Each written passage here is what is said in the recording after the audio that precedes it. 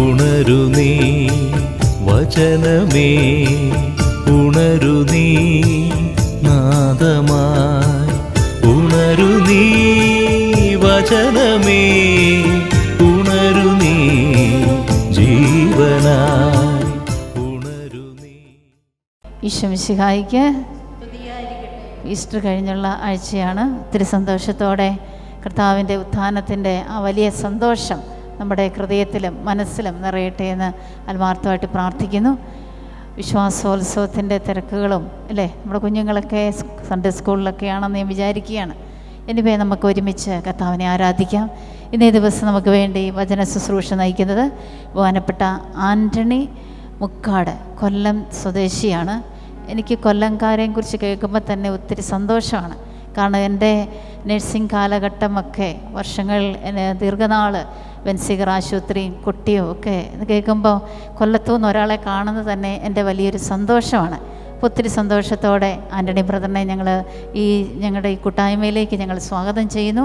ഒപ്പം പ്രിയപ്പെട്ടവരെ, ബ്രദർ ഞാൻ മനസ്സിലാക്കിയെടുത്തോളം കർത്താവിൻ്റെ വചനം ചെറുപ്പകാലം മുതലേ കർത്താവിന് വേണ്ടി ഓടി നടന്ന് തീഷ്ണതയോടെ വചനം പങ്കുവയ്ക്കുന്ന ഒരു സഹോദരനാണ്.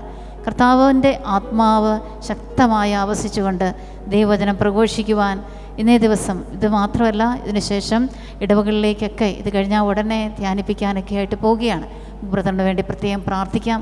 ഇന്നത്തെ ശുശ്രൂഷകൾ പരിശുദ്ധാത്മാവ് ഏറ്റെടുത്ത് നയിക്കട്ടെ എന്ന് നമുക്ക് പ്രാർത്ഥിക്കാം. നമുക്ക് വേണ്ട വചനങ്ങൾ പരിശുദ്ധാത്മാവ് ബ്രദറിലൂടെ സംസാരിക്കുവാൻ രണ്ട് കരങ്ങളൊന്ന് ഉയർത്തിപ്പിടിച്ചുകൊണ്ട് ശക്തമായ ഒരു അഭിഷേകം ബ്രദറിലേക്ക് നിറയുവാൻ ഈ കൂട്ടായ്മയിൽ മുഴുവൻ ആവസിക്കുവാൻ ആഗ്രഹിച്ചെന്ന് സ്തുതിക്കട്ടെ. ഹല്ലേലൂയ, ഹല്ലേലൂയ, ഹല്ലേലൂയ. അല്പം കൂടെ സ്വരമേർത്തി സ്തുതിക്കട്ടെ. പോരാ, അല്പം കൂടെ.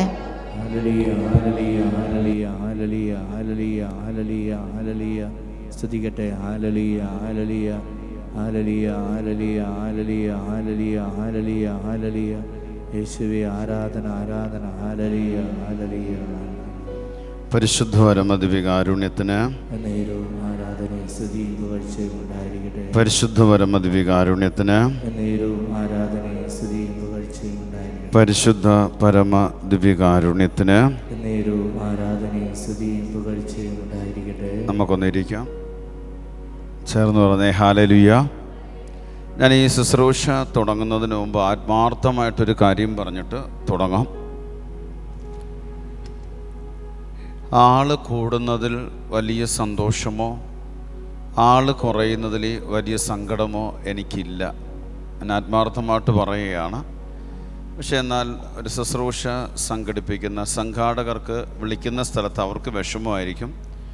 എനിക്ക് വിഷമമില്ല. ഞാനതെൻ്റെ ഉള്ളിലെ പരിശുദ്ധാത്മാവിൽ തന്നൊരു സെറ്റിങ്സാണ്. ഒരു ചിന്ത കർത്താവിൻ്റെ ആത്മാവ് ഏതാനും നാളുകൾക്ക് മുമ്പ് തന്നു.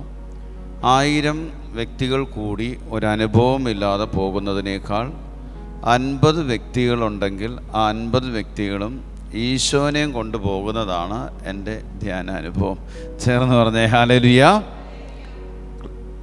50 പേരാണെങ്കിൽ 50 പേരും, അല്ലെങ്കിൽ 5 പേരാണെങ്കിൽ 5 പേരും ഈശോയുമായിട്ട് പോകുമ്പോഴാണ് എൻ്റെ ദൈവാനുഭവം. അതുകൊണ്ടാണ് ആൾ കൂടിക്കഴിഞ്ഞാൽ വലിയ സന്തോഷമോ ആൾ കുറഞ്ഞാൽ വലിയ സങ്കടമോ ഇല്ല. ചേർന്ന് പറഞ്ഞേ ഹല്ലേലൂയ. ഈശോയിൽ ഏറ്റവും പ്രിയപ്പെട്ടവരെ, ഏറ്റവും സുന്ദരമായൊരു പ്രാർത്ഥന, മാധുര്യമുള്ളൊരു പ്രാർത്ഥന, എല്ലാവർക്കും അറിയാവുന്നൊരു പ്രാർത്ഥന പറഞ്ഞിട്ട് ആ പ്രാർത്ഥന നമ്മൾ ചൊല്ലിങ്ങനെ ആരാധിക്കാൻ പോയാണ്. ആരാധിച്ച് ദൈവസാന്നിധ്യം വന്നതിന് ശേഷം നമ്മളൊരു ചെറിയ സന്ദേശത്തിലേക്ക് പോകും. ആ സന്ദേശത്തിന് ശേഷം ആരാധനയിലേക്ക് പോകും. ഒരാഗ്രഹമേ ഈ മണിക്കൂറിലുള്ളൂ, ഈ ശുശ്രൂഷയോടൊപ്പം നമ്മുടെ ഉള്ളിലേക്ക് യേശു വന്ന് നിറഞ്ഞ് യേശുവുമായിട്ടേ തിരിച്ച് വീട്ടിൽ പോകാവുള്ളൂ. ഞാൻ നീണ്ട മണിക്കൂറുകളിൽ കർത്താവ് തന്ന ആലോചന 3 വാക്കുകളിലൂടെ ഞാൻ നിങ്ങളോട് പങ്കുവച്ചിട്ട് വർഷിപ്പിലേക്ക് പോകാം. ഒന്ന്, യേശുവിന് പരിഹരിക്കാൻ കഴിയാത്തതായിട്ട് ഒന്നും തന്നെ നിങ്ങളുടെ എൻ്റെ ജീവിതത്തിൽ ഇല്ല എന്ന് വിശ്വസിച്ചു. യേശുവിന് പരിഹരിക്കാൻ കഴിയാത്തതായിട്ടൊന്നും. 2, യേശുവിന് സുഖപ്പെടുത്താൻ കഴിയാത്തതായിട്ട് ഒരു രോഗവും നമ്മുടെ മനസ്സിലോ ശരീരത്തിലോ ഇല്ല എന്ന് കണ്ണും പൊട്ടി വിശ്വസിച്ചു. 3, യേശു ക്ഷമിക്കാത്തതായ ഒരു പാപവും നമ്മുടെ ഉള്ളിലില്ല. ഈശോ നമുക്ക് ഇത് മൂന്നും പ്രധാനപ്പെട്ടൊരു കാര്യമാണ്. എല്ലാ സ്ഥലത്തും പറയാനാണ് ഇത് ഞാൻ ആഗ്രഹിക്കുന്നത്. ചേർന്ന് പറഞ്ഞേ ഹല്ലേലൂയ. പിശാച് ഭയപ്പെടുന്ന വലിയൊരു പ്രാർത്ഥനയാണ്, മാധുര്യമുള്ള പ്രാർത്ഥന. പ്രാർത്ഥിക്കാൻ പറ്റാതിരിക്കുമ്പോഴും പ്രാർത്ഥിക്കാൻ പറ്റുന്നൊരു പ്രാർത്ഥന. ഉറങ്ങാൻ നേരത്ത് ഉറക്കമില്ലാതിരിക്കുമ്പോഴും, ഡ്രൈവ് ചെയ്യുമ്പോഴും, കിച്ചണിൽ പണിയെടുക്കുമ്പോഴും, ഏത് സമയത്തും പ്രാർത്ഥിക്കാൻ പറ്റുന്നൊരു പ്രാർത്ഥനയാണ്. യേശു എൻ്റേതാണെന്ന് ഉറപ്പുണ്ടെങ്കിൽ, എന്താണ് ഞാൻ പറഞ്ഞ, എൻ്റേതാണെന്ന് ഉറപ്പുണ്ടെങ്കിൽ എൻ്റെ യേശുവേ, ഈശോയേ, ഈശോയേ എന്ന് വിളിച്ചാൽ മതി. നമ്മുടെ അസ്വസ്ഥതകൾ, ഭാരങ്ങൾ, സങ്കടങ്ങൾ, വിരസതകൾ, വരൾച്ചകൾ ഇതെല്ലാം മാറും. ഉറപ്പ് വേണം, എൻ്റേതാണ് യേശു. അപ്പോൾ എൻ്റെ യേശുവേ എന്ന് വിളിച്ചാൽ തക്ഷണം പരിശുദ്ധാത്മാവിൻ്റെ വലിയൊരു പ്രവർത്തനം അവിടെ പ്രകടമാവും. ഒറ്റ അനുഭവം പറഞ്ഞിട്ട് നമ്മൾ വിളിച്ച് പ്രാർത്ഥിക്കാൻ പോയാണ്. കൊല്ലം കൊട്ടിയം ഹോളി ക്രോസ് ഹോസ്പിറ്റലിൻ്റെ തൊട്ടടുത്ത് മിണ്ടാമടമുണ്ട്. അവിടെ എനിക്ക് അടുത്തറിയുന്നൊരു കന്യാസ്ത്രീയുണ്ട്, പേര് മരിയ എന്നാണ്. ഏതാനും വർഷങ്ങൾക്ക് മുമ്പ് ഒരു സായനത്തിൽ ചെടിക്ക് വാഴയ്ക്കൊക്കെ വെള്ളമടിച്ചുകൊണ്ടിരിക്കുന്ന സമയത്ത് സിസ്റ്റർ അറിയാതെ അണലിപ്പാമ്പിൻ്റെ പുറത്ത് ചവിട്ടി നിൽക്കുകയായിരുന്നു. കാലിലെന്തോ അസ്വസ്ഥത തോന്നി കുനിഞ്ഞു നോക്കുമ്പം അണലിയാണ്, അണലിൻ്റെ പുറത്താണ് ചവിട്ടി നിൽക്കുന്നത്. എൻ്റെ യേശുവേന്ന് വിളിച്ചിട്ട് കാല് പൊക്കിയതും പാമ്പ് ചവിട്ടുകൊണ്ട വേദനയിൽ കാലിൻ്റെ പുറമടക്കം ശക്തമായിട്ട് കൊത്തി. പിന്നെ ക്രിസ്ത്യാനികളുടെ സുഹൃത ജപം എന്താ? ഈശോ മറിയ ഔസേപ്പേ ഈ ആത്മാവിൻ്റെ മേൽ. സിസ്റ്റർ പ്രാർത്ഥിച്ചിട്ട് കുരിശിലിങ്ങനെ മുറുകെ പിടിച്ചിട്ട് ഈശോ ഈശോ ഈശോ ഈശോ എന്ന് പറയുന്നു. തലയൊക്കെ പെരുത്തു, അസ്വസ്ഥമായി. കുറച്ച് സമയം കഴിഞ്ഞ് ഹോളി ക്രോസ് ഹോസ്പിറ്റലിൽ അഡ്മിറ്റ് ചെയ്യുന്നു. നിരവധി ടെസ്റ്റുകൾ ഡോക്ടർമാർ ചെയ്യുകയാണ്. പല്ല് പട്ടപാടുണ്ട്, നീലിച്ച് കിടക്കുന്നുണ്ട്. നിരവധി ടെസ്റ്റുകൾ ചെയ്തിട്ടും ഡോക്ടർമാർക്ക് വിശ്വസിക്കാൻ കഴിയുന്നില്ല. ഒരു തുള്ളി വിഷം പോലും ഉള്ളിലേക്ക് പ്രവേശിച്ചില്ല. നല്ലൊരു കയ്യടി സ്വർഗത്തിന് കൊടുക്കാം. ഈ കയ്യടിക്ക് പ്രാവ് പോലും പറന്നു പോകത്തില്ല. നല്ലൊരു കയ്യടി സ്വർഗത്തിന് കൊടുക്കാം. അപ്പം സിസ്റ്റർ എൻ്റെ അടുത്ത് എൻ്റെ ഭാര്യയോടും പറഞ്ഞത് ഇങ്ങനെയാണ്. ഡിസ്ചാർജ് കഴിച്ച് കോൺവെൻറ്റിൻ്റെ സെക്രട്ടറിയുടെ മുമ്പിൽ വന്ന് കമിഴ്ന്ന് കിടന്ന് ബൈബിൾ എടുത്ത് ചുംബിച്ചിട്ട് തുറന്നപ്പോൾ സിസ്റ്റർ വാവിട്ട് കരഞ്ഞു. അതിനകത്തൊരു വരി ഇങ്ങനെ ഉടക്കിയിരിക്കുകയാണ്. സങ്കീർത്തനം 91:13, നിങ്ങൾ അണലിയുടെ മേൽ ചവിട്ടി നടക്കും. അതാണ് സിസ്റ്റർ കരഞ്ഞത്. ആരാണ് നിങ്ങൾ? യേശുവിൻ്റെ നാമം ഹൃദയത്തിലും അധരത്തിലും വഹിച്ചവരാണ് നിങ്ങൾ, ക്രിസ്ത്യാനികളല്ല.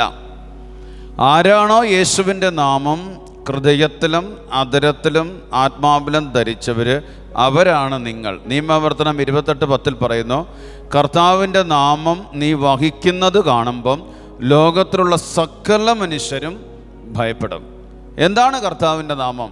മത്തായി 1:21, അവൾ ഗർഭം ധരിച്ചൊരു പുത്രനെ പ്രസവിക്കും, നീ അവന് യേശു എന്ന് പേരിടണം. ഞാൻ വീട്ടിൽ വന്ന് ബൈബിള് തുറന്നപ്പോഴത്തേന് ഞാൻ വീണ്ടും ഞെട്ടി.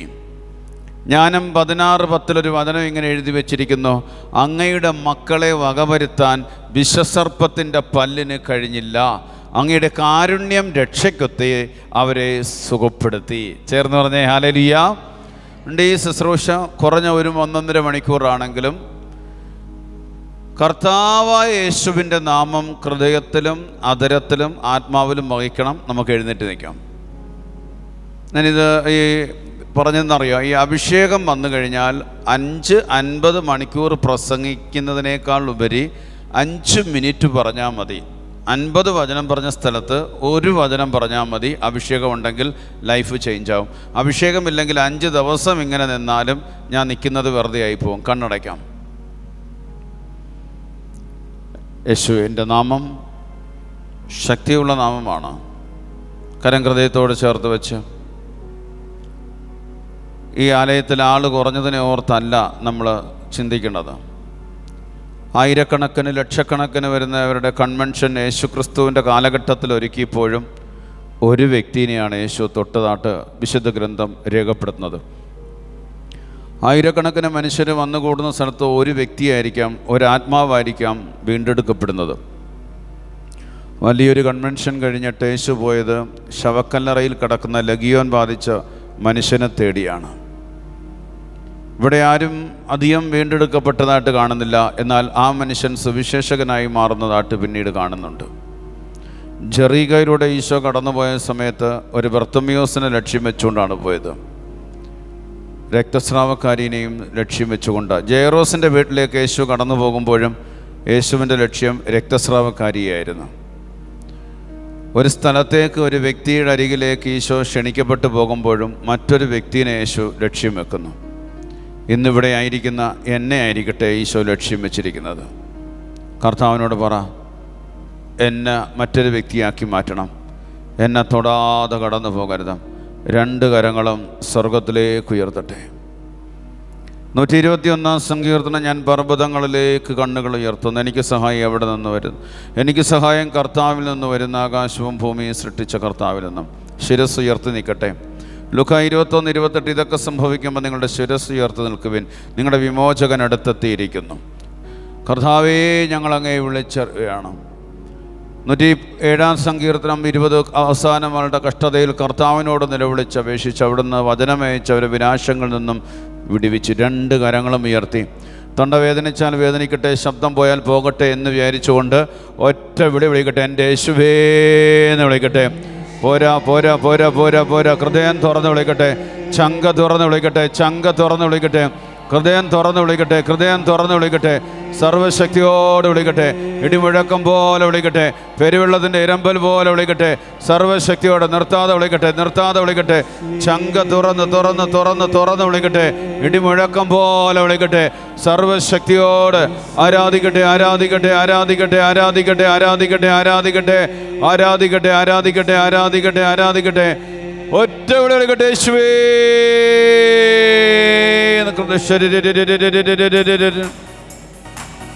കൈയടിച്ച് കണ്ണടച്ച് വചനത്തിൻ്റെ കവാടങ്ങൾ തുറന്നു തരാൻ.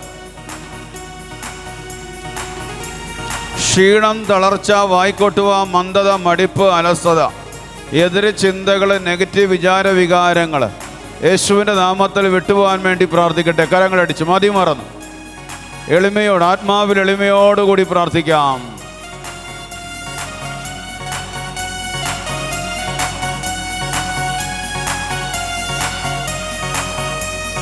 തീ പോലെ ഇറങ്ങണമേ, അഗ്നിനാവായി പതിയണമേ, കൊടുങ്കാറ്റായി വീശണമേ, ആത്മനദിയായി ഒഴുകണമേ. ചേർന്ന് പാടി. തീ പോലെ ഇറങ്ങണമേ, അഗ്നിനാവായി പതിയണമേ, കൊടുങ്കാറ്റായി വീശണമേ, ആത്മനദിയായി ഒഴുകണമേ. ലൂക്കാ 4:18 കർത്താവിൻ്റെ ആത്മാവിൻ്റെ മേലുണ്ട്, ദരിദ്രരുടെ സുവിശേഷം അറിയിക്കാനും, ബന്ധിതർക്ക് മോചനവും, മന്ദർക്ക് കാഴ്ചയും, അടിച്ചമർത്തപ്പെട്ടവർക്ക് സ്വാതന്ത്ര്യവും, കർത്താവിന് സ്വീകാര്യമായ മത്സരവും പ്രഖ്യാപിക്കാനായി അവിടെ നിന്ന് അഭിഷേകം ചെയ്തയച്ചിരിക്കുന്നു. കർത്താവ്, ഈ ദാസൻ്റെ അധരങ്ങളെ അങ്ങ് ശുദ്ധീകരിക്കണമേ.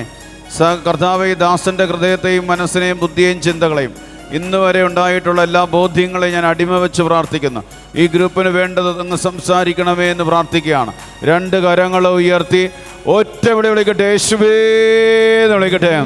ഹൃദയം തുറന്ന് വിളിക്കട്ടെ, വിളിച്ചു പ്രാർത്ഥിക്കട്ടെ, വിളിച്ചു പ്രാർത്ഥിക്കട്ടെ, വിളിച്ചു പ്രാർത്ഥിക്കട്ടെ. ആരാധിക്കുന്ന ആരാധിക്കുന്ന ആരാധിക്കുന്ന ആരാധിക്കുന്ന ആരാധിക്കുന്ന ആരാധിക്കുന്ന ആരാധിക്കുന്ന ആരാധിക്കുന്ന ആരാധിക്കുന്ന ആരാധിക്കുന്ന ആരാധിക്കുന്ന ഇന്ന് വരെ ഇല്ലാത്തൊരു അഭിഷേകത്തിന് വേണ്ടി പ്രാർത്ഥിക്കുന്നു. ഈ കാലഘട്ടത്തിൻ്റെ അഭിഷേകത്തിന് വേണ്ടി പ്രാർത്ഥിക്കുന്നു. ആയിരിക്കുന്ന അവസ്ഥയിൽ നിന്ന് ആയിരിക്കേണ്ട അവസ്ഥയിലേക്ക് തിരിക്കുന്നൊരു അഭിഷേകത്തിന് വേണ്ടി പ്രാർത്ഥിക്കുന്നു. കർത്താവേ, ഞങ്ങളുടെ നാവുകളെ വിശുദ്ധീകരിക്കണമേ, ഹൃദയത്തെ തീപിടിപ്പിക്കണമേ, ആത്മാവിനെ ജ്വലിപ്പിക്കണമേ എന്ന് പ്രാർത്ഥിക്കുന്നു. കൈയടിച്ച്, ശക്തിയോട് കൈയടിച്ച്, കുറേ കൂടെ ശക്തിയോട്. അന്ത്യകാല അഭിഷേകം സകല ജനത്തിന്മേലും, ഋതുകാല സമയമല്ലോ, ആത്മാവിൽ നിറയ്ക്കണമേ. ശക്തിയോട്. അന്ത്യകാല അഭിഷേകം സകല ജനത്തിന്മേലും, ഋതുകാല സമയമല്ലോ, ആത്മാവിൽ നിറയ്ക്കണം. കരങ്ങൾ ഉയർത്തിയടിച്ച് തീ പോലെ ഇറങ്ങണമേ, അഗ്നിനാവായി പതിയണമേ, കൊടുങ്കാറ്റായി വീശണമേ, ആത്മനദിയായി ഒഴുകണമേ, തീ പോലെ തീ പോലെ ഇറങ്ങണമേ, അഗ്നിനാവായി പതിയണമേ, കൊടുങ്കാറ്റായി വീശണമേ, ആത്മനദിയായി ഒഴുകണമേ. കർത്താവേ, നിന്റെ കരുണയ്ക്കായി ഞങ്ങൾ പ്രാർത്ഥിക്കുന്നു. സഭ മുഴുവനും കരുണയുടെ തിരുനാളിന് ഒരുങ്ങിക്കൊണ്ടിരിക്കുന്ന ഈ വേളകളിൽ, ഈ മണിക്കൂറിൽ അങ്ങയുടെ അനന്തമായ അളവില്ലാത്ത കരുണ ഈ ആലയത്തിലേക്ക്, ഞങ്ങളുടെ ഹൃദയത്തിലേക്ക്, ആത്മാവിലേക്ക് ചൊരിയണമേ എന്ന് പ്രാർത്ഥിച്ചുകൊണ്ട് 2 കരങ്ങൾ ഉയർത്തി ഒറ്റ വിളി വിളിക്കട്ടെ. എൻ്റെ യേശുവേ, ആരാധന ആരാധന ആരാധന ആരാധന ആരാധന ആരാധന ആരാധന ആരാധന ആരാധന ആരാധന ആരാധന. ശക്തിയോടെ കൈയടിച്ച്, കുറെ കൂടെ ശക്തിയോടെ, വലിയ ദാഹത്തോടെ.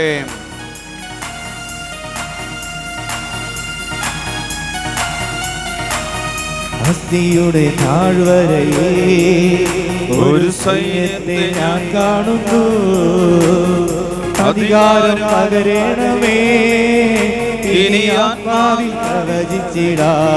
ശക്തിയോട്. അസ്ഥിയുടെ താഴ്വരയെ ഒരു സൈന്യത്തെ ഞാൻ കാണുന്നു, അധികാരം പകരണമേ, ഇനി ആത്മാവിൽ. കരങ്ങൾ ഉയർത്തിയടിച്ച്. അസ്ഥിയുടെ താഴ്വരയെ ഒരു സൈന്യത്തെ ഞാൻ കാണുന്നു, അധികാരം പകരണമേ, ഇനി ആത്മാവിൽ. കരങ്ങൾ ഉയർത്തിയടിച്ച്. തീ പോലെ അഗ്നിനാവായി പതിയണമേ, കൊടുങ്കാറ്റായി വീശണമേ. കണ്ണുകളടച്ച് ദാഹിച്ച് തീ പോലെ ഇറങ്ങണമേ, അഗ്നിനാവായി പതിയണമേ, കൊടുങ്കാറ്റായി വീശണമേ, ആത്മനദിയായി ഒഴുകണമേ. ഹല്ലേലൂയ ഹല്ലേലൂയ ഹല്ലേലൂയ ഹല്ലേലൂയ ഹല്ലേലൂയ ഹല്ലേലൂയ ഹല്ലേലൂയ ഹല്ലേലൂയ. 2 കരം ഉയർത്തി സ്തുതിക്കട്ടെ. ഹല്ലേലൂയ ഹല്ലേലൂയ ഹല്ലേലൂയ ഹല്ലേലൂയ ഹല്ലേലൂയ ഹല്ലേലൂയ. 2 കരം ഉയർത്തി സ്തുതിക്കട്ടെ. ഹല്ലേലൂയ ഹല്ലേലൂയ ഹല്ലേലൂയ ഹല്ലേലൂയ ഹല്ലേലൂയ ഹല്ലേലൂയ. കർത്താവേ, ആരാധിക്കുന്ന ആരാധിക്കുന്ന ആരാധിക്കുന്ന പിടുത്തമിടുന്ന സ്തുതിച്ചേ, പിടുത്തമിടുന്ന സ്തുതിച്ചേ. വിട്ടുകൊടുത്ത് ആരാധിക്കട്ടെ, വിട്ടുകൊടുത്ത് ആരാധിക്കട്ടെ, ആഗ്രഹിച്ച് പ്രാർത്ഥിക്കട്ടെ. ശ്രദ്ധ വിട്ടുപോകാതെ പ്രാർത്ഥിച്ചുകൊണ്ടിരിക്കട്ടെ, ശ്രദ്ധ വിട്ടുപോകാതെ ആരാധിക്കട്ടെ. കർത്താവേ, ആരാധിക്കുന്ന ആരാധിക്കുന്ന ആരാധിക്കുന്ന ആരാധിക്കുന്ന ആരാധിക്കുന്ന ആരാധിക്കുന്ന ആരാധിക്കുന്ന ആരാധിക്കുന്ന ആരാധിക്കുന്ന ആരാധിക്കുന്നു. അടുത്ത് നിൽക്കുന്ന വ്യക്തികളോട് നമുക്ക് സ്വർഗത്ത് വെച്ച് കണ്ടുമുട്ടണമെന്ന് പറ. കൈ കൊടുത്തിട്ട് പറ. ചേട്ടാ പറ കേട്ടോ, സ്വർഗത്ത് വെച്ച് കണ്ടുമുട്ടണമെന്ന് പറ. കവലയെ വെച്ചല്ല, സ്വർഗത്ത് വെച്ച് കേട്ടോ. ആ, ഇരിക്കാം. ചേർന്ന് പറഞ്ഞേ ഹല്ലേലൂയ. നിങ്ങൾ എന്നെ ഒന്ന് സഹായിക്കണം. എൻ്റെ ശൈലി ഇതാണ്. ഞാൻ ഹല്ലേലൂയ പറയുമ്പം നിങ്ങളിലേക്ക് അഭിഷേകം കടന്നു വരും. നിങ്ങളതിൻ്റെ ഇരട്ടി ശക്തിയിൽ ഹല്ലേലൂയ പറയുമ്പോൾ എനിക്ക് അഭിഷേകം വരും. അതുകൊണ്ട് ഞാൻ പറയുന്നതിൻ്റെ ഇരട്ടി ശക്തിയോടുകൂടി ഹല്ലേലൂയ പറയണം. ഇടയ്ക്ക് ഞാൻ ടെസ്റ്റ് ഇടും, നിങ്ങളുടെ ഉള്ളിലേക്ക് ഇത് കയറുന്നുണ്ടോ, ഗ്രഹിക്കുന്നുണ്ടോ എന്നറിയാൻ വേണ്ടി. വലത് കരം ഉയർത്തി മനസ്സിലായവർ 3 വെടിക്കെട്ട് ഹല്ലേലൂയ പറഞ്ഞേ. ആ ആ ചിലരുടെ ഹല്ലേലൂയ ഞങ്ങളുടെ നാട്ടിൽ നാട്ടിൻപുറത്തെ ഭാഷയാണ്. ഓണത്തിന് കളിത്തോക്ക് മേടിച്ചിട്ട് പൊട്ടാസ് പൊട്ടിക്കുന്നെന്ന് പറയും. ചിലരുടെ ഹല്ലേലൂയ പടക്കം പൊട്ടുന്ന പോലെ ആയിരുന്നു. ഞാൻ ഉദ്ദേശിച്ചത് പടക്കത്തിൻ്റെ ഇടയിലൊരു ഗുണ്ടുണ്ട്, കേട്ടിട്ടുണ്ട്? അത് പൊട്ടുമ്പം നമ്മൾ ഞെട്ടും. അതാണ് ഞാൻ ഉദ്ദേശിച്ചത്. മനസ്സിലായവർ വലത് കരം ഉയർത്തി 3 വെടിക്കെട്ട് ഹല്ലേലൂയ പറഞ്ഞേ.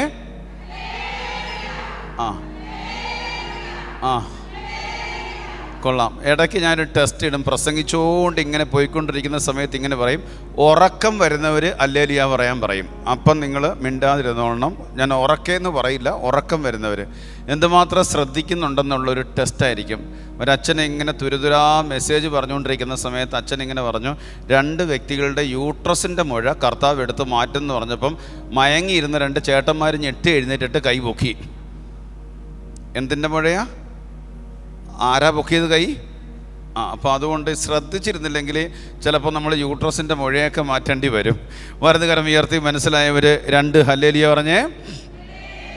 പിന്നെ ഇടയ്ക്കിടയ്ക്ക് ഇങ്ങനെ വരണം. നമ്മളിങ്ങനെ 1 മണിക്കൂറേ ഉള്ളെങ്കിൽ പോലും 10 മിനിറ്റേ ഉള്ളെങ്കിൽ പോലും എനിക്ക് ഉറപ്പുള്ളൊരു കാര്യമുണ്ട്, ഈശോ ഇന്നിവിടെ കടന്നു വരും. അവസാനം ചേർന്ന് പറഞ്ഞേ ഹല്ലേലൂയ. കർത്താവിൻ്റെ ആത്മാവിലെ നമ്മളിപ്പോൾ കടന്നു പോകുന്നത് പിശാച് ഭയപ്പെടുന്ന 5 ആയുധങ്ങളെക്കുറിച്ചാണ്. ഒരെണ്ണേ പറഞ്ഞു തീർക്കാൻ പറ്റുള്ളൂ. എവിടെയാണെങ്കിലും 1 2 മാക്സിമം, പൂർത്തിയാക്കാൻ പറ്റില്ല. പിശാച് ഭയന്ന് വിറയ്ക്കുന്ന 5 ആയുധങ്ങൾ. എന്നാൽ അത് വിശ്വാസികളുടെ മനസ്സിൽ നിന്നും പിശാച് തന്നെ മറച്ചു വച്ചിരിക്കുകയാണ്. അനേക വിശ്വാസികളിലെ 2 അനേക വിശ്വാസികളത് ഉപയോഗിക്കുന്നുണ്ട്. അവർക്ക് ഉത്തമമായ ബോധ്യമോ ഉറപ്പുള്ള വിശ്വാസമോ ഇല്ലാത്തത് കൊണ്ട് പിശാചിന് അവരെ ഭയമില്ല. 3 ഏതെങ്കിലും ഒരു വിശ്വാസി ഉത്തമമായ ബോധ്യത്തോടും ഉറപ്പുള്ള വിശ്വാസത്തോടും കൂടി ഈ ആയുധം എടുത്തു കഴിഞ്ഞാൽ പിശാചിന് അവരെ ഭയമായിരിക്കും. ചേർന്ന് പറ ഹല്ലേലൂയ. അതുകൊണ്ട് നമ്മൾ എല്ലാവരും ഉപയോഗിക്കുന്നതാണ്. ഡെയിലി ഉപയോഗിക്കുന്നവരുണ്ട്, ഇടയ്ക്ക് ഉപയോഗിക്കുന്നവരുണ്ട്. എന്നാൽ ഒട്ടനവധി വ്യക്തികൾക്ക് ഉത്തമമായ ബോധ്യമോ ഉറപ്പുള്ള വിശ്വാസമോ ഇല്ലാത്തത് കൊണ്ട് പിശാചിന് അവരെ ഭയമില്ല. ഇത് ഞാൻ പറഞ്ഞ വാക്കല്ല. മുൻ സാത്താൻ ആരാധക എന്ന് വിശേഷിപ്പിച്ച ദബോറ എന്ന സ്ത്രീ മാനസാന്തരപ്പെട്ട് കത്തോലിക്ക തിരുസഭയുടെ ശുശ്രൂഷകയായി തീർന്നപ്പോൾ അവൾ എഴുതിയ മുൻ സാത്താൻ ആരാധക എന്ന ജീവിതക്കുറിപ്പിലൂടെ പുസ്തകത്തിലൂടെ അവൾ രേഖപ്പെടുത്തിയതാണ്. ഈ ആയുധത്തിൻ്റെ പവർ ദൈവമക്കളെന്ന് വിശേഷിപ്പിക്കുന്ന വിശ്വാസികൾക്ക് ശരിക്കറിയില്ല. സാത്താനെ ആരാധിച്ചു കൊണ്ടിരുന്ന ഞങ്ങൾക്ക് നല്ലതുപോലെ അറിയാം. അങ്ങനെ ഒരു വ്യക്തി ഈ ആയുധവുമായിട്ട് അടുത്ത് വന്നു കഴിഞ്ഞാൽ ഞങ്ങൾ മറുവശത്തോടുകൂടെ ഓടി ഒളിക്കുന്നതാണ് പിശാചിനെ ആരാധിച്ച ദബോറ ലോകത്തിന് വെളിപ്പെടുത്തിയത്. എന്താണ് ഈ ആയുധങ്ങൾ? 1 പരിശുദ്ധ മറിയത്തോട് ചേർന്നുള്ള ജപമാല പ്രാർത്ഥന. എന്താണ്? നിങ്ങൾ തമിഴ്നാട്ടുകാരാണോ മലയാളികളാണോ? ഒച്ചത്തിൽ പറ. മലയാളികളാണെങ്കിൽ എന്താണ് 1ാമത്തെ ആയുധം? നമ്മൾ ഒരുമിച്ച് ധ്യാനിക്കുകയാണ്. ഞാൻ എവിടെയും ധ്യാനിപ്പിക്കാൻ പോകാറില്ല. എവിടെ പോയാലും നിങ്ങളോടൊപ്പം ഞാനും ധ്യാനിക്കുകയാണ്. അതുകൊണ്ട് ഒരുമിച്ചാണ് ധ്യാനം ചെയ്യുന്നത്. ചേർന്ന് പറഞ്ഞേ ഹല്ലേലൂയ. 2 പൗരോഹിത്യത്തോട് ഐക്യപ്പെട്ടുകൊണ്ടുള്ള വിശുദ്ധ കുമ്പസാരം. എന്താണ് വിശുദ്ധ കുമ്പസാരം? 3 ബലിപീഠത്തോട് ഉടമ്പടി ചെയ്തിട്ടുള്ള പരിശുദ്ധ കുർബാന. എന്താണ്? കുർബാന വിശുദ്ധമാണോ പരിശുദ്ധമാണോ? പറ. വിശുദ്ധ കുർബാനയാണോ പരിശുദ്ധ കുർബാനയാണോ? എന്നാൽ 90% ആൾക്കാർ ഏത് കുർബാനയ്ക്ക് പോകുമെന്നാണ് പറയുന്നത്? വിശുദ്ധ കുർബാനയ്ക്ക്. നമുക്ക് ആരെയും തിരുത്താൻ പറ്റില്ല. നമുക്ക് പ്രായശ്ചിത്തം ചെയ്യാൻ പറ്റും. നമുക്ക് വേണമെങ്കിൽ പരിശുദ്ധൻ പരിശുദ്ധൻ പരിശുദ്ധൻ എന്ന് മാലാഖമാർ പറഞ്ഞതുപോലെ പരിശുദ്ധ കുർബാനയ്ക്ക് പോകുമെന്ന് പറയാം. വിശുദ്ധി വേറെ, പരിശുദ്ധി വേറെ. വിശുദ്ധം വേറെ, പരിശുദ്ധം. പരിശുദ്ധ അമ്മ പരിശുദ്ധയാണ്, വിശുദ്ധരെല്ലാം വിശുദ്ധരാണ്. രണ്ടും രണ്ടാണ്. ഇപ്പോൾ പരിശുദ്ധ കുർബാനയാണ് ഹൈലൈറ്റ് ചെയ്ത് നിൽക്കേണ്ടത്. കുർബാന പരിശുദ്ധമാണ്. അതുകൊണ്ട് നമ്മളെല്ലാവരും ബോധപൂർവ്വം, ഞാൻ ഒരിക്കലും വിശുദ്ധ കുർബാനയെന്ന് പറയാറില്ല, ചിന്തിക്കാറില്ല, പരിശുദ്ധ കുർബാനയെന്ന് പറയാറുള്ളൂ. ചേർന്ന് പറഞ്ഞേ ഹല്ലേലൂയ. അത് ഞാൻ ഈ വിശ്വാസത്തിലേക്ക് വന്ന അന്ന് മുതലേ കർത്താവ് തന്ന ഒരു കൃപയാണ് പരിശുദ്ധ കുർബാന. പരിശുദ്ധൻ അതിൻ്റെ അങ്ങേയറ്റത്താണ് നിൽക്കുന്നത്. 4 സഭയുമായി ഉടമ്പടി ചെയ്തിട്ടുള്ള ഹോളി വാട്ടർ എന്ന വിശുദ്ധ ജലം. 5 യേശുവുമായി ഇടകലർന്നിട്ടുള്ള വചനം. വചനം 2 ഉണ്ട്. പിശാചാണ് യേശുവിൻ്റെ അടുത്ത് ആദ്യം വചനം ഉപയോഗിച്ചത്. അതാണോ? സംശയമുണ്ടോ? മരുഭൂമിയിലെ പരീക്ഷയിൽ. ഇപ്പം ഉൽപ്പത്തി മുതൽ വെളിപാട് വരെ കിടക്കുന്നത് യേശുവുമായി ഇടകലർന്നിട്ടുള്ള വചനത്തിലാണ് നമ്മൾ ആശ്രയിക്കേണ്ടത്. എപ്പോഴും ഈശോയിലൂടെ വേണം വിശുദ്ധ ഗ്രന്ഥത്തിലേക്ക് സഞ്ചരിക്കാൻ. മനസ്സിലായവർ വലത് കരം ഉയർത്തി ഒരു ഹല്ലേലൂയ പറഞ്ഞേ. ഞാൻ ചുരുക്കി പറയാണ്, എന്താണ് പരിശുദ്ധ മറിയത്തോട് ചേർന്നുള്ള ജപമാല? അതിലേക്ക് ഞാൻ വരുന്നതിന് മുമ്പ്, എന്താണ് പൗരോഹിത്യത്തോട് ഐക്യപ്പെട്ടുള്ള വിശുദ്ധ കുമ്പസാരം? ഈ ശുശ്രൂഷ കഴിഞ്ഞിട്ട് നിങ്ങൾ കുമ്പസാര കൂട്ടിലോട്ട് എന്ന് പോയാലും ആദ്യം ഉറപ്പുവരുത്തേണ്ടത് ഒരു പുരോഹിതരോടും സഭയോടും തരി പോലും വെറുപ്പില്ല എന്നും അകൽച്ചയില്ല എന്നും ഉറപ്പുവരുത്തിയിട്ട് വേണം കുമ്പസാര കൂട്ടിലേക്ക് പോകാൻ. കാരണം ഏതെങ്കിലും പുരോഹിതരോട് അകൽച്ച വെച്ചിട്ട് അടുത്ത ഇടവകയിൽ പോയി കുർബാനയിൽ പങ്കെടുത്താലും കുമ്പസാരിക്കാൻ പോയാലും കുമ്പസാരമെന്ന കൂദാശയിലൂടെ നമ്മളിലേക്ക് ഒഴുകുന്ന കൃപാവരങ്ങൾ അതിൻ്റെ പൂർണ്ണതയിൽ നമുക്ക് ഉൾക്കൊള്ളാൻ പറ്റത്തില്ല. അത് തടസ്സമായി മാറും.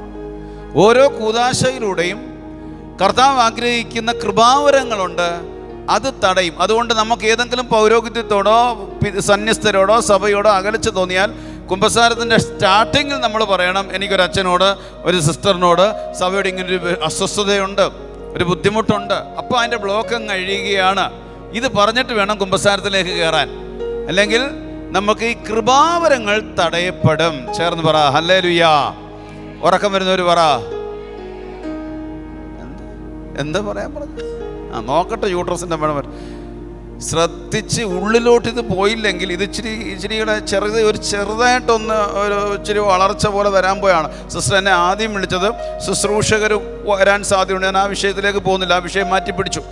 അപ്പോൾ ആ വിഷയം ഞാൻ മാറ്റിപ്പിടിച്ച് വളർച്ച ധ്യാനം ചെയ്തുകൊണ്ടിരിക്കുകയാണ്. കർത്താവിൻ്റെ കൃപയിൽ ഒരു ചെറിയ മിനിസ്ട്രി ചെയ്തുകൊണ്ടിരിക്കുകയാണ് കുറേ നാളുകളായിട്ട്. പിന്നെ ഞാൻ ശിഷ്യത്വ പരിശീലനം ഒരു മിനിസ്ട്രി പിരിച്ചു വിട്ടിട്ട് 7 വർഷം നമ്മുടെ ഡാനിയലച്ഛൻ്റെ കൂടെ ആയിരുന്നു. അതൊന്നും ഞാൻ പറയാൻ ആഗ്രഹിക്കുന്നില്ല. അപ്പോൾ കർത്താവിൻ്റെ കൃപയിൽ എന്നെ ഇപ്പോൾ എന്നെ ഒന്നുമല്ല ഇങ്ങനെ നയിച്ചുകൊണ്ടിരിക്കുകയാണ്. ഞാൻ ഒന്നുമല്ല, കർത്താവാണ് എല്ലാം. വലതുകരം ഉയർത്തി ഉറക്കം വരുന്നവർ പറഞ്ഞേ അപ്പം ശ്രദ്ധിച്ചു. ഇതാണ് നമ്മുടെ ധ്യാനം. ഇത്ര ശ്രദ്ധിച്ചു കേട്ടോളണം. ചേർന്ന് പറഞ്ഞേ ഹല്ലേലൂയാ. ഇനി ഞാൻ തിരിച്ചു വരികയാണ്. എന്താണ് പരിശുദ്ധ മറിയത്തോട് ചേർന്നുള്ള ജപമാല പ്രാർത്ഥന? ഇതിലേക്ക് പ്രവേശിക്കുന്നതിന് മുമ്പ് ഈ 5 ആയുധങ്ങൾ പിശാച് ഭയന്ന് വിറയ്ക്കുകയാണ്. ഉത്തമമായ ബോധ്യത്തോടും ഉറപ്പുള്ള വിശ്വാസത്തോടും കൂടി ഈ ആയുധം എടുക്കണമെങ്കിൽ നമുക്ക് എന്ത് വേണം? ശക്തി വേണം. ഉദാഹരണത്തിന് നമ്മുടെ ശത്രു ശക്തനാണ്. നമ്മുടെ കയ്യിൽ ഒരു ആയുധമുണ്ടെങ്കിൽ ശത്രു ധൈര്യത്തോടെ അടുത്ത് വരുമോ? പറ, അടുത്ത് വരുമോ? ഇനി നമ്മുടെ ശത്രു നമ്മളെക്കാൾ ശക്തി കുറഞ്ഞവനാണ്. അവൻ്റെ കയ്യിൽ ഒരു ആയുധമുണ്ടെങ്കിൽ ശക്തനായ നമ്മൾ വെറും കൈയോടെ അടുത്തോട്ട് ചെല്ലുമോ? പേടിക്കും. അങ്ങനെയെങ്കിൽ ശക്തനായ പിശാചിനെ തകർക്കാൻ സ്വർഗം തന്നിരിക്കുന്ന ഒരു ആയുധം നമ്മുടെ കയ്യിൽ എടുക്കണമെങ്കിൽ നമുക്ക് എടുക്കാൻ ശക്തി വേണോ? നമുക്ക് ഈ ആയുധങ്ങൾ 5 ഉണ്ട്. നമുക്ക് എടുക്കാൻ ശക്തി ഇല്ലെങ്കിൽ ഈ ആയുധങ്ങൾ എടുത്ത് ഉപയോഗിക്കാൻ പറ്റുമോ? പറ്റത്തില്ലല്ലോ. അപ്പോൾ എന്താണ് പൗലോസ്ലീഹ പറഞ്ഞത്? 2 തിമോത്തി 2-ാം അധ്യായം 1 മുതൽ 2 വരെയുള്ള വചനങ്ങളിൽ, എൻ്റെ മകനെ, നീ യേശുക്രിസ്തുവിൻ്റെ കൃപാവരത്തിൽ നിന്നും ശക്തി സ്വീകരിക്കുക. യേശുക്രിസ്തുവിൻ്റെ കൃപാവരം എവിടെയാ? ഇവിടെ ഈ ആലയത്തിൽ 3 ഇടത്തിലുണ്ട് യേശുക്രിസ്തുവിൻ്റെ കൃപാവരം. എവിടെയൊക്കെയാ? നിത്യാരാധന കൂടാരമാണ് യേശുക്രിസ്തുവിൻ്റെ കൃപാവരം. സ്വന്തം ശക്തിയിൽ ജപമാല ചൊല്ലി പ്രാർത്ഥിക്കാൻ പറ്റില്ല. സ്വന്തം ശക്തിയിൽ ഡെയിലി കുർബാനയ്ക്ക് പോകാൻ പറ്റില്ല. സ്വന്തം ശക്തിയിൽ കൂടെ കുമ്പസാരിക്കാൻ പറ്റില്ല. സ്വന്തം ശക്തിയിൽ ബൈബിൾ വായിക്കാൻ പറ്റില്ല. സ്വന്തം ശക്തിയിൽ ഒന്നും ചെയ്യാൻ കഴിയില്ല എന്നുള്ള തിരിച്ചറിവാണ് യോഹന്നാൻ 15:5 എന്നെ കൂടാതെ നിങ്ങൾക്കൊന്നും. ബാക്കി ഭൗതികമായ മേഖലകൾ എന്തും ചെയ്യാം, സ്വന്തം ശക്തിയിൽ ചെയ്യാൻ പറ്റില്ല. അപ്പോൾ എന്ത് ചെയ്യണം? ഈ ആയുധങ്ങൾ എടുക്കാനുള്ള ശക്തി വേണമെങ്കിൽ കൃപാവരത്തിൻ്റെ മുമ്പിൽ ഇരിക്കണം. കുറേ സമയം അടയിരിക്കണം പരിശുദ്ധ കുർബാനയുടെ മുമ്പിൽ. അപ്പോൾ പരിശുദ്ധാത്മാവ് നമുക്ക് കൃപ തരും. എന്തിനു വേണ്ടി ഇതെടുക്കാൻ? അനേക സാക്ഷികളുടെ മുമ്പിൽ വെച്ച് നീ എന്നിൽ നിന്ന് പഠിച്ചവ മറ്റുള്ളവരെ പഠിപ്പിക്കാൻ കഴിവുള്ള വിശ്വസ്തരായ ആളുകൾക്ക് പകർന്നു കൊടുക്കുക. എഫേസ്യർ 6:13 പറയുന്നുണ്ട്, അതിനാൽ ദൈവത്തിൻ്റെ എല്ലാ ആയുധങ്ങളും ധരിക്കുവിൻ. ആയുധമെടുക്കാനാണ് പറഞ്ഞത്? ആയുധങ്ങൾ എടുക്കാനാണ് പറഞ്ഞ? പൗലോസ് പറയാണ്, അതിനാൽ ദൈവത്തിൻ്റെ എല്ലാ ആയുധങ്ങളും ധരിക്കുവിൻ. എന്തിനു വേണ്ടിയാ? തിന്മയുടെ ദിനത്തിൽ ചേർത്ത് നിൽക്കുവാനും എല്ലാ കർത്തവ്യങ്ങളും നിറവേറ്റിക്കൊണ്ട് പിടിച്ചു നിൽക്കാനും അങ്ങനെ നിങ്ങൾക്ക് സാധിക്കും. എഫേസ്യർ 5:16, മക്കളെ, നിങ്ങളുടെ സമയം പൂർണ്ണമായി പ്രചോദനപ്പെടുത്തുവിൻ. ഇത് തിന്മയുടെ ദിനങ്ങളാ. ഈ എവിടെ നോക്കിയാലും എവിടെ മീഡിയയിലാണെങ്കിലും അല്ലാതാണെങ്കിലും ആത്മീയ മക്കളും പ്രാർത്ഥിക്കുന്നവരും ഒരുമിച്ച് കൂടിയാലും പറയാനുള്ളത് ക്രിസ്തുവിനെ കുറിച്ചല്ല, നെഗറ്റീവിനെ കുറിച്ചാണ്. അവിടെ ഇത് സംഭവിക്കുന്ന, ഇവിടെ ഇത് സംഭവിക്കുകയാണ്. അതുകൊണ്ട് ഇപ്പോൾ ഇതിനെ പിടിച്ചു നിൽക്കണം. നിങ്ങളുടെ സമയം പരിപൂർണമായി പ്രചോദനപ്പെടുത്തിയിട്ട് ഈ പിശാചിനെ ചേർത്ത് നിൽക്കാനുള്ള ആയുധങ്ങൾ ധരിക്കുവിൻ. വലതുകരം ഉയർത്തി 3 വെടിക്കെട്ട് അല്ലേ പറഞ്ഞേ. പിന്നെ ഇനി നമുക്ക് ഇതിലേക്ക് വരാം. എന്താണ് പരിശുദ്ധ മറിയത്തോട് ചേർന്നുള്ള ജപമാല പ്രാർത്ഥന? ശ്രദ്ധിക്കണം. കർത്താവിൻ്റെ കൃപയിൽ കോവിഡിന് ശേഷം ഭൗതികതയുടെ സുവിശേഷം പറയാറില്ല. എല്ലാ സുവിശേഷവും ആത്മാവിനെ ഡിപ്പെൻഡ് ചെയ്ത്, ആത്മരക്ഷയെ ഡിപ്പെൻഡ് ചെയ്തിട്ടുള്ള സുവിശേഷമാണ്. ഇതും അങ്ങനെ തന്നെയാണ്. എന്താണ് പരിശുദ്ധ മറിയത്തോട് ചേർന്നുള്ള ജപമാല പ്രാർത്ഥന? ഉദാഹരണം ചോദിക്കാം.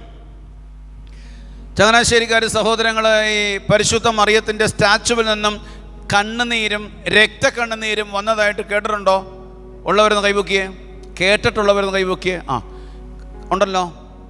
നമ്മൾ വിശ്വാസികൾ എന്തോന്നും പറഞ്ഞാൽ ഓടുന്നത്? അത്ഭുതമൊന്നും പറഞ്ഞല്ലയോ പറയുന്നേ?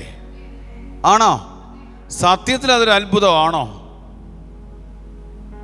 ഉത്തമമായ ബോധ്യത്തിലേക്ക് പോവാം. നമ്മൾ കരയുന്നത് എപ്പോഴാ? പെട്ടെന്ന് പറ. അത് രക്തമായി മാറുന്നത് എപ്പോഴാ? ഹൃദയം പൊട്ടി മനസ്സിൻ്റെ താളം തെറ്റിയ സമയങ്ങളിലാണ് കണ്ണ് ചുമന്നു പോലും. ഗെത്സമനെ തോട്ടത്തിൽ ഈശോയുടെ ചോര പൊടിഞ്ഞത് ആണല്ലോ. അങ്ങനെയെങ്കിൽ മറിയം എന്തിനു വേണ്ടിയാ കരഞ്ഞത്? മറിയം എന്തിനു വേണ്ടിയാ രക്തക്കണ്ണുനീരൊഴുക്കുന്നത്?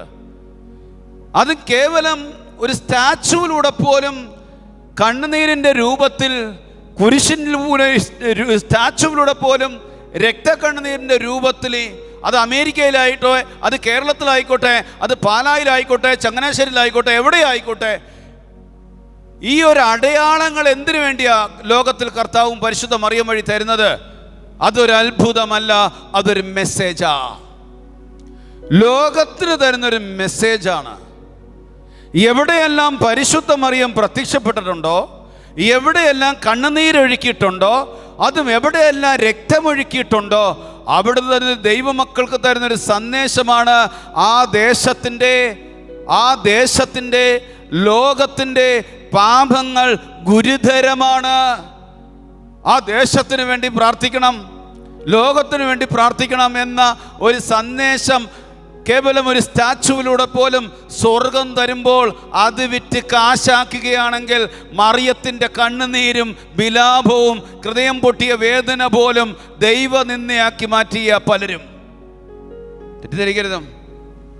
അവിടെ പോയി OATക്ക് വേണ്ടി, അവിടെ പോയി വീട് കിട്ടാൻ വേണ്ടി, അവിടെ പോയി വിദേശത്ത് പോകാൻ വേണ്ടി, അവിടെ പോയി കല്യാണ തടസ്സം മാറാൻ വേണ്ടിയൊക്കെ പ്രാർത്ഥിക്കുമ്പോഴും മനുഷ്യൻ ഇപ്പോഴും നശ്വരമായ അപ്പത്തിലേക്കാണ് ചുരുങ്ങുന്നത്, അനശ്വരമായ അപ്പനിലേക്കല്ല ഉയരുന്നത്. ശരിക്കും മനസ്സിലാക്കണം. ഇന്ന് അനേകരുടെ പ്രാർത്ഥനകൾ പോലും അപ്പത്തിൽ നിന്നും അപ്പനിലേക്ക് ഉയരുന്നില്ല. ധ്യാനം കൂടിക്കഴിഞ്ഞാൽ രോഗസൗഖ്യം കിട്ടും, ധ്യാനം കൂടിക്കഴിഞ്ഞാൽ വീട് പണി നടക്കും, ധ്യാനം കൂടിക്കഴിഞ്ഞാൽ കല്യാണ തടസ്സം മാറും, ധ്യാനം കൂടിയാൽ നിന്റെ ആത്മാവ് രക്ഷപ്പെടുമെന്ന് ആരും പറയുന്നില്ല. ചേർന്ന് പറ ഹല്ലേലൂയ. അത് മറ്റ് വിശ്വാസികളുടെ കുറ്റമല്ല. എന്നെ പോലെ തിരഞ്ഞെടുക്കപ്പെട്ടവരാണ് ലോകാരൂപിയിൽ ദൈവാരൂപിയെ തളച്ചിടുന്നത്. അപ്പനിൽ നിന്നും അപ്പത്തിൽ നിന്നും അപ്പനിലേക്ക് ഉയരണം പ്രിയപ്പെട്ടവർ. നമ്മുടെ പ്രാർത്ഥന പോലും ഇനിയെങ്കിലും നമ്മളൊരു സന്ദേശം കേട്ട് കഴിഞ്ഞാൽ, മറിയത്തിൻ്റെ കണ്ണിൽ നിന്നും കണ്ണുനീര് വീണെന്ന് കണ്ടു കഴിഞ്ഞാൽ, മറിയത്തിൻ്റെ മകനും മകളുമായി മാറുന്ന എപ്പോഴാണെന്നറിയാമോ? നമ്മൾ ഓടി നടക്കണ്ട, അങ്ങോട്ടും ഇങ്ങോട്ടും ഓടണ്ട.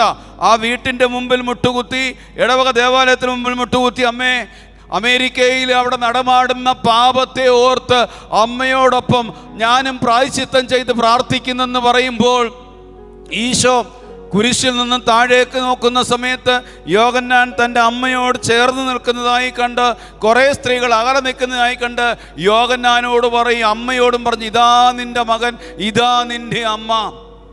മറിയത്തോട് ഇന്ന് അനേകായിരങ്ങൾ ജപമാല ചൊല്ലി കൂട്ടുന്നുണ്ട്, പക്ഷേ മറിയത്തോട് ചേർന്നിരിക്കുന്നുണ്ടോ എന്ന് സംശയിക്കേണ്ടിയിരിക്കുന്നു. എന്തിനു വേണ്ടിയാണ് കാൽവരി മല തൊട്ട് പിലാത്തോസിൻ്റെ ഭവനം മുതൽ കാൽവരി മല വരെ യേശു ശരീരത്തിൽ സഹിച്ച അതിൻ്റെ പൂർണ്ണതയിൽ മറിയം ഹൃദയത്തിൽ സഹിച്ചുകൊണ്ട് കുരിശിൻ്റെ വഴിയിലെ യാത്രയിൽ മറിയം പോയത്? ലോകത്തിലെ ഒരു അമ്മയ്ക്കും സഹിക്കാൻ പറ്റാത്തതിൻ്റെ അപ്പുറത്ത് സഹിച്ചത് എന്തിനു വേണ്ടി? നമുക്ക് വീട് വരാൻ വേണ്ടിയല്ല, നമ്മുടെ മക്കളെ കെട്ടിക്കാൻ വേണ്ടിയല്ല, ഈ ഭൗതിക ലോകത്തിൽ തളച്ചിടാൻ വേണ്ടിയല്ല, മാരകഭാവികളെയും എന്നെയും നിങ്ങളെയും നിത്യതയോളം എത്തിക്കാൻ വേണ്ടിയാണ് പരിശുദ്ധ മറിയം തൻ്റെ പുത്രൻ്റെ സഹനത്തോട് ചേർന്ന് സഹിച്ചതും രക്തമൊഴുക്കിയതും. മറിയത്തെക്കുറിച്ച് ഇതൊന്ന് ധ്യാനിച്ചു കഴിഞ്ഞാൽ നമ്മൾ കണക്ഷൻ പോവും. ചേർന്ന് പറ ഹല്ലേലൂയാ. എന്നിട്ട് നമ്മുടെ പ്രാർത്ഥനയുടെ രീതി ഒന്ന് മാറ്റി നോക്കിയേ. അത് പറഞ്ഞുതരാം ഇച്ചിരി കഴിയുമ്പം. ചേർന്ന് പറ ഹല്ലേലൂയാ. ലൂക്ക 2:38 എന്താ പറഞ്ഞത്? അനേകരുടെ ഹൃദയ വിചാരങ്ങൾ വെളിപ്പെടും, നിന്റെ ഹൃദയത്തിലൂടെ ഒരു വാൾ തുളച്ച് കയറും. ചേർന്ന് പറ ഹല്ലേലൂയാ. എൻ്റെ പ്രിയപ്പെട്ട ദൈവജനമേ, പരിശുദ്ധ മറിയത്തോട് ചേർന്നുള്ള ജപമാല പ്രാർത്ഥനയുണ്ട്. സങ്കീർത്തനം 144 അധ്യായം 1 വാക്യത്തിൽ എന്താ ദാവീദ് പറഞ്ഞത്? യുദ്ധം ചെയ്യാൻ എൻ്റെ കൈകളെയും പടപൊരുതാൻ എൻ്റെ വിരലുകളെയും അവിടുന്ന് പരിശീലിപ്പിക്കുന്നു. ജപമാല ഉണ്ടെങ്കിൽ കയ്യിലെടുത്തേ. ജപമാല ഉത്തമമായ ബോധ്യത്തോടും നമുക്കൊന്ന് പ്രാർത്ഥനയുടെ ശൈലി, ഒരു 10 പേര് മതി, 100 പേര് വേണ്ട. ഈ ജപമാലയുടെ മണി ഇരിക്കുന്ന എവിടെയാ? 2 വിരലുകളുടെ ഇടയിലാണോ? നിങ്ങൾ ചൊല്ലുന്ന ജപമാലയുടെ മണി ഇരിക്കുന്നത് എവിടെ? ചിന്തിച്ചിട്ടുണ്ടോ എന്നെങ്കിലും? എന്നാ ചിന്തിച്ചോ. വിരലുകളുടെ ഇടയിലാണ്. ദാവീദ് പറയാണ്, യുദ്ധം ചെയ്യാൻ എൻ്റെ കൈകളെയും പടപൊരുതാൻ എൻ്റെ വിരലുകളെയുമാണ് അവിടുന്ന് പരിശീലിപ്പിക്കുന്നത്. 2 മക്കമാർ 8:18 എന്ത് പറഞ്ഞു?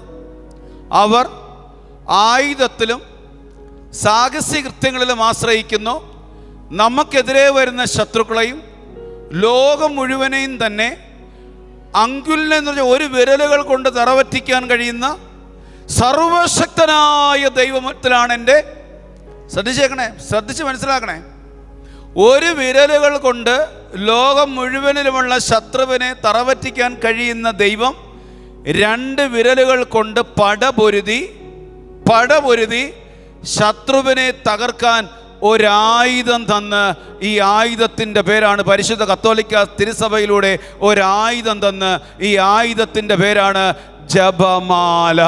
കൈയടിച്ച് കർത്താവിനെ മഹത്വപ്പെടുത്ത്. ഇങ്ങനെ അടിക്കരുത്, മനസ്സിലാകട്ടെ, ഉള്ളി കയറട്ടെ. മനസ്സിലായ? അതാണ് ദാവീദ് രാജാവ് വ്യക്തമായി പറഞ്ഞത്. ഇനി ശ്രദ്ധിച്ചു കേട്ടോ, ഇതിൽ തന്നെ ചുരുങ്ങി നിൽക്കും നമ്മൾ. മോശ കൈ ഉയർത്തി പ്രാർത്ഥിച്ചപ്പോൾ ഏത് ജനതയാ ജയിച്ചത്? പെട്ടെന്ന് പറ. മോശയുടെ കൈ താണു പോയപ്പോൾ ഏത് ജനതയാ തോറ്റുപോയത്? ഇസ്രായേൽ. മോശ കൈ ഉയർത്തിയപ്പോൾ ജയിച്ചത് ഇസ്രായേലാണെങ്കിൽ കൈ താണപ്പോൾ ആര് തോറ്റ്? വീണ്ടും ജോഷുവയൊക്കെ വന്ന് കൈ ഉയർത്തിപ്പിടിച്ചപ്പോൾ ഏത് ജനതയാ ജയിച്ചത്? അതും ഇസ്രായേൽ. ചേർന്ന് ഇവിടെ ദാവീദ് എന്താ പറഞ്ഞത്? യുദ്ധം ചെയ്യാൻ എൻ്റെ കൈകളെയും പടപൊരുതാൻ എൻ്റെ വിരലുകളെയും അവിടുന്ന് പരിശീലിപ്പിക്കുന്നു. ഈ ജപമാല കയ്യിലെടുക്കുമ്പം പിശാചിനെ തകർക്കുന്ന ആയുധമാണ്. ഇത് കഴുത്തിൽ അണിയുമ്പോൾ വിലമതിക്കാൻ കഴിയാത്ത ആഭരണമാണ്. കൈയടിച്ച് കർത്താവിനെ മഹത്വപ്പെടുത്തിയേ. ഇങ്ങനെ അടിക്കരുത് കേട്ടോ, പ്രാവ് പോലും പറന്നു പോകത്തില്ല. ഇങ്ങനെ അടിക്കരുത്, നല്ലോണം സ്വർഗത്തിലാണ് കൊടുക്കുന്നത്. കൈയടി. ചേർന്ന് പറ ഹല്ലേലൂയാ. വിശുദ്ധ പൗസ്തീനയുടെ ഡയറിയിൽ എങ്ങനെയാണ് പറയുന്നത്? ആത്മാക്കളിലേക്ക് എൻ്റെ കൃപ വർഷിക്കാൻ ഞാൻ ആഗ്രഹിക്കുന്നു, എങ്കിലും അത് സ്വീകരിക്കാൻ അവർക്ക് താല്പര്യമില്ല. നീയെങ്കിലും അവർ തിരസ്കരിക്കുന്ന ഈ കൃപ എൻ്റെ അടുത്ത് വന്ന് സ്വീകരിക്കുക. കണ്ടോ? നീയെങ്കിൽ അപ്രകാരം എൻ്റെ ഹൃദയത്തെ നീ ആശ്വസിപ്പിക്കും. ചേർന്ന് പറഞ്ഞേ ഹല്ലേലൂയാ. സർവശക്തിയോട് പറഞ്ഞേ ഹല്ലേലൂയാ, ഹല്ലേലൂയാ. നിങ്ങൾ ഓർത്തണം, ശ്രദ്ധിച്ചോട്ടോ. 4 ജപമാല ചൊല്ലാൻ റെഡിയാണോ ഇന്നു മുതൽ? നിങ്ങൾ 40 എണ്ണം ബോധ്യമില്ലാതെ ചെല്ലാൻ പറ്റിയാലും ഈ ബോധ്യത്തോടു കൂടി 4 ജപമാല ചൊല്ലാൻ തുടങ്ങിക്കഴിഞ്ഞാൽ പിശാച് നിങ്ങളുടെ മുമ്പിൽ ഭയന്ന് വിറയ്ക്കും. ആദ്യം കുറേ തടസ്സം ഉണ്ടാക്കും, അസ്വസ്ഥതയുണ്ടാക്കും. എന്നാൽ അതിനെ മറികടക്കുന്ന വ്യക്തികളിലെ വലിയ മഹത്വം കർത്താവ് പ്രവർത്തിക്കും. വലിയ മഹത്വം. അഴിയാത്ത നിങ്ങളുടെ കെട്ടുകൾ അഴിയും. ഈ 4 ജപമാല ഉത്തമമായ ബോധ്യത്തോടുകൂടി നിങ്ങൾ ചൊല്ലിത്തുടങ്ങിയാൽ, ഞാൻ ഈ വിശുദ്ധമായ അൾത്താരയിൽ നിന്നുകൊണ്ട് പറയുന്നു, നിങ്ങളുടെ ഭൗതികതയ്ക്ക് വേണ്ടി നിങ്ങൾ പ്രാർത്ഥിക്കേണ്ടി വരില്ല. കാരണം പ്രാർത്ഥിക്കാതെ തന്നെ അതിൻ്റെ കെട്ടഴിയും. ഒരു ദൈവമകൻ്റെ മകളുടെ ആത്മീയ മേഖലകളുടെ കെട്ടഴിഞ്ഞാൽ ഭൗതികതയുടെ കെട്ട് പൊട്ടും, തന്നെ പൊട്ടും. ഈ ആത്മീയ മേഖലകളുടെ കെട്ടാണ് ദൈവമക്കളുടേത് അഴിയേണ്ടത്. ആത്മീയ മേഖലകളുടെ കെട്ടാണ് പ്രാർത്ഥിക്കാൻ പറ്റാത്ത അവസ്ഥ, കുർബാനയ്ക്ക് പോകാൻ പറ്റാത്ത അവസ്ഥ, ബൈബിൾ വായിക്കാൻ പറ്റാത്ത അവസ്ഥ, കുമ്പസാരിപ്പിക്കാൻ പറ്റാത്ത അവസ്ഥകൾ, അതോടൊപ്പം തന്നെ നമ്മുടെ വീട്ടിലെ കഠിനമായ പാപം. ഇത് ആത്മീയ മേഖലകളുടെ കെട്ടാ. ഇത് അഴിഞ്ഞു കഴിഞ്ഞാൽ മറ്റത് തന്നെ അഴിയും. ചേർന്ന് പറ ഹല്ലേലൂയാ. സർവശക്തിയോട് പറ ഹല്ലേലൂയാ. 4 ജപമാല. ഒന്നാമത്തെ രഹസ്യം എന്തിൻ്റെയാ? സന്തോഷമാണല്ലോ. സന്തോഷത്തിൻ്റെ രഹസ്യം ഈ ബോധപൂർവം വിശ്വാസത്തോട് ചൊല്ലേണ്ടത് എങ്ങനെയാണ്? നമ്മുടെയും നമ്മുടെ പങ്കാളി, നമ്മുടെ മാതാപിതാക്കൾ, നമ്മുടെ മക്കൾ, നമ്മുടെ സഹോദരങ്ങൾ, അവരുമായി ചുറ്റിപ്പറ്റി നിൽക്കുന്നവരുടെ വിശുദ്ധീകരണത്തിന് വേണ്ടിയും മാനസാന്തരത്തിന് വേണ്ടിയും ചൊല്ലണം. നമ്മുടെ വീട്ടിൽ തുടങ്ങണം വിശുദ്ധീകരണം. ജോഷുവ 3:5 എന്ത് പറഞ്ഞു? ഇന്ന് നിങ്ങളെ തന്നെ വിശുദ്ധീകരിച്ചാൽ നാളെ. ഇത് ജോഷു പറയാണ്. ഇനി യേശു എന്താ ചെയ്തത്? യോഹന്നാൻ 17:19, പിതാവേ അവർ സത്യത്താൽ വിശുദ്ധീകരിക്കപ്പെടേണ്ടതിന് ഞാൻ എന്നെ തന്നെ ശ്രദ്ധിക്കണേ പറ്റാ. അപ്പോൾ ഒരു കുടുംബനാഥൻ വിശുദ്ധീകരിക്കപ്പെടണം. ഒരു കുടുംബനാഥൻ വിശുദ്ധീകരിക്കണം. ഒരു പരിശുദ്ധനായ ദൈവം പാപമില്ലാത്തവൻ നമുക്കൊരു മാതൃക കാണിച്ചു തരികയാണ് സ്വയം വിശുദ്ധീകരിച്ച്. അങ്ങനെയെങ്കിൽ പാപത്തിൽ പിറന്ന നമ്മൾ എന്തുമാത്രം വിശുദ്ധീകരണത്തിലേക്ക് വരേണ്ടതായിട്ടിരിക്കുകയാണ്. ഇപ്പം നമ്മൾ ഒരുപാട് ജപമാല ചൊല്ലുന്നു, വെറുതെ ചൊല്ലരുത്, നിയോഗം വെച്ചോളണം. നമ്മുടെ കുടുംബത്തിൻ്റെ എല്ലാ തടസ്സങ്ങളുടെ കാരണവും രോഗം, ദുരിതം, പട്ടിണി, കടഭാരം, മാനസിക സംഘർഷത, മക്കളുടെ വഴിവിട്ട ജീവിതങ്ങൾ, ഇതെല്ലാം പാപമൂലം വരുന്നതാ. ഒരുപാട് വർഷങ്ങളായി ശുശ്രൂഷ ചെയ്യുന്നവരോടും ധ്യാനം കൂടുന്നവരോടും ചോദിക്കുന്നൊരു ചോദ്യമുണ്ട്. ഞാൻ നിങ്ങളുടെ അടുത്തും ചോദിച്ചോട്ടെ, സത്യം പറയുമോ? സഹനങ്ങളും രോഗങ്ങളും ദുരിതങ്ങളും ദൈവം തരുമെന്ന് ഉള്ളവരെന്ന് കൈപൊക്കിയ സത്യസന്ധമായിട്ട് പൊങ്ങട്ടെന്ന്. നമ്മൾ ഉള്ള കാര്യം ഉള്ളതുപോലെ എളിമയോട് നിങ്ങൾ പൊങ്ങട്ടെ സത്യസന്ധമായിട്ട്. ഈ സഹനങ്ങൾ ദൈവം തരും, കഷ്ടതകൾ ദൈവം തരുന്നു. നല്ലോണം കൈപൊക്ക്, നല്ലോണം ഒന്ന്. ഇത്ര വർഷമായി ധ്യാനം കൂടാൻ തുടങ്ങിയിട്ട് ഞാൻ പറയില്ല. എൻ്റെ ഒരു വേറൊരു വിഷയമാണ്. ഇല്ല, യേശു എൻ്റെ, നിങ്ങളുടെ എങ്ങനെയാണെന്ന് അറിയില്ല, നല്ല അപ്പനാണ്. യേശു എൻ്റെ ആരാ? നല്ല അപ്പനാണ്. എൻ്റെ നല്ല അപ്പൻ മകനായ എൻ്റെ കണ്ണ് നനയാൻ ആഗ്രഹിക്കാത്തവനാണ്. സിമ്പിൾ ഉദാഹരണം, നിങ്ങളുടെ മക്കൾ പരീക്ഷയിൽ 10ാം ക്ലാസ്സിൽ തോറ്റുപോകാൻ നിങ്ങൾ ആഗ്രഹിക്കുമോ? പെട്ടെന്ന് പറ. നിങ്ങൾ കടക്കണിയിൽ പെടാൻ നിങ്ങൾ ആഗ്രഹിക്കും? മക്കൾ കടക്കണിയിൽ പെടാൻ നിങ്ങൾ ആഗ്രഹിക്കുമോ? മക്കൾക്ക് ക്യാൻസർ വരാൻ നിങ്ങൾ ആഗ്രഹിക്കുമോ? പിന്നെ നമ്മളെക്കാൾ ദുഷ്ടനാണോ കർത്താവ്? സിമ്പിളായിട്ട് ലോജിക്കൽ ചിന്തിച്ചു നോക്കിയാൽ, നോർമൽ ബുദ്ധിയിൽ നമ്മളെക്കാൾ ദുഷ്ടനല്ല. നമ്മുടെ മക്കള് ദുരിതത്തിൽ വരാൻ ആഗ്രഹിക്കുന്നില്ലെങ്കിൽ എൻ്റെ സ്വർഗസ്ഥനായ പിതാവ്, ഈശോ പഠിപ്പിക്കുന്നുണ്ട്, അത് ദുഷ്ടരായ നിങ്ങൾക്ക് നമ്മളെ ഉപമിച്ചിട്ട് പറയുന്നതാണ്, നല്ല ഭക്ഷണം കൊടുക്കാൻ അറിയാമെങ്കിൽ എൻ്റെ സ്വർഗസ്ഥനായ പിതാവ് ഒരു ദുരിതവും കർത്താവ് തരുന്നതല്ല. ഞാൻ പറയും, ഈ കാലഘട്ടത്തിൽ ഈ വരുന്ന എല്ലാ രോഗങ്ങളുടെ പിന്നാമ്പുറത്തും ഭക്ഷണത്തിലും മെഡിസിനിലും മത്സ്യമാംസങ്ങളിലും വിഷം കലർത്തുന്നതാണ്. ശരിയോ തെറ്റോ? ആണോ? ഈ മനുഷ്യനിൽ വിഷം കലർത്താൻ പ്രചോദിപ്പിച്ചത് ദൈവമാണോ പിശാചാണോ? പറ. നമ്മൾ ആരെയാ പറഞ്ഞുകൊണ്ടിരിക്കുന്നത്? ദൈവത്തെയാ. നമ്മൾ ആരെയാ പറഞ്ഞുകൊണ്ടിരിക്കുന്നത്? ക്യാൻസർ എന്നത് ആരാ? ക്രമം തെറ്റിയ ഭക്ഷണത്തിൽ വിഷം കലർത്താൻ മനുഷ്യനെ പിശാച് പ്രചോദിപ്പിച്ചുകൊണ്ട് നമ്മളിങ്ങനെ ക്യാൻസർ വന്നപ്പോൾ ദൈവമേ നീ തന്നു. ചെയ്യാൻ പാടില്ലാത്ത ബിസിനസ് ചെയ്യാൻ പ്രചോദിപ്പിച്ചത് ദൈവമാണോ പിശാചാണോ? പറയേട്ടാ. ചെയ്യാൻ പാടില്ലാത്ത ബിസിനസ്, വേടിക്കാൻ പാടില്ലാത്ത പറമ്പ്, വേടിക്കാൻ പാടില്ലാത്ത വീട്, പോകാൻ പാടില്ലാത്ത രാജ്യത്ത് പോകാൻ പ്രചോദിപ്പിച്ച് നാശം വന്നു കഴിഞ്ഞപ്പോൾ നാശം വരുത്തി വെച്ചത് ദൈവമാണോ പിശാചാണോ? നമ്മൾ പറഞ്ഞുകൊണ്ടിരിക്കുന്ന ആരെയാ? വണ്ടി നോർമൽ സ്പീഡിൽ ഓടിക്കാൻ യുവാക്കൾക്ക് സ്പീഡോ മീറ്റർ വെച്ചിട്ടുണ്ട്, നിയമവും കൊടുത്തിട്ടുണ്ട്. ഓവർ സ്പീഡിൽ ഓടിച്ച് പാണ്ടി ലോറിക്ക് അടിമ വെച്ച് അവൻ മരിച്ചു. അമ്മ പറയുന്നത് ആരെടുത്തുന്ന ജീവൻ? അവനെ ഓടിക്കാൻ അങ്ങനെ പ്രചോദിപ്പിച്ചത് പിശാചാണോ ദൈവമാണോ? നമ്മൾ പറഞ്ഞുകൊണ്ടിരിക്കുന്ന ആരെയാ? വർഷങ്ങൾ കുറയായി ധ്യാനം കൂടെ തുടങ്ങിയിട്ട്. എൻ്റെ വിഷയത്തിൽ നിന്ന് അഞ്ഞോട്ട് മാറിപ്പോയി. ചേർന്ന് പറ ഹല്ലേലൂയ. ഇങ്ങനെ പറയരുത്, ചേർന്ന് പറഞ്ഞേ ഹല്ലേലൂയ. അതാ ഈശോ പറഞ്ഞത്, സത്യം നിങ്ങൾ അറിയുകയും ഞാൻ സത്യം നിങ്ങളെ സ്വതന്ത്രമാക്കുകയും ചെയ്യും. ഞാൻ ഒരുപാട് തവണ ഇങ്ങനെ ചിന്തിച്ചത്, എനിക്ക് പ്രാർത്ഥിക്കാൻ പറ്റുന്നില്ല. പലപ്പോഴും പ്രാർത്ഥന നിർത്താൻ തോന്നി. സഹനം വരുമ്പോൾ നമുക്ക് പ്രാർത്ഥന ആരൊക്കെയോ പറഞ്ഞു പഠിപ്പിച്ചു, പ്രാർത്ഥിക്കുന്നത് കൊണ്ടാണ് സഹനം വരുന്നത്, അതുകൊണ്ട് പ്രാർത്ഥന കുറച്ച്. ആരൊക്കെയോ പഠിപ്പിച്ച് കൂടുതൽ അടുക്കണ്ട, കുരിശ കൂടുതൽ. അപ്പോൾ ഈ സഹനം വരുമ്പോഴൊക്കെ ഏതോ കൗൺസിലേഴ്സ് പറഞ്ഞു, കൗൺസിലിംഗ് ചെയ്യുന്നവർ പറഞ്ഞാലും ധ്യാന ഗുരുക്കന്മാർ പറഞ്ഞാലും അത് പരിശുദ്ധാത്മാവല്ല, അത് മറ്റേ സ്പിരിറ്റാ, ഈബിൾ സ്പിരിറ്റാ. തെളിവ് തരാം. വിശുദ്ധ പൗസ്തീന ഒരിക്കൽ ഇങ്ങനെ പ്രാർത്ഥിച്ചുകൊണ്ടിരിക്കുന്ന സമയത്ത് പൗസ്തീനയുടെ റൂമിൽ പിശാച് പ്രത്യക്ഷപ്പെട്ട് കറുത്ത രൂപത്തിൽ അവൻ പറഞ്ഞു, നീ മാരക പാപികൾക്ക് വേണ്ടി പ്രാർത്ഥിക്കരുതും, പ്രാർത്ഥിച്ചാൽ നീ തകർന്നു പോവും, നീ പ്രാർത്ഥിക്കേണ്ടത് നിനക്ക് വേണ്ടിയാണ്. എങ്ങനെയുണ്ട്? ആരോട് പറഞ്ഞതാ? പിശാച് ആരോട് പറഞ്ഞതാ? എന്തൊരു സ്നേഹമാണെന്ന് നോക്കണേ.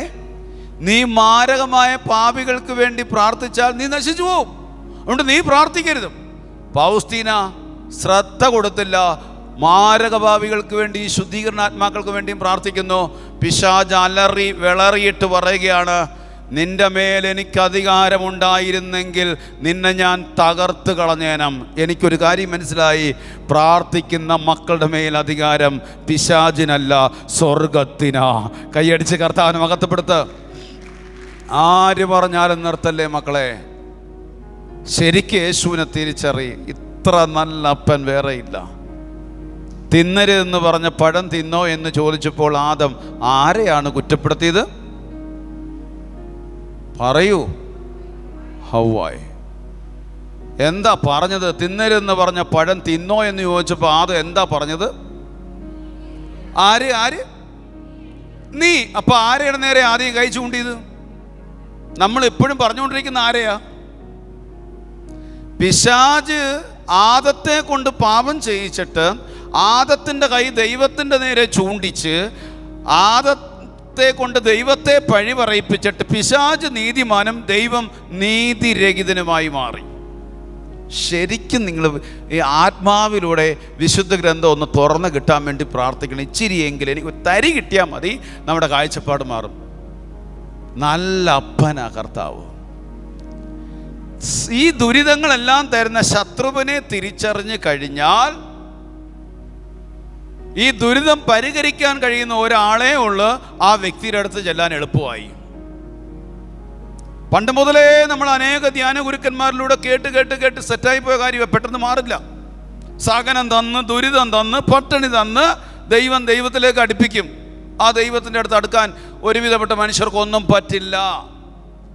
പുതിയ നിയമം ഒന്ന് വായിച്ച് നോക്കിക്കഴിഞ്ഞാൽ, യേശു ക്രിസ്തുവിനെ ഒന്ന് നോക്കിക്കഴിഞ്ഞാൽ ഒരിടത്തെ ഞാൻ കണ്ടോളൂ. വെളിപാട് 3 ദൈവം തന്നെ സ്നേഹിക്കുന്നവരെ, അത് യോഹന്നാനിലൂടെ പറയുകയാണ്, ബാക്കി ഒരിടത്തും ഞാൻ കണ്ടില്ല. എൻ്റെ അപ്പനാണ് എൻ്റെ യേശു. ചേർന്ന് പറ ഹല്ലേലൂയ.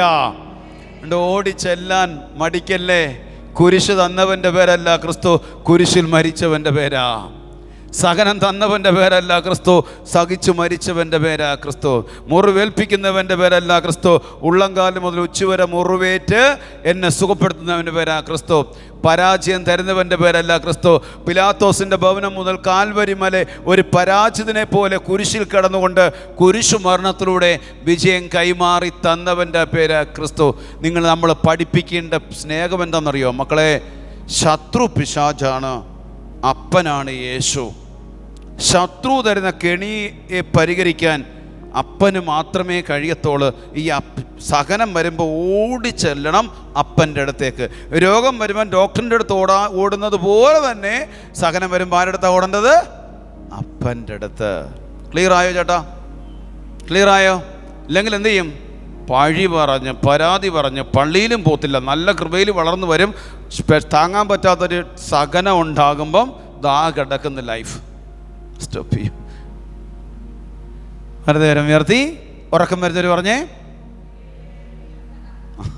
ചേർന്ന് പറഞ്ഞേ ഹല്ലേലൂയാ. നമുക്ക് തിരിച്ചു വരാം.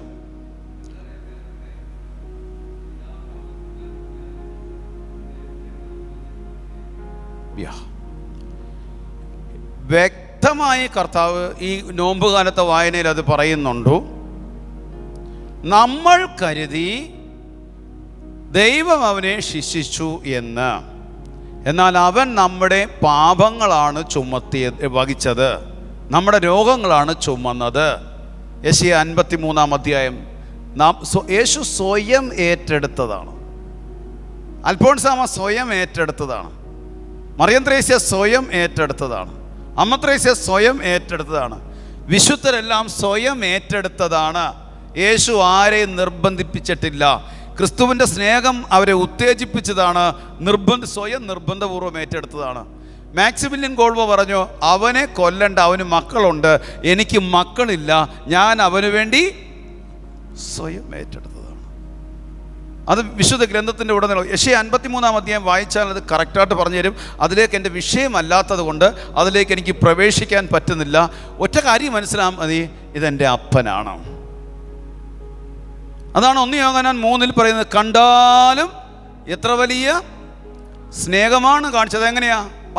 റോമ 5:8 നാം പാപികളായിരിക്കെ ക്രിസ്തു നമുക്ക് വേണ്ടി മരിച്ചു. 1 പത്രോസ് 2:24 അവൻ നമ്മുടെ പാപങ്ങൾ സ്വന്തം ശരീരത്തിൽ വഹിച്ചു. ഇത് ക്രിസ്തു എന്നോടുള്ള സ്നേഹത്തിൻ്റെ എൻ്റെ പകരക്കാരനാണ്. എൻ്റെ ജീവൻ്റെ വിലയായിട്ട് ക്രിസ്തു കൊടുത്തത് ജീവനാണ്. ഇന്ന് ആർക്കും ക്രിസ്തുവിൻ്റെ സ്നേഹം വേണ്ട, തകർക്കുന്ന ക്രിസ്തുവിനെ മതി. ബിസിനസ് തകർക്കുന്ന ക്രിസ്തു അല്ല. ക്രിസ്തു സമ്പത്തിനെതിരല്ല, സമ്പന്നനെതിരാണ്. എന്നുവെച്ചാൽ ഈ ഹൃദയത്തിൽ ഈ സമ്പന്നൻ എന്നുള്ളൊരു ചാനലോ, സമ്പത്തിനെതിരല്ല. എൻ്റെ വിഷയത്തിലേക്ക് ഞാൻ പോകുന്നില്ല, ഒരുപാട് വളർച്ചയുടെ ചിന്തയാണ് അതൊക്കെ. ഞാൻ എൻ്റെ വിഷയത്തിലേക്ക് വരാം. ഇനി നിങ്ങൾക്ക് എന്തെങ്കിലും സംശയം ഉണ്ടെങ്കിൽ സുസ്ന്തയിൽ എൻ്റെ നമ്പറുണ്ട്, മേടിച്ചാൽ മതി. എൻ്റെ പ്രിയപ്പെട്ടവരെ, ഞാൻ ഇത്രയും വർഷമായി 5 വർഷം വരെ എനിക്ക് പ്രാർത്ഥിക്കാനോ അടുക്കാനോ പറ്റിയില്ല. ഈ വെളിച്ചം കിട്ടിക്കഴിഞ്ഞതിന് ഇന്ന് വരെ നിരവധി പീഡകളിലൂടെ കടന്നു പോകാറുണ്ട്. മെഡിസിൻ കണ്ടുപിടിച്ചിട്ടില്ലാത്ത രോഗത്തിലൂടെ കടന്നുപോയി. സോഷ്യൽ മീഡിയകളിലൂടെ എംബർമാനുവിൽ ആക്രമിച്ചു. ഇതെല്ലാം കടന്നുപോയിക്കൊണ്ടിരിക്കുമ്പോഴും എൻ്റെ ഹൃദയത്തിലൊരു തരി പോലും പരാതി പറയാൻ ഇന്ന് വരെ കർത്താവ് അനുവദിക്കാഞ്ഞതിൻ്റെ കാരണം എനിക്കൊരു കാര്യം ഉറപ്പായി, ഇത് കർത്താവ് തരുന്നതല്ല.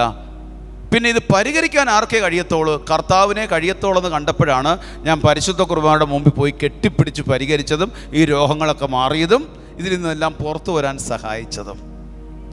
Price the lord. ഹല്ലേലൂയ, ഹല്ലേലൂയ. ശരിക്കും ഒന്ന് നമുക്ക് ആ അപ്പനെ ഒന്ന് എൻ്റെ ഈ വിഷയം, പിശാച് ഭയപ്പെടുന്ന 5 വിഷയത്തിൽ ഇത് ഒന്നെങ്കിലും ശരിക്കുള്ള ബോധ്യത്തിലേക്ക് വരുക. ഈ വരുന്ന ആളുകളിൽ അനേകർ വിശ്വാസം ഉപേക്ഷിച്ചുകൊണ്ടിരിക്കുന്നു, ഇനി ഉപേക്ഷിക്കും. പരസ്പരം ഒറ്റിക്കൊടുക്കുന്ന സമയമാണ്. ഏറ്റവും കൂടുതൽ പരിശുദ്ധ കുർബാനയാവുന്ന ഈശോ നിന്ദിക്കപ്പെടുന്നൊരു കാലഘട്ടം വേറൊരു കാലഘട്ടമില്ല. ബ്ലാക്ക് മാസുകാരേക്കാൾ അപ്പുറത്ത് തിരഞ്ഞെടുക്കപ്പെട്ടവരിലൂടെയാണ് കർത്താവിൻ്റെ പരിശുദ്ധ കുർബാന നിന്ദിക്കപ്പെടുന്നത്. ശരിയോ തെറ്റോ? ശരി തെറ്റോ പറ. നമ്മൾ വേദനിപ്പിക്കരുത്. ഇതിലേക്ക് വരിക. വലത് കരം ഉയർത്തി ഒരു ഹല്ലേലൂയ പറഞ്ഞേ. ഒന്നാമത്തെ രഹസ്യം എന്താണ്? പരിശുദ്ധ മറിയത്തോട് ചേർന്നുള്ള മറിയം സഹിച്ചതും മറിയം കരഞ്ഞതും കുരിശു മരണം വരെ മറിയം പുത്രൻ്റെ പീഡാസഹനത്തോടൊപ്പം യാത്ര ചെയ്തതും എന്തിനു വേണ്ടിയാണെന്ന് ചോദിച്ചാൽ ഒറ്റ കാര്യമേ ഉള്ളൂ. എന്നെയും എൻ്റെ ജീവിത പങ്കാളിയെയും നിങ്ങളുടെ മക്കളെയും മാതാപിതാക്കളെ എല്ലാവരെയും എത്തിച്ചേരേണ്ട സ്ഥലത്ത് എത്തിച്ചേർക്കാൻ വേണ്ടിയാണ്. അപ്പോൾ ഒന്നാമത്തെ സന്തോഷത്തിൻ്റെ ദിവ്യരഹസ്യം ചൊല്ലേണ്ടത് മക്കളുടെ ജോലിയേക്കാൾ ഉപരിയായിട്ട് മക്കളുടെ ജോലി തടസ്സം ഇതാണെന്നുള്ള സത്യം തിരിച്ചറിഞ്ഞുകൊണ്ട് അവരുടെ വിശുദ്ധീകരണത്തിന് വേണ്ടിയും അവരുടെ മാനസാന്തരത്തിന് വേണ്ടിയും ചൊല്ലിത്തുടങ്ങുക. അതോടൊപ്പം തന്നെ പരിശുദ്ധ അമ്മ വഴി ആ കെട്ടുകൾ അഴിച്ചു തരും. മക്കള് UK പോയി മാരകമായ പാപം ചെയ്ത് ജീവിക്കുന്ന ഒരുപാട് പേരെ എനിക്കറിയാം. ധ്യാനം കൂടി ഇസ്രയേലിൽ പോയിട്ട് അവിടെ നൈറ്റ് നിശാ ക്ലബ്ബുകളിലേക്കും വഴിവിട്ട ജീവിതം തിരഞ്ഞെടുത്തവരുടെ കണക്കുകൾ ഞാൻ ഡെയിലി കേട്ടുകൊണ്ടിരിക്കുകയാണ്. കുറച്ചധികം വ്യക്തികൾ പരിശുദ്ധാത്മാവിൽ പോകുന്നവരും ഉണ്ട്. ഞാനീ പറഞ്ഞു, ഒരു മനുഷ്യൻ്റെ ജീവിതത്തിലെ ഏറ്റവും വലുത് അവൻ്റെ ആത്മാവിൻ്റെ രക്ഷയാണ്. അങ്ങനെയെങ്കിൽ നമ്മുടെ എല്ലാ മേഖലകളുടെയും തടസ്സം നമ്മുടെ പാവമാണ്. Price the Lord. ചേർന്ന് പറ ഹല്ലേലൂയ.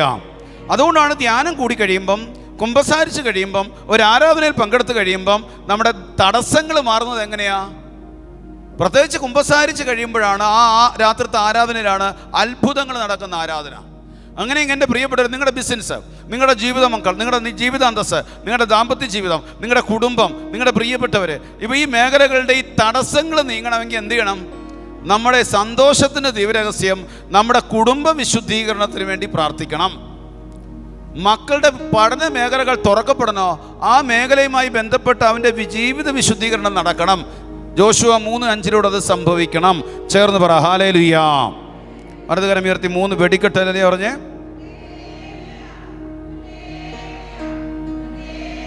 ഇപ്പോൾ സന്തോഷത്തിൻ്റെ ദിവ്യരഹസ്യം എന്തിനു വേണ്ടി ചൊല്ലേണ്ടത്? കുടുംബ വിശുദ്ധീകരണവും പ്രിയപ്പെട്ടവരുടെ, അതായത് ഈശോ പറഞ്ഞൊരു വാഗ്ദാനമുണ്ട്. കർത്താവ് നേരിട്ട് പറഞ്ഞതാണ്. 8500 പരം വാഗ്ദാനങ്ങൾ വിശുദ്ധ ഗ്രന്ഥത്തിലുള്ളതിൽ ഒരു വാഗ്ദാനമാണിത്. മത്തായി 6:9. നിങ്ങൾ ചോദിക്കുന്നതിന് മുമ്പ് തന്നെ നിങ്ങളുടെ ആവശ്യങ്ങൾ നിങ്ങളുടെ സ്വർഗസ്ഥനായ പിതാവ് അറിയുന്നുണ്ട്. ഇതാണ് അപ്പനും മകനും മകളും തമ്മിലുള്ള ബന്ധത്തിൽ ഇത് മനസ്സിലാവത്തുള്ളൂ. യേശു എൻ്റെ അപ്പനാണെന്ന്. യേശുവിൻ്റെ പിതാവ് എൻ്റെ അപ്പനാണ്. യേശു അപ്പനാണെന്ന് പറയുമ്പോൾ ആരും തെറ്റിദ്ധരിക്കേണ്ട. ഫിലിപ്പോസ് ചോദിച്ചു, ഞങ്ങൾക്ക് പിതാവിനെ കാണിച്ചു തരുമോ? ഞങ്ങൾക്ക് അത് മാത്രം മതി. അപ്പോൾ യേശു എന്താ പറഞ്ഞത്? ഫിലിപ്പോസേ, ഇത്രയും കാലം ഞാൻ നിന്നോട് ഉണ്ടായിരുന്നിട്ടും ഞാൻ നിന്റെ അപ്പനാണെന്ന് യേശു പറയാ. ചേർന്ന് പറ ഹല്ലേലൂയ, ഹല്ലേലൂയ. അപ്പോൾ അതുകൊണ്ട് ഏതെങ്കിലും തടസ്സമായി വന്ന് നിങ്ങളുടെ മക്കളുടെ വിദ്യാഭ്യാസം ഒരിക്കൽ കൂടെ പറയുന്നത്, ഇപ്പോൾ വന്നവർ കൂടെ ഏതെങ്കിലും തടസ്സം നിങ്ങളുടെ ജീവിതത്തിലുണ്ടെങ്കിൽ, നിങ്ങളുടെ മക്കളിലുണ്ടെങ്കിൽ, നിങ്ങളുടെ പ്രിയപ്പെട്ടവരിലുണ്ടെങ്കിൽ എന്ത് ചെയ്താൽ മതി? കർത്താവേ, എൻ്റെ കുഞ്ഞിനെ കെട്ടിയിരിക്കുന്ന, പ്രിയപ്പെട്ടവരിൽ കെട്ടിയിരിക്കുന്ന, ബിസിനസ്സിൽ കെട്ടിയിരിക്കുന്ന കെട്ടഴിയാൻ വേണ്ടി എൻ്റെ പ്രിയപ്പെട്ടവരുടെ വിശുദ്ധീകരണം നടക്കട്ടെ. അധികം നാൾ പോകത്തില്ല, ആ മേഖലകളുടെ മേൽ കർത്താവ് ഏറ്റെടുത്തിരിക്കും. 100 കണക്കിന് കേസിലാണ് ഞാൻ പറയുന്നത്. ഞാൻ ഇന്ന് വരെ 99% ഭൗതികതയ്ക്ക് വേണ്ടി പ്രാർത്ഥിക്കാറില്ല. ആത്മാർത്ഥമായിട്ട് പറയാണ്, ഞാൻ ചെറിയ കള്ളം പോലും പറയുന്നതല്ല. പക്ഷേ 100% കർത്താവ് എൻ്റെ ജീവിതത്തിൽ സമയാസമയങ്ങളിൽ ചെയ്തുകൊണ്ടിരിക്കുക. വിശ്വസിക്കാനാവാത്ത പ്രവൃത്തി വ്യക്തിപരമായ ജീവിതത്തിൽ. രണ്ടാമത്തെ ജപമാല എന്തിൻ്റെ പറ? പ്രകാശത്തിൻ്റെ രഹസ്യമാണ്. മറിയത്തിൻ്റെ മനസ്സാണ് ഞാൻ ഈ പറയാൻ പോകുന്നത്. സ്വർഗത്തിൻ്റെ മനസ്സാണ് ഞാൻ ഈ പറയാൻ പോകുന്നത്. പ്രകാശത്തിൻ്റെ ദിവ്യരഹസ്യങ്ങൾ സഭയ്ക്ക് വേണ്ടിയും പൗരോഹിത്യത്തിന് വേണ്ടിയും ബോധപൂർവം ഒന്ന് ചൊല്ലി നോക്കി. പ്രകാശത്തിൻ്റെ ദിവ്യരഹസ്യങ്ങൾ ചൊല്ലേണ്ടത് സഭയ്ക്ക് വേണ്ടിയും പൗരോഹിത്യത്തിന് വേണ്ടിയും. കാരണം 2025 വർഷമായിട്ട് യേശു ജീവിച്ചിരുന്ന കാലഘട്ടം മൊത്തം, അപ്പോസ്തലന്മാർ ജീവിച്ചിരുന്ന കാലഘട്ടം മുതലേ പിശാച് ഉറഞ്ഞു തുള്ളിയതും തകർക്കാൻ നോക്കിക്കൊണ്ടിരിക്കുന്നതും സഭേനെയാണ്. അപ്പോസ്തല പ്രവർത്തനം 8-9 പറയുകയാണ്, സാബൂൾ അപ്പോഴും കർത്താവിൻ്റെ സഭയ്ക്ക് വധഭീഷണി ഉയർത്തിക്കൊണ്ടിരുന്നു. സഭയ്ക്ക് ശ്രദ്ധിക്കണം, 2026 എത്തിയപ്പോൾ സഭയ്ക്കുള്ളിലുള്ളവരിലൂടെ സഭയെ കടന്നാക്രമിക്കാൻ തുടങ്ങി. തെരഞ്ഞെടുക്കപ്പെട്ട പൗരോഹിത്യത്തിലൂടെയും സന്യാസത്തിലൂടെയും ആത്മായ മുന്നേറ്റത്തിലൂടെയും അടിക്കുന്ന അടി മുഴുവൻ സഭയ്ക്കാണ്. സഭയ്ക്ക് അടി കൊള്ളുമ്പോൾ മുറിവേൽക്കുന്നത് ക്രിസ്തുവിനാണ്, ക്ഷതമേൽക്കുന്നത് ക്രിസ്തുവിനാണ്. അതാണ് കൊളോസസ് 1:24, സഭയാകുന്ന തൻ്റെ ശരീരത്തെ പ്രതി ക്രിസ്തുവിന് സഹിക്കേണ്ടി വന്ന പീഡകളുടെ കുറവുകൾ ഞാൻ എൻ്റെ ശരീരത്തിലൂടെ നികത്തുകയാണ്. ഞാൻ എടുക്കാൻ വന്ന വിഷയം അതായിരുന്നു. പരിശുദ്ധാത്മാവിനെ തന്നത് 2 കാര്യത്തിന് വേണ്ടിയാണ്. 1 സഭയെ പരിപാലിക്കുക, 2 ആത്മാക്കളുടെ രക്ഷ. അത് ഞാൻ മാറ്റിയതാണ്. കർത്താവിൻ്റെ സഭ മുറിവേൽക്കുമ്പോൾ ക്രിസ്തു മുറിയപ്പെടുകയാണ്, ശിരസ് വേദനിക്കുകയാണ്. പ്രവാചകന്മാരും അപ്പോസ്തലന്മാരും പണിതുയർത്തപ്പെട്ടവരാണ് നിങ്ങൾ, അവരുടെ മൂലക്കല്ലാണ് ക്രിസ്തു. എഫേസ്യസ് 2:20. എൻ്റെ പ്രിയപ്പെട്ടവരെ, മറിയം എവിടെയെല്ലാം പ്രത്യക്ഷപ്പെട്ടിട്ടുണ്ടോ, മറിയം എവിടെയെല്ലാം കണ്ണുനീരൊഴുക്കിയിട്ടുണ്ടോ, മറിയം എവിടെയെല്ലാം രക്തക്കണ്ണുനീരൊഴുക്കിയിട്ടുണ്ടോ, അവിടെ എല്ലാം മെസ്സേജ് കൊടുക്കുന്നത് എങ്ങനെയാണ്? എൻ്റെ വൈദികർക്ക് വേണ്ടി പ്രാർത്ഥിര്, എൻ്റെ സഭയ്ക്ക് വേണ്ടി പ്രാർത്ഥിര്. ചേട്ടാ, നമ്മൾ പരിശുദ്ധ കുർബാനയ്ക്ക് പോകണമെങ്കിൽ ആര് വേണം സഭയിൽ? പറ. ഒരു വൈദികൻ ഇല്ലെങ്കിൽ പരിശുദ്ധ കുർബാന ഉണ്ടോ? സാക്ഷാൽ വലിയവനായ ദൈവം അപ്പത്തിൽ മറഞ്ഞിരിക്കണമെങ്കിൽ വൈദികൻ വേണം. പരിശുദ്ധ കുർബാന ഇല്ലെങ്കിൽ വൈദികനില്ല, വൈദികനില്ലെങ്കിൽ പരിശുദ്ധ കുർബാനയില്ല. അങ്ങനെയെങ്കിൽ വൈദികർ നിലനിൽക്കേണ്ട കാര്യം, വിശുദ്ധ വൈദികർ സഭയ്ക്ക് വേണ്ട കാരണം, പ്രവാചകര് വേണ്ടത് സ്വർഗത്തിൻ്റെ ആവശ്യവും തെരഞ്ഞെടുക്കപ്പെട്ടവരുടെ ആവശ്യമാണ്. അതിന് പ്രാർത്ഥന ആവശ്യമാണ്. കടന്നാക്രമിക്ക് എവിടെയോ ഒരു അച്ഛൻ തെറ്റ് ചെയ്ത് വയ്ക്ക്, എവിടെയോ ഒരു പിതാവിന് തെറ്റുപറ്റി എന്ന് പറഞ്ഞ വയ്ക്ക്, 5000 പിതാക്കന്മാരും 5 ലക്ഷം വൈദികരുമുള്ള ഈ സഭയിൽ 5, 50, 500 വ്യക്തികൾക്ക് തെറ്റുപറ്റിയാലും ഞാൻ നിങ്ങളുടെ രക്തം കൊണ്ട് എഴുതി തരാം പ്രിയപ്പെട്ടവരെ. തെറ്റുപറ്റാത്തതും തെറ്റിൽ നിന്ന് എഴുന്നേൽക്കുന്നതും വിശുദ്ധിക്ക് വേണ്ടി വില കൊടുക്കുന്നതും രക്തസാക്ഷിത്വം വഹിക്കുവാൻ വേണ്ടി വിവിധ രാജ്യങ്ങളിൽ ജയിലിൽ കിടക്കുന്നതുമായ ലക്ഷക്കണക്കിന് വൈദികരും സന്യസ്തരുമുള്ള സഭയിലാണ് ഞാൻ നിങ്ങൾ ജീവിക്കുന്നത്. നമുക്കറിയാവുന്നത് ചാനൽ ചർച്ചകളിൽ വന്നിരുന്നു കൊണ്ട് സഭയ്ക്കെതിരെ അധികാരികൾക്കെതിരെ തെരുവിലിറങ്ങുന്ന 4-5 വൈദികരെ നമ്മൾ കണ്ടിട്ടുള്ളൂ. നമുക്കറിയാവുന്നത് ചാനൽ ചർച്ചയിൽ വന്നിരുന്നിട്ട് കൊണ്ട് സന്യാസത്തിൻ്റെ വേഷം ധരിച്ചുകൊണ്ട് സന്യസ്തർ മുഴുവൻ എങ്ങനെയാണെന്ന് പറയും ഏതാനും സിസ്റ്റേഴ്സിനെ അനേകർ ചാനലിലൂടെ കാണുന്നോള്. കൃപാവരങ്ങൾ കൊണ്ട് നിറഞ്ഞു നിൽക്കുന്ന ഒട്ടനവധി വൈദികരും സന്യസ്തരും ആത്മായരും വിശുദ്ധാത്മാക്കളും കത്തോലിക്ക സഭയിലുണ്ട്. അവരാരും പുറത്തു വരില്ല. പരിശുദ്ധാത്മാവിനാൽ നിറഞ്ഞു നിൽക്കുന്നവരൊക്കെ ഒളിച്ചിരിക്കുന്നതേ ഉള്ളു, കൃപയിൽ മറഞ്ഞിരിക്കുന്നതേ ഉള്ളു. പരിശുദ്ധാത്മാവ് കൊണ്ടുവന്ന് നിർത്തുമ്പോഴേ അവർ പുറത്തു വരുത്തോള്. കൃപ നഷ്ടപ്പെട്ടവരായിരിക്കും തെരുവിലിറങ്ങുന്നത്. കൃപ നഷ്ടപ്പെട്ടു പോയവരായിരിക്കും സഭയ്ക്കെതിരെ സംസാരിക്കുന്നത്. കൃപ നഷ്ടപ്പെട്ടവരായിരിക്കും യുദ്ധത്തിന് ആഹ്വാനം ചെയ്യുന്നത്. 12 പേരിൽ ഒരുവൻ യൂദാസ് നഷ്ടപ്പെട്ടു പോയി. 12 പേരിൽ ഒരുവൻ എങ്കിൽ 5 ലക്ഷത്തിൽ പേരെ ഉണ്ട്, ലക്ഷങ്ങളിലുണ്ട്. വീണുപോയവരല്ല ഒരു വിശ്വാസിയുടെ മാതൃക. വീണുപോയവരല്ല, വീണുപോയ അടുത്ത് വന്ന് സ്വീകരിക്കുക. കണ്ടോ? നീയെങ്കിൽ അപ്രകാരം എൻ്റെ ഹൃദയത്തെ നീ ആശ്വസിപ്പിക്കും. ചേർന്ന് പറഞ്ഞേ ഹല്ലേലൂയാ. സർവശക്തിയോട് പറഞ്ഞേ ഹല്ലേലൂയാ, ഹല്ലേലൂയാ. നിങ്ങൾ ഓർത്തണം, ശ്രദ്ധിച്ചോട്ടോ. 4 ജപമാല ചൊല്ലാൻ റെഡിയാണോ ഇന്നു മുതൽ? നിങ്ങൾ 40 എണ്ണം ബോധ്യമില്ലാതെ ചെല്ലാൻ പറ്റിയാലും ഈ ബോധ്യത്തോടു കൂടി 4 ജപമാല ചൊല്ലാൻ തുടങ്ങിക്കഴിഞ്ഞാൽ പിശാച് നിങ്ങളുടെ മുമ്പിൽ ഭയന്ന് വിറയ്ക്കും. ആദ്യം കുറേ തടസ്സം ഉണ്ടാക്കും, അസ്വസ്ഥതയുണ്ടാക്കും. എന്നാൽ അതിനെ മറികടക്കുന്ന വ്യക്തികളിലെ വലിയ മഹത്വം കർത്താവ് പ്രവർത്തിക്കും. വലിയ മഹത്വം. അഴിയാത്ത നിങ്ങളുടെ കെട്ടുകൾ അഴിയും. ഈ 4 ജപമാല ഉത്തമമായ ബോധ്യത്തോടു കൂടി നിങ്ങൾ ചൊല്ലിത്തുടങ്ങിയാൽ, ഞാൻ ഈ വിശുദ്ധമായ അൾത്താരയിൽ നിന്നുകൊണ്ട് പറയുന്നു, നിങ്ങളുടെ ഭൗതികതയ്ക്ക് വേണ്ടി നിങ്ങൾ പ്രാർത്ഥിക്കേണ്ടി വരില്ല. കാരണം പ്രാർത്ഥിക്കാതെ തന്നെ അതിൻ്റെ കെട്ടഴിയും. ഒരു ദൈവമകൻ്റെ മകളുടെ ആത്മീയ മേഖലകളുടെ കെട്ടഴിഞ്ഞാൽ ഭൗതികതകളുടെ കെട്ട് തന്നെ പൊട്ടും. ഈ ആത്മീയ മേഖലകളുടെ കെട്ടാണ് ദൈവമക്കളുടേത് അഴിയേണ്ടത്. ആത്മീയ മേഖലകളുടെ കെട്ടാണ് പ്രാർത്ഥിക്കാൻ പറ്റാത്ത അവസ്ഥ, കുർബാനയ്ക്ക് പോകാൻ പറ്റാത്ത അവസ്ഥ, ബൈബിൾ വായിക്കാൻ പറ്റാത്ത അവസ്ഥ, കുമ്പസാരിപ്പിക്കാൻ പറ്റാത്ത അവസ്ഥകൾ, അതോടൊപ്പം തന്നെ നമ്മുടെ വീട്ടിലെ കഠിനമായ പാപി. ഇത് ആത്മീയ മേഖലകളുടെ കെട്ടാണ്. ഇത് അഴിഞ്ഞു കഴിഞ്ഞാൽ മറ്റത് തന്നെ അഴിയും. ചേർന്ന് പറ ഹല്ലേലൂയാ. സർവശക്തിയോട് പറ ഹല്ലേലൂയാ. 4 ജപമാല. ഒന്നാമത്തെ രഹസ്യം എന്തിൻ്റെയാ? സന്തോഷമാണല്ലോ. സന്തോഷത്തിൻ്റെ രഹസ്യം ഈ ബോധപൂർവം വിശ്വാസത്തോട് ചൊല്ലേണ്ടത് എങ്ങനെയാണ്? നമ്മുടെയും നമ്മുടെ പങ്കാളി, നമ്മുടെ മാതാപിതാക്കൾ, നമ്മുടെ മക്കൾ, നമ്മുടെ സഹോദരങ്ങൾ, അവരുമായി ചുറ്റിപ്പറ്റി നിൽക്കുന്നവരുടെ വിശുദ്ധീകരണത്തിന് വേണ്ടിയും മാനസാന്തരത്തിന് വേണ്ടിയും ചൊല്ലണം. നമ്മുടെ വീട്ടിൽ തുടങ്ങണം വിശുദ്ധീകരണം. ജോഷുവ 3:5 എന്ത് പറഞ്ഞു? ഇന്ന് നിങ്ങളെ തന്നെ വിശുദ്ധീകരിച്ചാൽ നാളെ. ഇത് ജോഷു പറയാണ്. ഇനി യേശു എന്താ ചെയ്തത്? യോഹന്നാൻ 17:19 പിതാവേ, അവർ സത്യത്താൽ വിശുദ്ധീകരിക്കപ്പെടേണ്ടതിന് ഞാൻ എന്നെ തന്നെ ശ്രദ്ധിക്കണേ. അപ്പോൾ ഒരു കുടുംബനാഥൻ വിശുദ്ധീകരിക്കപ്പെടണം. ഒരു കുടുംബനാഥൻ വിശുദ്ധീകരിക്കണം. ഒരു പരിശുദ്ധനായ ദൈവം പാപമില്ലാത്തവൻ നമുക്കൊരു മാതൃക കാണിച്ചു തരികയാണ് സ്വയം വിശുദ്ധീകരിച്ച്. അങ്ങനെയെങ്കിൽ പാപത്തിൽ പിറന്ന നമ്മൾ എന്തുമാത്രം വിശുദ്ധീകരണത്തിലേക്ക് വരേണ്ടതായിട്ടിരിക്കുകയാണ്. ഇപ്പം നമ്മൾ ഒരുപാട് ജപമാല ചൊല്ലുന്നു, വെറുതെ ചൊല്ലരുത്, നിയോഗം വെച്ചോളണം. നമ്മുടെ കുടുംബത്തിൻ്റെ എല്ലാ തടസ്സങ്ങളുടെ കാരണവും രോഗം, ദുരിതം, പട്ടിണി, കടഭാരം, മാനസിക സംഘർഷത, മക്കളുടെ വഴിവിട്ട ജീവിതങ്ങൾ, ഇതെല്ലാം പാപമൂലം വരുന്നതാ.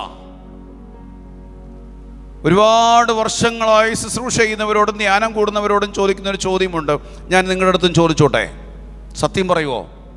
സഹനങ്ങളും രോഗങ്ങളും ദുരിതങ്ങളും ദൈവം തരുമെന്ന് ഉള്ളവരെന്ന് കൈപൊക്കിയ സത്യസന്ധമായിട്ട് പൊങ്ങട്ടെന്ന്, നമ്മൾ ഉള്ള കാര്യം ഉള്ളതുപോലെ എളിമയോട് ഞാൻ നിങ്ങൾ പൊങ്ങട്ടെ സത്യസന്ധമായിട്ട്.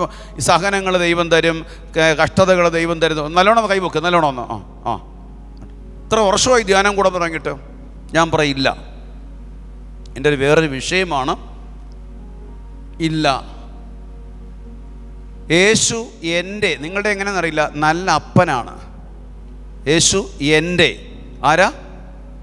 നല്ല അപ്പനാണ്. എൻ്റെ നല്ല അപ്പൻ മകനായ എൻ്റെ കണ്ണ് നനയാൻ ആഗ്രഹിക്കാത്തവനാണ്. സിമ്പിൾ ഉദാഹരണം, നിങ്ങളുടെ മക്കൾ പരീക്ഷയിൽ 10ാം ക്ലാസ്സിൽ തോറ്റുപോകാൻ നിങ്ങൾ ആഗ്രഹിക്കുമോ? പെട്ടെന്ന് പറ. നിങ്ങൾ കടക്കണിയിൽ പെടാൻ നിങ്ങൾ ആഗ്രഹിക്കും? മക്കൾ കടക്കണിയിൽ പെടാൻ നിങ്ങൾ ആഗ്രഹിക്കുമോ? മക്കൾക്ക് ക്യാൻസർ വരാൻ നിങ്ങൾ ആഗ്രഹിക്കുമോ? പിന്നെ നമ്മളെക്കാൾ ദുഷ്ടനാണോ കർത്താവ്? സിമ്പിളായിട്ട് ലോജിക്കൽ ചിന്തിച്ചു നോക്കുക, നോർമൽ ബുദ്ധിയിൽ. നമ്മളെക്കാൾ ദുഷ്ടനല്ല. നമ്മുടെ മക്കള് ദുരിതത്തിൽ വരാൻ ആഗ്രഹിക്കുന്നില്ലെങ്കിൽ എൻ്റെ സ്വർഗസ്ഥനായ പിതാവ്, ഈശോ പഠിപ്പിക്കുന്നുണ്ട്, അത് ദുഷ്ടരായ നിങ്ങൾക്ക് നമ്മളെ ഉപമിച്ചിട്ട് പറയുന്നതാണ് നല്ല ഭക്ഷണം കൊടുക്കാൻ അറിയാമെങ്കിൽ എൻ്റെ സ്വർഗസ്ഥനായ പിതാവ് ഒരു ദുരിതവും കർത്താവ് തരുന്നതല്ല. ഞാൻ പറയും, ഈ കാലഘട്ടത്തിൽ ഈ വരുന്ന എല്ലാ രോഗങ്ങളുടെ പിന്നാമ്പുറത്തും ഭക്ഷണത്തിലും മെഡിസിനിലും മത്സ്യമാംസങ്ങളിലും വിഷം കലർത്തുന്നതാണ്. ശരിയോ തെറ്റോ? ആണോ? ഈ മനുഷ്യനിൽ വിഷം കലർത്താൻ പ്രചോദിപ്പിച്ചത് ദൈവമാണോ പിശാചാണോ? പറ. നമ്മൾ ആരെയാ പറഞ്ഞുകൊണ്ടിരിക്കുന്നത്? ദൈവത്തെ. നമ്മൾ ആരെയാ പറഞ്ഞുകൊണ്ടിരിക്കുന്നത്? ക്യാൻസർ എന്ന ആരാ? ക്രമം തെറ്റിയ ഭക്ഷണത്തിൽ വിഷം കലർത്താൻ മനുഷ്യനെ പിശാച് പ്രചോദിപ്പിച്ചുകൊണ്ട് നമ്മളിങ്ങനെ ക്യാൻസർ വന്നപ്പോൾ ദൈവമേ നീ തന്നോ. ചെയ്യാൻ പാടില്ലാത്ത ബിസിനസ് ചെയ്യാൻ പ്രചോദിപ്പിച്ചത് ദൈവമാണോ പിശാചാണോ? പറയേട്ടാ.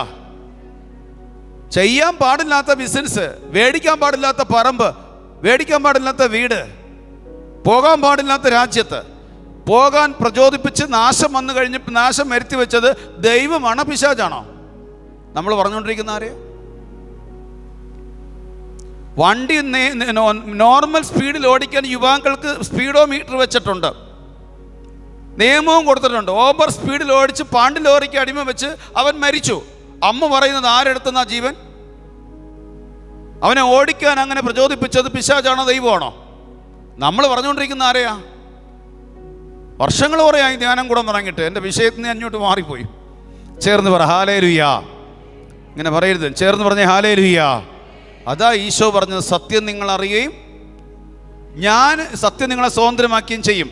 ഞാൻ ഒരുപാട് തവണ ഇങ്ങനെ ചിന്തിച്ചത്, എനിക്ക് പ്രാർത്ഥിക്കാൻ പറ്റുന്നില്ല, പലപ്പോഴും പ്രാർത്ഥന നിർത്താൻ തോന്നി. സഹനം വരുമ്പോൾ നമുക്ക് പ്രാർത്ഥന ആരൊക്കെയോ പറഞ്ഞു പഠിപ്പിച്ചു, പ്രാർത്ഥിക്കുന്നത് കൊണ്ടാണ് സഹനം വരുന്നത്, അതുകൊണ്ട് പ്രാർത്ഥന കുറച്ച്. ആരൊക്കെയോ പഠിപ്പിച്ച് കൂടുതൽ അടുക്കേണ്ട കുരിശ കൂടുതൽ. അപ്പോൾ ഈ സഹനം വരുമ്പോഴൊക്കെ ഏതോ കൗൺസിലേഴ്സ് പറഞ്ഞു, കൗൺസിലിംഗ് ചെയ്യുന്നവർ പറഞ്ഞാലും ധ്യാന ഗുരുക്കന്മാർ പറഞ്ഞാലും അത് പരിശുദ്ധാത്മാവല്ല, അത് മറ്റേ സ്പിരിറ്റാ, ഈബിൾ സ്പിരിറ്റാ. തെളിവ് തരാം. വിശുദ്ധ പൗസ്തീന ഒരിക്കൽ ഇങ്ങനെ പ്രാർത്ഥിച്ചുകൊണ്ടിരിക്കുന്ന സമയത്ത് പൗസ്തീനയുടെ റൂമിൽ പിശാച് പ്രത്യക്ഷപ്പെട്ട് കറുത്ത രൂപത്തിൽ അവൻ പറഞ്ഞു, നീ മാരക പാപികൾക്ക് വേണ്ടി പ്രാർത്ഥിക്കരുതും, പ്രാർത്ഥിച്ചാൽ നീ തകർന്നു പോവും, നീ പ്രാർത്ഥിക്കേണ്ടത് നിനക്ക് വേണ്ടിയാ. എങ്ങനെയുണ്ട്? ആരോട് പറഞ്ഞതാ? പിശാച് ആരോട് പറഞ്ഞതാ? എന്തൊരു സ്നേഹമാണെന്ന് നോക്കണേ. നീ മാരകമായ പാപികൾക്ക് വേണ്ടി പ്രാർത്ഥിച്ചാൽ നീ നശിച്ചു പോവും, അതുകൊണ്ട് നീ പ്രാർത്ഥിക്കരുതും. പൗസ്തീന ശ്രദ്ധ കൊടുത്തില്ല, മാരകഭാവികൾക്ക് വേണ്ടി ശുദ്ധീകരണാത്മാക്കൾക്ക് വേണ്ടിയും പ്രാർത്ഥിക്കുന്നു. പിശാച് അലറി വിളറിയിട്ട് പറയുകയാണ്, നിന്റെ മേൽ എനിക്ക് അധികാരമുണ്ടായിരുന്നെങ്കിൽ നിന്നെ ഞാൻ തകർത്ത് കളഞ്ഞേനം. എനിക്കൊരു കാര്യം മനസ്സിലായി, പ്രാർത്ഥിക്കുന്ന മക്കളുടെ മേൽ അധികാരം പിശാചിനല്ല, സ്വർഗത്തിനാ. കൈയടിച്ച് കർത്താവിനെ മഹത്വപ്പെടുത്ത്. ആര് പറഞ്ഞാലും നിർത്തല്ലേ മക്കളെ. ശരിക്കും യേശുവിനെ തിരിച്ചറിയും. ഇത്ര നല്ല അപ്പൻ വേറെ ഇല്ല. തിന്നരുതെന്ന് പറഞ്ഞ പഴം തിന്നോ എന്ന് ചോദിച്ചപ്പോൾ ആദം ആരെയാണ് കുറ്റപ്പെടുത്തിയത്? പറയൂ. ഹവ്വായ്. എന്താ പറഞ്ഞത്? തിന്നരുതെന്ന് പറഞ്ഞ പഴം തിന്നോ എന്ന് ചോദിച്ചപ്പോൾ ആദം എന്താ പറഞ്ഞത്? ആര്? നീ. അപ്പൊ ആരെയാണ് നേരെ ആദ്യം കൈ ചൂണ്ടിയത്? നമ്മൾ എപ്പോഴും പറഞ്ഞുകൊണ്ടിരിക്കുന്ന ആരെയാ? പിശാച് ആദത്തെ കൊണ്ട് പാപം ചെയ്യിച്ചിട്ട് ആദത്തിൻ്റെ കൈ ദൈവത്തിൻ്റെ നേരെ ചൂണ്ടിച്ച് ആദത്തെ കൊണ്ട് ദൈവത്തെ പഴി പറയിപ്പിച്ചിട്ട് പിശാച് നീതിമാനും ദൈവം നീതിരഹിതനുമായി മാറി. ശരിക്കും നിങ്ങൾ ഈ ആത്മാവിലൂടെ വിശുദ്ധ ഗ്രന്ഥം ഒന്ന് തുറന്ന് കിട്ടാൻ വേണ്ടി പ്രാർത്ഥിക്കണം. ഇച്ചിരിയെങ്കിലും എനിക്ക് തരി കിട്ടിയാൽ മതി, നമ്മുടെ കാഴ്ചപ്പാട് മാറും. നല്ല അപ്പനാ കർത്താവ്. ഈ ദുരിതങ്ങളെല്ലാം തരുന്ന ശത്രുവിനെ തിരിച്ചറിഞ്ഞ് കഴിഞ്ഞാൽ ഈ ദുരിതം പരിഹരിക്കാൻ കഴിയുന്ന ഒരാളേ ഉള്ളൂ. ആ വ്യക്തിയുടെ അടുത്ത് ചെല്ലാൻ എളുപ്പമായി. പണ്ട് മുതലേ നമ്മൾ അനേക ധ്യാന ഗുരുക്കന്മാരിലൂടെ കേട്ട് സെറ്റായി പോയ കാര്യം പെട്ടെന്ന് മാറില്ല. സഹനം തന്ന്, ദുരിതം തന്ന്, പട്ടിണി തന്ന് ദൈവത്തിലേക്ക് അടുപ്പിക്കും. ആ ദൈവത്തിൻ്റെ അടുത്ത് അടുക്കാൻ ഒരുവിധപ്പെട്ട മനുഷ്യർക്കൊന്നും പറ്റില്ല. പുതിയ നിയമം ഒന്ന് വായിച്ച് നോക്കിക്കഴിഞ്ഞാൽ, യേശു ക്രിസ്തുവിനെ ഒന്ന് നോക്കിക്കഴിഞ്ഞാൽ, ഒരിടത്തെ ഞാൻ കണ്ടോളൂ. വെളിപാട് 3 ദൈവം തന്നെ സ്നേഹിക്കുന്നവരെ അത് യോഹന്നാനിലൂടെ പറയുകയാണ്. ബാക്കി ഒരിടത്തും ഞാൻ കണ്ടില്ല. എൻ്റെ അപ്പനാണ് എൻ്റെ യേശു. ചേർന്ന് പറ ഹല്ലേലൂയാ. ഓടിച്ചെല്ലാൻ മടിക്കല്ലേ. കുരിശ് തന്നവൻ്റെ പേരല്ല ക്രിസ്തു, കുരിശിൽ മരിച്ചവൻ്റെ പേരാ.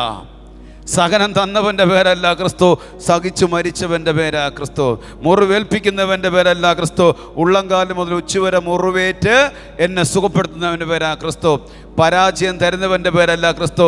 പിലാത്തോസിൻ്റെ ഭവനം മുതൽ കാൽവരി മല ഒരു പരാജിതനെ പോലെ കുരിശിൽ കിടന്നുകൊണ്ട് കുരിശു മരണത്തിലൂടെ വിജയം കൈമാറി തന്നവൻ്റെ പേരാ ക്രിസ്തു.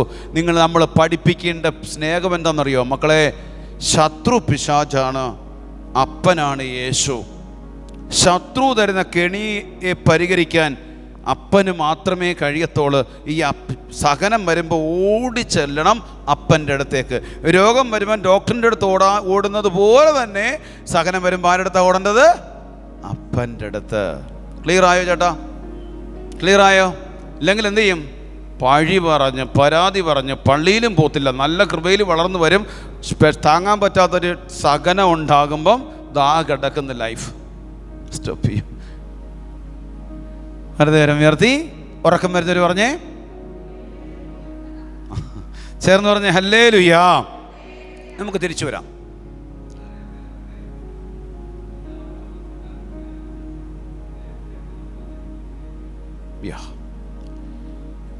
വ്യക്തമായി കർത്താവ് ഈ നോമ്പ് കാലത്തെ വായനയിൽ അത് പറയുന്നുണ്ട്. നമ്മൾ കരുതി ദൈവം അവനെ ശിക്ഷിച്ചു എന്ന്, എന്നാൽ അവൻ നമ്മുടെ പാപങ്ങളാണ് വഹിച്ചത്, നമ്മുടെ രോഗങ്ങളാണ് ചുമന്നത്. യെശയ്യാ 53-ാം അധ്യായം. യേശു സ്വയം ഏറ്റെടുത്തതാണ്. അൽഫോൻസാമ്മ സ്വയം ഏറ്റെടുത്തതാണ്. മറിയം ത്രേസ്യ സ്വയം ഏറ്റെടുത്തതാണ്. അമ്മ ത്രേസ്യ സ്വയം ഏറ്റെടുത്തതാണ്. വിശുദ്ധരെല്ലാം സ്വയം ഏറ്റെടുത്തതാണ്. യേശു ആരെയും നിർബന്ധിപ്പിച്ചിട്ടില്ല. ക്രിസ്തുവിൻ്റെ സ്നേഹം അവരെ ഉത്തേജിപ്പിച്ചതാണ്. സ്വയം നിർബന്ധപൂർവ്വം ഏറ്റെടുത്തതാണ്.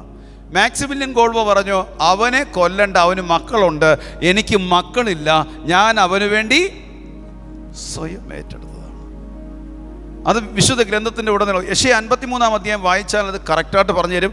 അതിലേക്ക് എൻ്റെ വിഷയമല്ലാത്തത് കൊണ്ട് അതിലേക്ക് എനിക്ക് പ്രവേശിക്കാൻ പറ്റുന്നില്ല. ഒറ്റ കാര്യം മനസ്സിലാകാൻ മതി, ഇതെൻ്റെ അപ്പനാണ്. അതാണ് 1 യോഹന്നാൻ 3-ൽ പറയുന്നത്. കണ്ടാലും എത്ര വലിയ സ്നേഹമാണ് കാണിച്ചത്. എങ്ങനെയാ? റോമ 5:8 നാം പാപികളായിരിക്കെ ക്രിസ്തു നമുക്ക് വേണ്ടി മരിച്ചു. 1 പത്രോസ് 2:24 അവൻ നമ്മുടെ പാപങ്ങൾ സ്വന്തം ശരീരത്തിൽ വഹിച്ചു.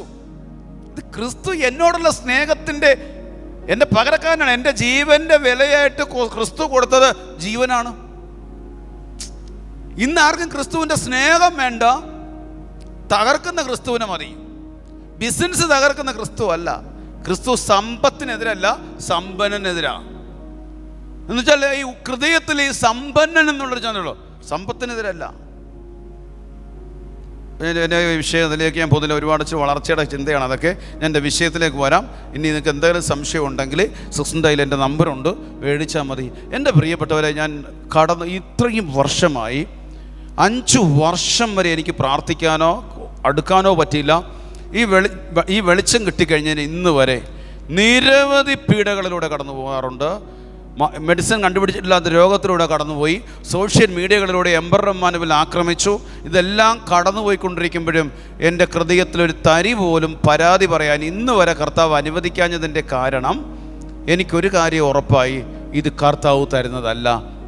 പിന്നെ ഇത് പരിഹരിക്കാൻ ആർക്കേ കഴിയത്തോളൂ? കർത്താവിനെ കഴിയത്തോളെന്ന് കണ്ടപ്പോഴാണ് ഞാൻ പരിശുദ്ധ കുർബാനയുടെ മുമ്പിൽ പോയി കെട്ടിപ്പിടിച്ച് പരിഹരിച്ചതും ഈ രോഗങ്ങളൊക്കെ മാറിയതും ഇതിൽ നിന്നെല്ലാം പുറത്തു വരാൻ സഹായിച്ചതും.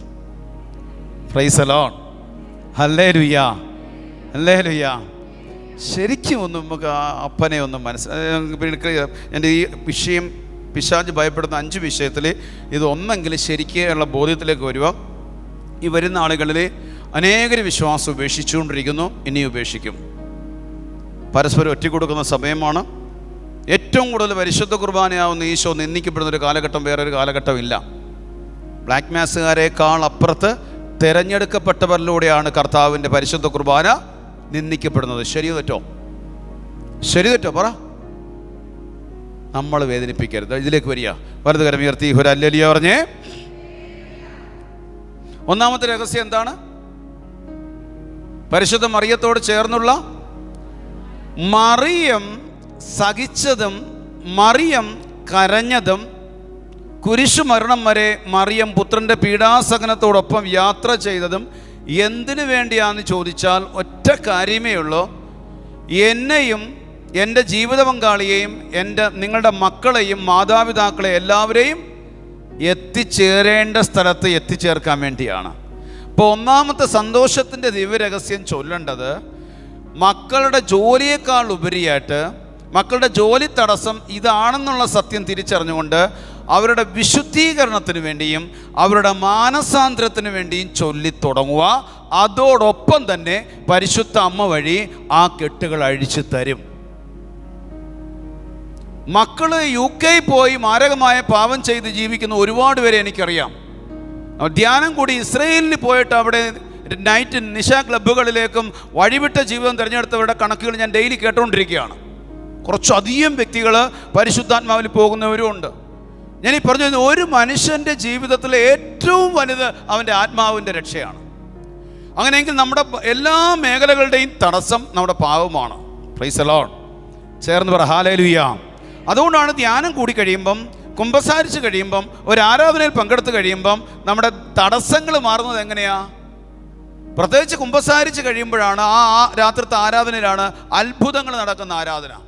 അങ്ങനെയെങ്കിൽ എൻ്റെ പ്രിയപ്പെട്ടവർ, നിങ്ങളുടെ ബിസിനസ്, നിങ്ങളുടെ ജീവിത മക്കൾ, നിങ്ങളുടെ ജീവിതാന്തസ്, നിങ്ങളുടെ ദാമ്പത്യ ജീവിതം, നിങ്ങളുടെ കുടുംബം, നിങ്ങളുടെ പ്രിയപ്പെട്ടവർ, ഇപ്പോൾ ഈ മേഖലകളുടെ ഈ തടസ്സങ്ങൾ നീങ്ങണമെങ്കിൽ എന്ത് ചെയ്യണം?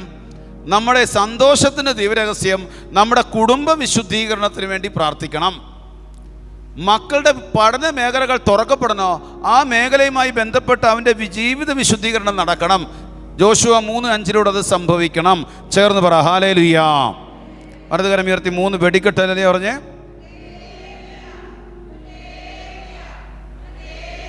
ഇപ്പോൾ സന്തോഷത്തിൻ്റെ ദിവ്യരഹസ്യം എന്തിനു വേണ്ടി ചൊല്ലേണ്ടത്? കുടുംബ വിശുദ്ധീകരണവും പ്രിയപ്പെട്ടവരുടെ. അതായത് ഈശോ പറഞ്ഞൊരു വാഗ്ദാനമുണ്ട്. കർത്താവ് നേരിട്ട് പറഞ്ഞതാണ്. 8500 പരം വാഗ്ദാനങ്ങൾ വിശുദ്ധ ഗ്രന്ഥത്തിലുള്ളതിൽ ഒരു വാഗ്ദാനമാണിത്. മത്തായി 6:9. നിങ്ങൾ ചോദിക്കുന്നതിന് മുമ്പ് തന്നെ നിങ്ങളുടെ ആവശ്യങ്ങൾ നിങ്ങളുടെ സ്വർഗസ്ഥനായ പിതാവ് അറിയുന്നുണ്ട്. ഇതാണ് അപ്പനും മകനും മകളും തമ്മിലുള്ള ബന്ധത്തിൽ ഇത് മനസ്സിലാവത്തുള്ളൂ. യേശു എൻ്റെ അപ്പനാണെന്ന്. യേശുവിൻ്റെ പിതാവ് എൻ്റെ അപ്പനാണ്. യേശു അപ്പനാണെന്ന് പറയുമ്പോൾ ആരും തെറ്റിദ്ധരിക്കേണ്ട. ഫിലിപ്പോസ് ചോദിച്ചു, ഞങ്ങൾക്ക് പിതാവിനെ കാണിച്ചു തരുമോ? ഞങ്ങൾക്ക് അത് മാത്രം മതി. അപ്പോൾ യേശു എന്താ പറഞ്ഞത്? ഫിലിപ്പോസേ, ഇത്രയും കാലം ഞാൻ നിന്നോട് കൊണ്ടായിരുന്നിട്ടും ഞാൻ നിൻ്റെ അപ്പനാണെന്ന് യേശു പറയാ. ചേർന്ന് പറ ഹല്ലേലൂയ, ഹല്ലേലൂയ, അപ്പോൾ അതുകൊണ്ട് ഏതെങ്കിലും തടസ്സമായി വന്ന് നിങ്ങളുടെ മക്കളുടെ വിദ്യാഭ്യാസം ഒരിക്കൽ കൂടെ പറയുന്നത്, ഇപ്പോൾ വന്നവർ കൂടെ ഏതെങ്കിലും തടസ്സം നിങ്ങളുടെ ജീവിതത്തിലുണ്ടെങ്കിൽ, നിങ്ങളുടെ മക്കളിലുണ്ടെങ്കിൽ, നിങ്ങളുടെ പ്രിയപ്പെട്ടവരിലുണ്ടെങ്കിൽ എന്ത് ചെയ്താൽ മതി?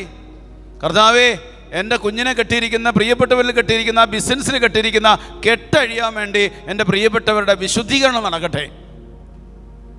അധികം നാൾ പോകത്തില്ല, ആ മേഖലകളുടെ മേൽ കർത്താവ് ഏറ്റെടുത്തിരിക്കും. 100 കേസിലാണ് ഞാൻ പറയുന്നത്. ഞാൻ ഇന്ന് വരെ 99% ഭൗതികതയ്ക്ക് വേണ്ടി പ്രാർത്ഥിക്കാറില്ല. ആത്മാർത്ഥമായിട്ട് പറയുകയാണ്, ഞാൻ ചെറിയ കള്ളം പോലും പറയുന്നതല്ല. പക്ഷേ 100% കർത്താവ് എൻ്റെ ജീവിതത്തിൽ സമയാസമയങ്ങളിൽ ചെയ്തുകൊണ്ടിരിക്കുക. വിശ്വസിക്കാനാവാത്ത പ്രവൃത്തി വ്യക്തിപരമായ ജീവിതത്തിൽ. രണ്ടാമത്തെ ജപമാല എന്തിൻ്റെ പറ? പ്രകാശത്തിൻ്റെ രഹസ്യമാണ്. മറിയത്തിൻ്റെ മനസ്സാണ് ഞാൻ ഈ പറയാൻ പോകുന്നത്. സ്വർഗത്തിൻ്റെ മനസ്സാണ് ഞാൻ ഈ പറയാൻ പോകുന്നത്. പ്രകാശത്തിൻ്റെ ദിവ്യരഹസ്യങ്ങൾ സഭയ്ക്ക് വേണ്ടിയും പൗരോഹിത്യത്തിന് വേണ്ടിയും ബോധപൂർവം ഒന്ന് ചൊല്ലി നോക്കിയേ.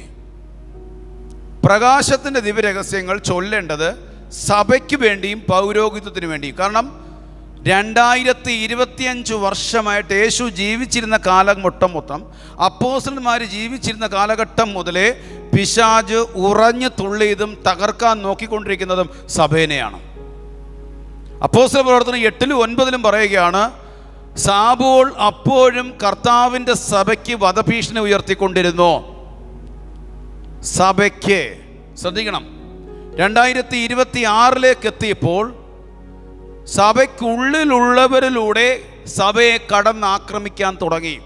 തെരഞ്ഞെടുക്കപ്പെട്ട പൗരോഹിത്യത്തിലൂടെയും സന്യാസത്തിലൂടെയും ആത്മായ മുന്നേറ്റത്തിലൂടെയും അടിക്കുന്ന അടി മുഴുവൻ സഭയ്ക്കാണ്. സഭയ്ക്ക് അടി കൊള്ളുമ്പോൾ മുറിവേൽക്കുന്നത് ക്രിസ്തുവിനാണ്, ക്ഷതമേൽക്കുന്നത് ക്രിസ്തുവിനാണ്. അതാണ് കൊളോസസ് 1:24, സഭയാകുന്ന തൻ്റെ ശരീരത്തെ പ്രതി ക്രിസ്തുവിന് സഹിക്കേണ്ടി വന്ന പീഡകളുടെ കുറവുകൾ ഞാൻ എൻ്റെ ശരീരത്തിലൂടെ നികത്തുകയാണ്. ഞാൻ എടുക്കാമെന്ന വിഷയം അതായിരുന്നു. പരിശുദ്ധാത്മാവിനെ തന്നത് 2 കാര്യത്തിന് വേണ്ടിയാണ്. 1 സഭയെ പരിപാലിക്കുക, 2 ആത്മാക്കളുടെ രക്ഷ. അത് ഞാൻ മാറ്റിയതാണ്. കർത്താവിൻ്റെ സഭ മുറിവേൽക്കുമ്പോൾ ക്രിസ്തു മുറിയപ്പെടുകയാണ്, ശിരസ് വേദനിക്കുകയാണ്. പ്രവാചകന്മാരും അപ്പോസ്തലന്മാരും പണിതുയർത്തപ്പെട്ടവരാണ് നിങ്ങൾ, അവരുടെ മൂലക്കല്ലാണ് ക്രിസ്തു. എഫേസ്യർ 2:20. എൻ്റെ പ്രിയപ്പെട്ടവരെ, മറിയം എവിടെയെല്ലാം പ്രത്യക്ഷപ്പെട്ടിട്ടുണ്ടോ, മറിയം എവിടെയെല്ലാം കണ്ണുനീരൊഴുക്കിയിട്ടുണ്ടോ, മറിയം എവിടെയെല്ലാം രക്തക്കണ്ണുനീരൊഴുക്കിയിട്ടുണ്ടോ, അവിടെ എല്ലാം മെസ്സേജ് കൊടുക്കുന്ന എങ്ങനെയാണ്? എൻ്റെ വൈദികർക്ക് വേണ്ടി പ്രാർത്ഥിര്, എൻ്റെ സഭയ്ക്ക് വേണ്ടി പ്രാർത്ഥിര്. ചേട്ടാ, നമ്മൾ പരിശുദ്ധ കുർബാനയ്ക്ക് പോകണമെങ്കിൽ ആര് വേണം സഭയിൽ? പറ. ഒരു വൈദികൻ ഇല്ലെങ്കിൽ പരിശുദ്ധ കുർബാന ഉണ്ടോ? സാക്ഷാൽ വലിയവനായ ദൈവം അപ്പത്തിൽ മറഞ്ഞിരിക്കണമെങ്കിൽ വൈദികൻ വേണം.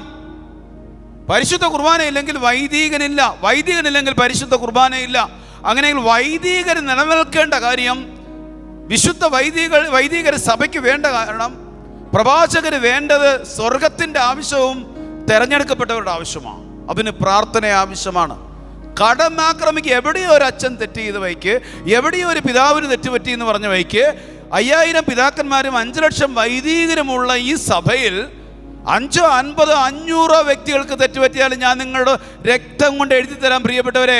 തെറ്റുപറ്റാത്തതും തെറ്റിൽ നിന്ന് എഴുന്നേൽക്കുന്നതും വിശുദ്ധിക്ക് വേണ്ടി വില കൊടുക്കുന്നതും രക്തസാക്ഷിത്വം വഹിക്കുവാൻ വേണ്ടി വിവിധ രാജ്യങ്ങളിൽ ജയിലിൽ കിടക്കുന്നതുമായ ലക്ഷക്കണക്കിന് വൈദികരും സന്യസ്തരുമുള്ള സഭയിലാണ് ഞാൻ നിങ്ങൾ ജീവിക്കുന്നത്.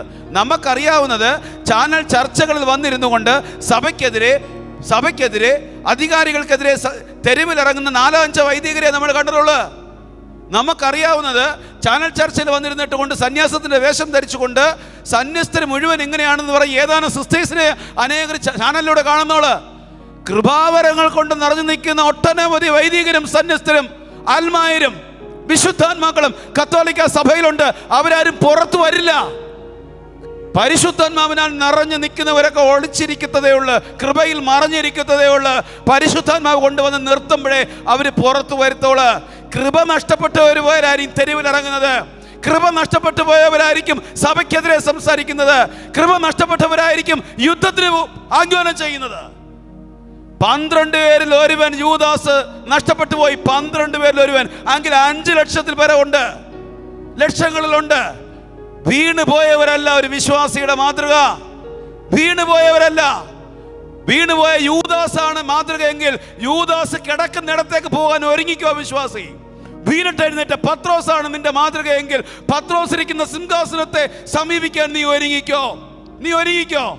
വീണുപോയിട്ട് സന്യാസത്തിന്റെ മകുടം, ഒരു ഗ്ലാസ് പായസത്തിന് വേണ്ടി കടിഞ്ഞൂൽ അവകാശം ഉപേക്ഷിച്ച ഏസാവിനെ പോലെ പവിത്രമായ വിളി ഉപേക്ഷിച്ചുകൊണ്ട്, പവിത്രമായ ദൈവവിളി ഉപേക്ഷിച്ചുകൊണ്ട്, പരസ്യമായി ഈ ഡ്രസ് കോഡ് ഉപേക്ഷിക്കാതെ അത് ഇട്ടുകൊണ്ട് സഭയെ, സന്യാസത്തെയും പൗരോഹിത്യത്തെയും വലിച്ചു കീറുവാൻ വേണ്ടി ചാനൽ ചർച്ചകളിൽ വന്നിരുന്നുകൊണ്ട് ഘോര പ്രസംഗിക്കുന്ന സഹോദര സഹോദരി, നീ അത് കണ്ടിട്ടാണ് നീ വിശ്വസിക്കുന്നുവെങ്കിൽ നീ അവര് പോകാനിരിക്കുന്ന സ്ഥലത്തിന് വേണ്ടി നീ ഒരുങ്ങണം. മറിച്ച് ഒരു ഉത്തമമായ വിശ്വാസിയുടെ മാതൃക എന്താണെന്നറിയാമോ? വീണിട്ട് എഴുന്നേറ്റ് മാർപ്പപ്പയായി മാറിയ പത്രോസാണ് ഉത്തമ വിശ്വാസിയുടെ മാതൃക. ഉത്തമ വിശ്വാസിയുടെ മാതൃക ഏതാണെന്നറിയാമോ? ചാനൽ ചർച്ചകളിൽ വന്നിരിക്കുന്ന സന്യസ്തരല്ല. ഒരു അൽഫോൻസാമയും മദർ ത്രേസ്യയും കൊച്ചു ത്രേസ്യയും മറിയം ത്രേസ്യയെ പോലുള്ള നിരവധി കന്യാസ്ത്രീകൾ ഇന്നും കേരള സഭയിലുണ്ട്, ഭാരത സഭയിലുണ്ട്, ലോകത്തിലുണ്ട്. അവര് മറഞ്ഞിരിക്കുക. ബാലിന്റെ മുമ്പിൽ മുട്ടുമടക്കാത്ത 7000 വ്യക്തികളെ ഞാൻ എനിക്ക് വേണ്ടി മാറ്റി നിർത്തിയെന്ന് ഏലിയ പ്രവാചകൻ നൂറ്റാണ്ടുകൾക്ക് മുമ്പ് പറഞ്ഞു. ഇത് ഏലിയായ്ക്ക് കാണാൻ കഴിഞ്ഞില്ല. ഏലിയയുടെ കണ്ണ് തുറന്നപ്പോഴാ ഏലിയ കണ്ടത്. എൻ്റെയും നിങ്ങളുടെയും ആത്മീയ കണ്ണ് തുറന്നാലേ കാണാൻ കഴിയത്തോള്. ആത്മാക്കൾക്ക് വേണ്ടി കരയുന്ന വൈദികരെ, ആത്മാക്കൾക്ക് വേണ്ടി ജ്വലിക്കുന്ന സഹിക്കുന്ന കന്യാസ്ത്രീകളെ, ആത്മാക്കൾക്ക് വേണ്ടി എരിഞ്ഞു തീരുന്ന അൽമായ ശുശ്രൂഷകരെ, അത് മറഞ്ഞിരിക്കത്തതേ ഉള്ളു.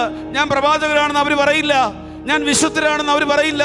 അവർ പറയും ഞാൻ പാപിയിൽ ഒന്നാമനാണ്. നമ്മളിങ്ങനെ പ്രിയപ്പെട്ടവരെ വഞ്ചിക്കപ്പെടല്ലേ, നമ്മൾ ചതിക്കപ്പെടല്ലേ? പരിശുദ്ധ മറിയം നൂറ്റാണ്ടുകളായി കരഞ്ഞുകൊണ്ടിരിക്കുന്നത് സഭയ്ക്ക് വേണ്ടി പ്രാർത്ഥിരെ, വൈദികർക്ക് വേണ്ടി പ്രാർത്ഥിരെ, ആത്മായർക്ക് വേണ്ടി പ്രാർത്ഥിരെ, മിഷണറീസിന് വേണ്ടി പ്രാർത്ഥിരെന്നാണ് പറയുന്നത്. നമുക്കിപ്പോഴും അപ്പം മതി. ഞാൻ നിങ്ങളോട് പറയാം, തെരുവിലിറങ്ങാൻ ആരും നിയോഗിക്കപ്പെട്ടതല്ല. ആദിമസഭയിലെ വിശ്വാസികൾ തെരുവിലേക്കല്ല ഇറങ്ങിയത്, മാർക്കോസിന്റെ മാളിക എന്ന കൂടാരത്തിലേക്ക് ഇറങ്ങിയതാ. പ്രായശ്ചിത്തമെന്നും പ്രാർത്ഥന കൊണ്ടും ഉപവാസം കൊണ്ടും കണ്ണുനീര് കൊണ്ടും രക്തസാക്ഷിത്വം കൊണ്ടും പിടിച്ചു വാങ്ങിയതായി സഭ. രക്തസാക്ഷികളുടെ ചുടുനിണം കൊണ്ട് തോളിലേറ്റിയ സഭയായത്. ഇതിനെ തകർക്കാൻ പറ്റില്ല. ഇത് തകർന്നു പോകുന്ന സമയത്ത് ക്രിസ്തു രണ്ടാമത് വന്നിരിക്കും, ലോകം കാണില്ല. ഇത് പറഞ്ഞത് ക്രിസ്തുവാ. മത്തായി 16:19. പത്രോസ്, നീ പാറയാണ്, ഈ പാറമേൽ എൻ്റെ സഭ ഞാൻ സ്ഥാപിക്കും, അതിനെതിരെ നരക കവാടങ്ങൾ പ്രകടമാകില്ല. സഭയ്ക്കെതിരെ തെറി പറയുന്ന, സഭയെ വെറുക്കുന്ന, സഭയെ നിരസിക്കുന്ന, സഭയ്ക്കെതിരെ പ്രവർത്തിക്കുന്ന വ്യക്തികൾ ചെയ്യുന്ന ആർക്കെതിരെയും തെറ്റെന്നറിയോ? സാക്ഷാൽ പരിശുദ്ധാത്മാവിനെതിരെയും തെറ്റാ. എനിക്കറിയില്ല, അത് നമ്മൾ കരയാൻ വേണ്ടി ഇത് ഞാൻ പറയുന്നത്. ഇവിടെ ഇരിക്കുന്നവൻ ആർക്കും വഴിതെറ്റില്ലേ പ്രിയപ്പെട്ടവരെ? മത്തായി 24:4 പറഞ്ഞു, യേശു പറഞ്ഞു, നിങ്ങളെ ആരും വഞ്ചിക്കാതിരിക്കട്ടെ. പ്രായശ്ചിത്തം ചെയ്യണം, പരിഹാരം ചെയ്യണം. നമ്മൾ ഈ ദൈവനിന്നെ ഓർത്തുകൊണ്ട് എൻ്റെ വിഷയത്തിൽ നിന്നും കർത്താവ് കൊണ്ടുപോയത് ആർക്കോ വേണ്ടിയാ? ചേർന്ന് പറ ഹല്ലേലൂയ, ജനിച്ചു പറ ഹല്ലേലൂയ, സർവശക്തിയോട് പറ ഹല്ലേലൂയ. അപ്പോസ്തല പ്രവർത്തനം 20:28. കർത്താവ് സ്വന്തം രക്തത്താൽ നേടിയെടുത്ത ദൈവത്തിൻ്റെ സഭയെ പരിപാലിക്കാൻ വേണ്ടി പരിശുദ്ധാത്മാവ് നിയോഗിച്ചിരിക്കുന്ന അച്ചപാലകരാണ് മാമോദീസ സ്വീകരിച്ചവര്, ദേവാലയ ശുശ്രൂഷകര്. പരിശുദ്ധാത്മാവ് നിയോഗിച്ച് രണ്ട് കാര്യത്തിന് വേണ്ടി. ഒന്ന്, നിങ്ങളെയും അജഗണം മുഴുവനെയും പറ്റി നിങ്ങൾ ജാഗരൂകരായിരിക്കുവിൻ. മാമോദീസയിലൂടെ പരിശുദ്ധാത്മാവ് തന്നെ എന്തിനു വേണ്ടിയാ? ദൈവ വെളിയിലൂടെ വേർതിരിച്ച് എന്തിനു വേണ്ടിയാ? ആത്മാക്കളുടെ രക്ഷയ്ക്ക് വേണ്ടി. 2, ദൈവത്തിൻ്റെ സഭയെ പരിപാലിക്കാൻ വേണ്ടി പരിശുദ്ധാത്മാവാ നിയോഗിച്ചത്. പള്ളിയിൽ അച്ഛനല്ല, ബിഷപ്പല്ല, രൂപതയല്ല. സ്വർഗം സഭയിലൂടെ മാമോദീസയിലൂടെ പരിശുദ്ധാത്മാവിന് വേണ്ടി അറിയോ? ഈ സഭയെ പരിപാലിക്കാൻ വേണ്ടി. സഭയെ എതിർക്കുമ്പം, സഭയെ തെറി പറയുമ്പം, സഭയെ വിമർശിക്കുമ്പം നിന്നെ തെരഞ്ഞെടുത്ത പരിശുദ്ധാത്മാവിനെതിരെ നീ പ്രവർത്തിക്കുന്നത്. മനസ്സിലാവുന്നുണ്ടോ? കരയണ എൻ്റെ അമ്മമാരെ ഇത് കാണുമ്പോഴെല്ലാം. ഒരു വേദനയില്ല ആർക്കും, ഒരു വേദനയില്ല. ഏതെങ്കിലും ഒരു അച്ഛനോ ബ്രദറോ ഓണത്തിനെതിരെ മറ്റ് ക്ലാസ് ഇട്ട് കഴിഞ്ഞാൽ ഇങ്ങനെ ഘോരഘോരയായി വന്ന് പ്രസംഗിക്കുക. അച്ഛനെതിരെ, കന്യാസ്ത്രീക്കെതിരെ, ആത്മാവിനെതിരെ. പരിശുദ്ധ കുർബാന ഇത്രമാത്രം നിന്ദിക്കപ്പെട്ടിട്ടോ, സാപത്ത് ഒരു കഴിഞ്ഞതിൻ്റെ അങ്ങേ ഒരു ഞായറാഴ്ചയാണ് ഓണം വന്നത്. അന്ന് തിരുവാതിര പള്ളിക്കകത്തും അവിടെ ഇവിടെ എല്ലാം കളിച്ചിട്ടും കാറ്റീസം മാറ്റി വെച്ചിട്ടോ കുർബാനയുടെ ടൈം മാറ്റി വെച്ചിട്ടോ ആർക്കും ഒരു വേദനയില്ല. പള്ളിക്കകത്ത് സദ്യ വിളമ്പിപ്പം ആർക്കും ഒരു വേദനയില്ല, ഒരു വേദനയില്ല ആർക്കും. വിശ്വാസിയാ. ചേർന്ന് പറ ഹല്ലേലൂയ. ഇനി പറഞ്ഞെന്നറിയോ, ചങ്ക് പൊട്ടിക്കരയണം. അത്രമാത്രം ദൈവനിന്ദയാണ് ഇപ്പം തെരഞ്ഞെടുക്കപ്പെട്ട മാമോദീസ സ്വീകരിച്ചവരിലൂടെ നടക്കുന്ന ഈ കഴിഞ്ഞ സെബസ്ത്യാനോസിൻ്റെ തിരുനാളിൽ റഷ്യയിൽ നിന്നും കുറേ സ്ത്രീകളെ ഇറക്കിയിട്ട്, യുവതികളെ ഇറക്കിയിട്ട്, ഡ്രസ്സ് പോലും ഉടുക്കാത്ത സ്ത്രീകളെ ഇറക്കിയിട്ട് 14 സ്ഥലങ്ങളിൽ സെബസ്ത്യാനോസിൻ്റെ രൂപവും വഹിച്ചുകൊണ്ട് ക്യാവറ ഡാൻസ്, കുരിശിൻ്റെ വഴിയിൽ 14 സ്ഥലത്തിൻ്റെ പ്രതീകം എന്നതുപോലെ സെബസ്ത്യാനോസിൻ്റെ പ്രദക്ഷിണത്തിൻ്റെ സമയത്ത് റഷ്യയിൽ നിന്നും ഈ ക്രിക്കറ്റിലൊക്കെ ഫുട്ബോളിലൊക്കെ ആ സ്റ്റേഡിയത്തിൽ നിന്ന് നൃത്തമാടുന്ന സ്ത്രീകളെ സെബസ്ത്യാനോസ് മരിച്ചത് എന്തിനു വേണ്ടിയാണ്? ആരെങ്കിലും ചിന്തിച്ചിട്ടുണ്ടോ? സെബസ്ത്യാനോസ് കുരിശിൽ തറകല്ല ഈ മരത്തിൽ കെട്ടിത്തൂടെ അമ്പേറ്റ് പിടഞ്ഞുന്ന സമയത്തും അർത്ഥനഗ്നനായി കിടന്ന് പിടഞ്ഞത് ഏത് വിശ്വാസത്തിന് വേണ്ടിയാ? ആർക്ക് വേണ്ടിയാ? എന്തിനു വേണ്ടിയാ? ഈ ആത്മീയ ചൈതന്യമല്ലേ ഒരു ക്രിസ്ത്യാനി ഉൾക്കൊള്ളേണ്ടത്? ഇന്ന് ഏറ്റവും കൂടുതൽ സഭയിൽ നിന്ദിക്കപ്പെടുന്ന ഒരു പാവം വിശുദ്ധനാരാന്നറിയോ? സെബസ്ത്യാനോസാ. ഇതൊന്നും ചെയ്തിട്ടും ആർക്കും ഒരു വേദനയില്ല. വേദന വേണമെങ്കിൽ അപ്പനും മോനും തമ്മിലുള്ള, അപ്പനും മകളും തമ്മിലുള്ള ബന്ധം വേണമെന്ന്. ഈ കൈ കൊണ്ടുണ്ടാക്കിയ അമ്പ് വീട്ടിൽ വന്നെന്ന് വിചാരിച്ചിട്ട് സെബസ്ത്യാനോസിന്റെ ഒരു അനുഗ്രഹം കിട്ടണമെന്ന് വാശിയൊന്നും പിടിക്കരുത്. മനസ്സിലായോ? അതൊന്നും കിട്ടുന്നില്ലെന്ന്. ലക്ഷക്കണക്കിന് രൂപ ചെലവഴിച്ച് തിരുനാൾ കഴിച്ചാലും സെബസ്ത്യാനോസ് വീട്ടിൽ വരത്തില്ല. മറിച്ച് ആ പൈസ ചെലവഴിച്ചുകൊണ്ട് കാണിക്കുന്ന അനാചാരങ്ങളെ ഓർത്ത് സെബസ്ത്യാനോസ് ഇരുന്ന് കരയുക. അവിടെ സ്വർഗം കരയുന്നു. ഇതെൻ്റെ അവസാനത്തെ പ്രസംഗമാണെങ്കിൽ എനിക്കറിയില്ല, ഞാൻ എടുക്കാമെന്ന വിഷയത്തിൽ നിന്നും കർത്താവ് മാറ്റി. എൻ്റെ പ്രിയപ്പെട്ടവരെ, നമ്മൾ മാറി ചിന്തിക്കണം. നമ്മൾ കുറച്ച് ദിവസം കഴിഞ്ഞാൽ പോകും. നമ്മൾ വിതയ്ക്കുന്ന വിത്തുകൾ അത് മരമായി മക്കളെ വേട്ടയാടും, നന്മയാണെങ്കിലും തിന്മയാണെങ്കിലും. ചേർന്ന് പറ ഹല്ലേലൂയാ, ഹല്ലേലൂയാ. ആരാധനയ്ക്ക് സമയമായിരുന്നു. വലതുകരം ഉയർത്തി 3 വെടിക്കെട്ടല്ലേ പറഞ്ഞേ.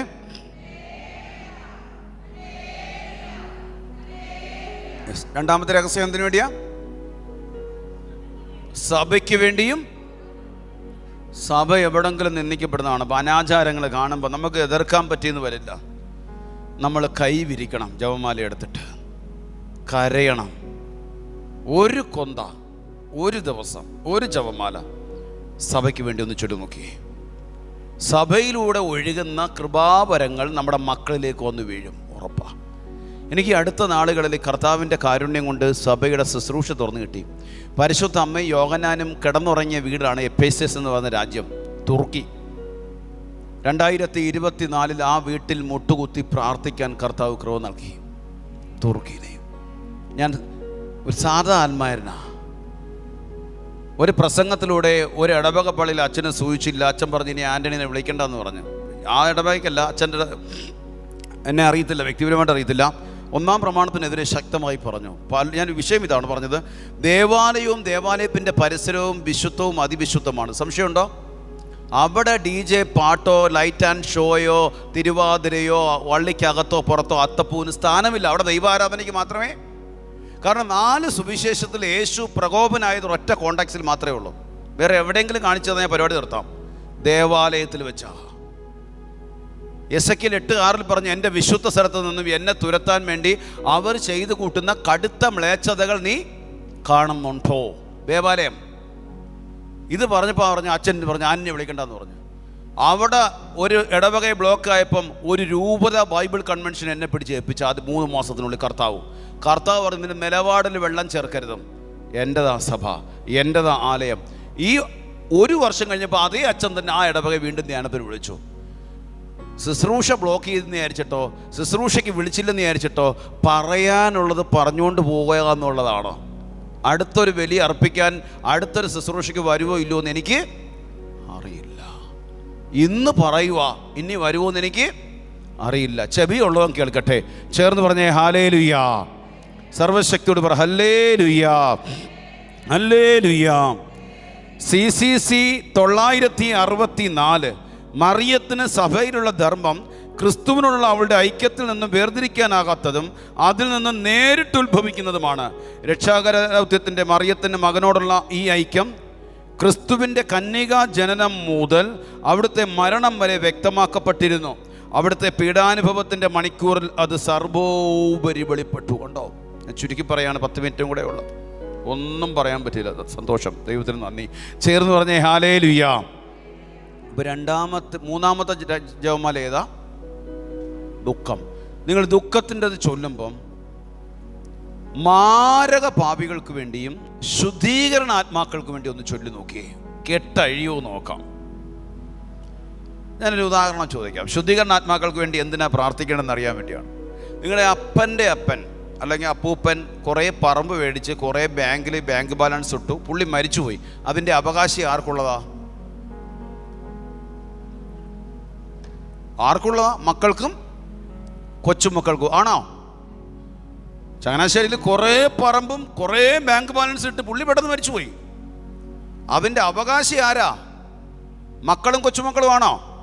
ഇനി അപ്പൻ്റെ അപ്പാപ്പൻ കുറേ പാപം ചെയ്തിട്ട് ശുദ്ധീകരണ സ്ഥലത്ത് കിടക്കുക, അതിൻ്റെ അവകാശി ആരാ? സഭ എന്തിനു വേണ്ടിയാ വെറുതെ അവരിട്ടിരുന്ന ഭൗതിക സമ്പത്തിൻ്റെ അവകാശി നമ്മളാണെങ്കിലും അവർ ചെയ്തു കൂട്ടിയത് നമ്മൾ സ്വീകരിക്കണ്ടേ? അപ്പോൾ അവർ അത്രയും നാളവിടെ കിടക്കുന്നിടത്തോളം ബ്ലോക്കായി അവർ എത്രയും പെട്ടെന്ന് കയറിപ്പോയാൽ നമ്മുടെ കാര്യം. ഇനി അതുകൊണ്ടാണ് നമ്മൾ മരിച്ച് അധികം നാൾ അവിടെ കിടക്കാതിരുന്നാൽ നമ്മൾ ജീവിക്കുന്ന കൊച്ചുമക്കൾ കുറച്ച് നാൾ സമാധാനത്തിൽ. ഇപ്പോൾ നമ്മൾ ഇവിടുന്ന് പോകുന്നതിന് നേരെ ഒരുങ്ങിയാണ് എങ്ങോട്ട് പോകേണ്ടത്? അവരെ സഹായിക്കുകയാണ് നമ്മൾ. മക്കൾക്ക് വേണ്ടി ജീവിക്കുന്ന നമ്മൾ അവർക്ക് വേണ്ടി ജീവിക്കുന്നെങ്കിൽ അവരെ കുറേ കൂടെ മരണശേഷവും സഹായിക്കാൻ വിളിക്കപ്പെട്ടിരിക്കുകയാണ്. അമ്മച്ചി മനസ്സിലായ? അതുകൊണ്ട് എന്ത് ചെയ്യണം? ഇന്ന് മുതൽ ദൈവത്തിന് വേണ്ടി ജീവിച്ച് സ്വർഗത്തിന് വേണ്ടി ഒരുങ്ങണം. ഇന്ന് മുതൽ എന്തിനു വേണം? ദൈവത്തിന് വേണ്ടി ജീവിച്ച് അപ്പോൾ സ്വർഗത്തിന് വേണ്ടി ഒരുങ്ങണം. ഇപ്പോൾ വലിയ ബ്ലോക്കില്ലാതെ. അതുകൊണ്ട് എന്ത് ചെയ്യണം? എല്ലാ മേഖലകളുടെയും കെട്ടഴിയാൻ മൂന്നാമത്തെ ദുഃഖത്തിൻ്റെ രഹസ്യം മാരക പാപികൾക്ക് വേണ്ടിയും ശുദ്ധീകരണ സ്ഥലത്ത് ആത്മാക്കൾക്ക് വേണ്ടിയും പ്രാർത്ഥിക്കണം. നിങ്ങൾ ഡയറിക്കകത്ത് ഈ ഡേറ്റ് എഴുതി വെച്ചിട്ട് പ്രാർത്ഥിച്ചോ. അടുത്ത വർഷം ഇതുപോലെ സമയത്ത് നിങ്ങൾ അഴിയാത്ത കെട്ടുകൾ അഴിഞ്ഞില്ലെങ്കിൽ എന്നെ വിളി. ചെയ്തു നോക്കൂ, പ്രാർത്ഥിക്കേണ്ടി വരില്ല. കർത്താവ് ഒരു വാഗ്ദാനം നൽകി, ആദ്യം നിങ്ങൾ അവിടുത്തെ രാജ്യവും അന്വേഷിച്ചാൽ അതോടൊപ്പം ഇതാണെന്നേ. അല്ല നമ്മളെന്താ ഈ കരസ്മാറ്റിക്കാരുടെ പ്രാർത്ഥന ഞാൻ കാണിച്ചില്ല. ഇപ്പോൾ നമ്മൾ ഒരു ധ്യാനം നടക്കുകയാണ്. ഒരു ഗ്രൂപ്പും ഈ ധ്യാന കേന്ദ്രത്തിൻ്റെ മധ്യസ്ഥ പ്രാർത്ഥനക്കാർ ചാപ്പലിൻ്റെ ഇരുന്നുകൊണ്ട് കർത്താവ് ഒരു മധ്യസ്ഥ പ്രാർത്ഥനയുടെ പേപ്പർ പൊട്ടിക്കുമ്പം തോമാച്ചൻ്റെ ക്യാൻസർ, മേരിക്കുട്ടിയുടെ യൂട്രസിലെ മുഴ, ഏലിക്കുട്ടിയുടെ 10 ലക്ഷം രൂപയുടെ കടം. അപ്പോൾ നമ്മളെന്താ പ്രാർത്ഥിക്കുന്നത്? കർത്താവേ, തോമാച്ചൻ്റെ ക്യാൻസർ രോഗത്തെ സുഖപ്പെടുത്തണമേ എന്നാണ് പ്രാർത്ഥന. നല്ലതാണ് അല്ലേ? ആണല്ലോ. ഇനി നമ്മൾ കൃപ ലഭിച്ച് ഈ ബോധ്യം കിട്ടി ഇവിടെ ഇരിക്കുന്ന ഒരാൾ പ്രാർത്ഥിക്കുക, കർത്താവേ, തോമാച്ചാൻ്റെ ആത്മാവിൻ്റെ മാനസാന്തരത്തിന് വേണ്ടി പ്രാർത്ഥിക്കുന്നു ഞങ്ങൾ, അതോടൊപ്പം ആ രോഗവും കൂടെ ഒന്ന് സൗഖ്യപ്പെടുത്തി കൊടുക്കണേ എന്ന് പറയുന്നതാണോ ഈശോയുടെ മനസ്സിനിണങ്ങിയ പ്രാർത്ഥന? ക്യാൻസർ മാത്രം മാറ്റുന്നതാണോ ഈശോയുടെ മനസ്സിനിണങ്ങിയ പ്രാർത്ഥന? നമ്മൾ ഇതുവരെ പ്രാർത്ഥിച്ചുകൊണ്ടിരിക്കുന്നത് എങ്ങനെയായിരുന്നു? ക്യാൻസർ, ഏലിക്കുട്ടിയുടെ യൂട്രസിൻ്റെ മുഴ, ഏലിക്കുട്ടിയുടെ മാനസാന്തരം. ഇനി രോഗം മാറിയില്ലെങ്കിലും വിശുദ്ധീകരണം നടന്നാൽ ആത്മാവ് രക്ഷപ്പെടുവോ പെടത്തില്ലയോ? പറ. ഇനി രോഗം മാറിയില്ല, ആത്മാവിന് വേണ്ടി പ്രാർത്ഥിച്ചതുമില്ല, ആ വ്യക്തി മരിച്ചു പോയാൽ പ്രാർത്ഥിച്ച നമ്മുടെ അടുത്ത് ചോദിക്കത്തില്ലയോ? പലരുടെയും പ്രാർത്ഥന സ്വീകാര്യമല്ലാതെ പെട്ടെന്ന് ചില രോഗികൾ മരിച്ചു പോകാറുണ്ടോ? എല്ലാ രോഗികളും സൗഖ്യപ്പെടുവോ? അപ്പം ആ മരിച്ചുപോയവരുടെ ആത്മാവിനെ എവിടാ? ആര് പ്രാർത്ഥിച്ചു? ഇപ്പം ഈശോ തളർവാദ രോഗിയെ എഴുന്നേൽപ്പിക്കുന്നതിന് മുമ്പ് ഈശോ എന്താ പറഞ്ഞത്? ഇവൻ്റെ പാപങ്ങൾ ചേട്ടോ ചേട്ടോ ചേട്ടോ ചേട്ടോ ചേട്ടോ. ആ, സമയം തീർന്നു. നമ്മൾ ഉടനെ ആരാധനയാ. നമ്മൾ ഉടനെ ആരാധനയാ. ചേർന്ന് പറ ഹല്ലേലൂയ. സർവശക്തിയോട് പറ ഹല്ലേലൂയ. വർഷങ്ങളായിട്ട് മധ്യസ്ഥ പ്രാർത്ഥന ഗ്രൂപ്പിലുള്ളവർ കാണും ഇല്ലേ? വർഷങ്ങളായിട്ട് ഈ ആലയവുമായിട്ട് ബന്ധമുള്ളവർ കാണും ഇല്ലേ? വട്ടായിച്ചിനെ നേരിട്ടറിയുന്നവർ ഈ ഗ്രൂപ്പിൽ കാണും. നമ്മുടെ പ്രാർത്ഥനയെ ഒന്ന് മാറ്റിപ്പിടിച്ചാലോ ഈ വർഷം മുതൽ? മധ്യസ്ഥ പ്രാർത്ഥനയ്ക്ക് വേണ്ടി ആരെങ്കിലും കഴിയുമ്പോൾ കർത്താവേ ആ വ്യക്തിയുടെ മാനസാന്തരം നടക്കട്ടെ, വിശുദ്ധീകരണം നടക്കട്ടെ. അതോടൊപ്പം ഞാൻ പറഞ്ഞു, ഇനി ആ വ്യക്തി ഇനി സൗഖ്യപ്പെട്ടില്ല, മരിച്ചുപോയി, നമുക്ക് സമാധാനമുണ്ട്. കാരണം എന്താ? നമ്മുടെ ഈ പ്രാർത്ഥന കേട്ടില്ലെങ്കിലും കഴിഞ്ഞ പ്രാർത്ഥന ശരിക്കും. അതാണ് ദെബോറ പറഞ്ഞത്, ഉത്തമമായ ബോധ്യത്തോട് പ്രാർത്ഥിക്കാൻ, ഉറപ്പുള്ള വിശ്വാസത്തോടും. മാനസാന്തരത്തിന് വേണ്ടി പ്രാർത്ഥിക്കാം. മാരകഭാവികളുടെ ശുദ്ധീകരണാത്മാക്കളുടെ ചേട്ടൻ്റെ ചേച്ചിയുടെയൊക്കെ മാതാപിതാക്കൾ ശുദ്ധീകരണ സ്ഥലത്ത് കിടക്കുന്നിടത്തോളം കാലം എല്ലാ തടസ്സവും പെട്ടെന്ന് മാറത്തില്ല. ഈ വ്യക്തി പെട്ടെന്ന് കയറിപ്പോകേണ്ട ആവശ്യം നമ്മുടേതായി മാറണം. ആണോ? നമ്മൾ പ്രാർത്ഥിക്കണമെന്ന്. നാലാമത്തെ രഹസ്യം ഏതാ? പറഞ്ഞോ, 5 മിനിറ്റേ ഉള്ളൂ. മഹിമയുടെ ദിവ്യ രഹസ്യത്തിൽ പ്രാർത്ഥിക്കേണ്ടത് നമ്മുടെ തലമുറയിൽ നിന്നും കുടുംബങ്ങളിൽ നിന്നും ദൈവവിളി രൂപപ്പെടാൻ വേണ്ടി പ്രാർത്ഥിക്കണം. സന്യാസം, പൗരോഹിത്യം, പ്രാർത്ഥിക്കുന്ന വ്യക്തികൾ, വിശുദ്ധര്, വചനപ്രഘോഷകര്, മിഷണറിമാർ, ഇതെല്ലാം ദൈവവിളിയാണ്. ദൈവവിളി തീർന്നു കഴിഞ്ഞാൽ ലോകം തീർന്ന്. നിങ്ങളുടെ കുടുംബത്തിൽ ഒരാള് പ്രാർത്ഥിക്കുന്ന, ആരാധിക്കുന്ന സന്യസ്തര്, വൈദികര്, ആത്മായ ശുശ്രൂഷകർ, മിഷണറിമാര് ആരെങ്കിലും ഒരാളുണ്ടെങ്കിൽ ആ ഒരു വ്യക്തിയായിരിക്കും നിങ്ങളുടെ തലമുറയുടെ അനുഗ്രഹം. ഒരു കുടുംബത്തിൽ ഒരാളെങ്കിലും രൂപപ്പെടണം. അപ്പോസ്തല പ്രവർത്തനം 16:31 എന്താ പൗലോസ് പറഞ്ഞത്? കർത്താവായ യേശുവിൽ നീ വിശ്വസിച്ചാൽ നിന്റെ കുടുംബം വിശ്വസിക്കാൻ പറഞ്ഞോ. ഒരാള്. അപ്പൊ ആരുമില്ലാതാകുമ്പോഴാണ് ആത്മഹത്യ നടക്കുന്നത്. ആരുമില്ലാതാകുമ്പോഴാണ് പിശാചിന്റെ കാറ്റ് ആഞ്ഞു വീശുന്നത്. Price the Lord. ഞാൻ ഈ അനുഭവം പറഞ്ഞിട്ട് നിർത്താം. എൻ്റെ പ്രിയപ്പെട്ടവരെ, ഞങ്ങൾ 7 സഹോദരങ്ങളായിരുന്നു. 7 സഹോദരങ്ങൾ, 6 ആണും 1 പെണ്ണും. 8 വയസ്സിൽ അപ്പൻ്റെ മരണം, ചോർന്നൊലിക്കുന്ന വീട്, ചൂതാട്ടം, ഒരുമിച്ചിരുന്ന 4-6 ചേട്ടനനിയന്മാർ ചീട്ട് കളിക്കുന്നത്, മദ്യപാനം, ഗതിയില്ലാത്ത കുടുംബം. ഈ ലോകത്തിൽ ആ ദേശത്ത് ഏറ്റവും ഗതികെട്ട കുടുംബം എന്നൊക്കെ പറയാൻ പറ്റും എൻ്റെ കുടുംബം. ഈ മനുഷ്യൻ ചെയ്തു കൂട്ടിയിരിക്കുന്ന പാപത്തിന് കണക്കില്ല. ചേട്ടന്മാരുടെ ഒപ്പം ഇരുന്ന് ചീട്ട് കളിക്കുക, മദ്യപിക്കുക, ലഹരി ഉപയോഗിക്കുക, അങ്ങനെ തകർന്ന് താറുമാറായിപ്പോയ കുടുംബം. അധികം വിദ്യാഭ്യാസമൊന്നുമില്ല, ആർക്കും സംസ്കാരമില്ല. ആ സമയത്താണ് വർഷങ്ങൾക്ക് മുമ്പ് ആ അന്ധകാരം നിറഞ്ഞ കുടുംബത്തിൽ നിന്നും, എൻ്റെ പാരമ്പര്യമായിട്ട് ആർക്കും അങ്ങനെ ദൈവവിളിയില്ല. എൻ്റെ അമ്മ ഇങ്ങനെ വീടുകളിൽ ജോലി ചെയ്തിട്ടാണ് ഞങ്ങളെ വളർത്തിക്കൊണ്ടിരിക്കുന്നത്, ഭക്ഷണം തരുന്നത്, പട്ടിണിയാണ് പലപ്പോഴും. ആ സമയത്താണ് 22ാമത്തെ വയസ്സിൽ കർത്താവിൻ്റെ കരുണ എന്നിൽ പ്രകടമാവുന്നത്. ഞാൻ വാവിട്ട് കരഞ്ഞ് ഡിവൈനിൽ വെച്ചിട്ട് പറഞ്ഞ്, കൊള്ളത്തില്ല കേട്ടോ, ഒന്നിനുമില്ല, കൊള്ളില്ല, രൂപഭംഗിയില്ല, സംസാരിക്കാനറിയില്ല, പെണ്ണിൻ്റെ ആണിൻ്റെ ശബ്ദമാണെന്ന് പോലും കേട്ട് കളിയാട്ടുകയും മടുത്തു, 4 പേരുടെ മുമ്പിൽ നിൽക്കില്ല, വിദ്യാഹീനനാണ്, നിനക്ക് വേണമെങ്കിൽ എടുത്തോ കേട്ടോ, തരിക, നിനക്ക് വേണമെങ്കിൽ എടുത്തോ, ഒന്നിനും കൊള്ളില്ല, വേണമെങ്കിൽ എടുത്തോ, ഞാൻ നിന്നെ വിട്ട് പിരിയത്തില്ല, ഇത്ര ഒരു ഉറപ്പ് കൊടുത്തോ. പിന്നെ എൻ്റെ പ്രാർത്ഥന എന്ന് പറയുന്നത്, ഞാൻ പാരമ്പര്യമായിട്ടൊരു കൊന്ത പോലും ചൊല്ലാറില്ല, കണ്ണുനീരായിരുന്നു നീണ്ട വർഷങ്ങളുടെ പ്രാർത്ഥന. ഈശോയുടെ അടുത്ത് പോവുക, പൊട്ടിക്കരയുക, കിടന്നങ്ങ് ഉറങ്ങുക. ആരാധന മടമെന്നുള്ള നിത്യാരാധനയുടെ സെൻട്രൽ ചാപ്പലിൽ പോയിരുന്നുകൊണ്ട് ഏറ്റവും ബാക്കിൽ പോയിരുന്ന് കമിഴ്ന്ന് കിടന്ന് കരയും, അവിടെ കിടന്നുറങ്ങും. വർഷങ്ങൾ. 6ാമത്തെ വർഷം നോർത്ത് ഇന്ത്യയിൽ വെച്ചാണ് ഒരു പുതപ്പ് വന്ന് വീഴുന്നത്. 6 വർഷം കരഞ്ഞ്, കൊതിയോട് കരഞ്ഞ്, പ്രസംഗിക്കണം, വചനം പ്രസംഗിക്കണം, വായിക്കാനറിയില്ല, എഴുതാനറിയില്ല, പഠിക്കണം, ഒന്നും അറിയില്ല. ഈ പുസ്തകം കെട്ടിപ്പിടിച്ചിട്ട് ഇങ്ങനെ കരയും. എന്നിട്ട് വർഷങ്ങൾ കരഞ്ഞ് 2000 ആഗ്ര അക്ബർ ചർച്ചിൽ ജീസസ് യൂത്തിൻ്റെ മിഷണറി ആയിരുന്നു പ്രാർത്ഥിച്ചുകൊണ്ടിരിക്കുമ്പം 2ാമതൊരു സ്വരം കേട്ടു. മുമ്പൊരു സ്വരം കേട്ടു, തുറന്നു വായിക്കുക, എടുത്തു വായിക്കുക. തുറന്നപ്പോൾ പരിശുദ്ധാത്മാവ് നേരിട്ട് വന്ന് വായിക്കാൻ പഠിപ്പിച്ചതാ ഈ പുസ്തകത്തിലൂടെ. പരിശുദ്ധാത്മാവ് 6ാമത്തെ വർഷം. പേന കുത്താൻ പേടിയായിരുന്നു. കുത്തറാന്ന് പറഞ്ഞു, പേന എടുക്കാൻ പറഞ്ഞു, എഴുതാൻ പറഞ്ഞു. പിന്നീട് English course, Hindi, psychology, counselling course എല്ലാം കർത്താവ് എന്നെ പിന്നീട് കൊണ്ടു നടന്ന വഴി എനിക്കറിയില്ല എങ്ങനെയാണെന്ന്. ഇപ്പം എന്നെക്കുറിച്ച് അധികം പറയുന്നില്ല. ഞാൻ ചുരുക്കി പറഞ്ഞെന്നറിയോ, ചോർന്നൊലിക്കുന്ന വീട്ടിൽ, ദാരിദ്ര്യം നിറഞ്ഞ വീട്ടിൽ, പട്ടിണിയുള്ള വീട്ടിൽ, 6-7 സഹോദരങ്ങൾ ഗതികിട്ടാതെ അലഞ്ഞ വീട്ടിൽ നിന്നും ഇന്ന് 2026 പിന്തിരിഞ്ഞ് നോക്കുമ്പോൾ IT കഴിഞ്ഞവന് ചേട്ടൻ്റെ മകന് കാനഡയിൽ സിറ്റിസൺ കൊടുത്തു. ഇസ്രായേലിൽ 4 പേരെ 5 പേരെ കൊണ്ടുപോയി. കുടുംബം 6-7 മക്കളെയും കൊച്ചുമക്കളെ എല്ലാവരെയും അനുഗ്രഹിച്ചു.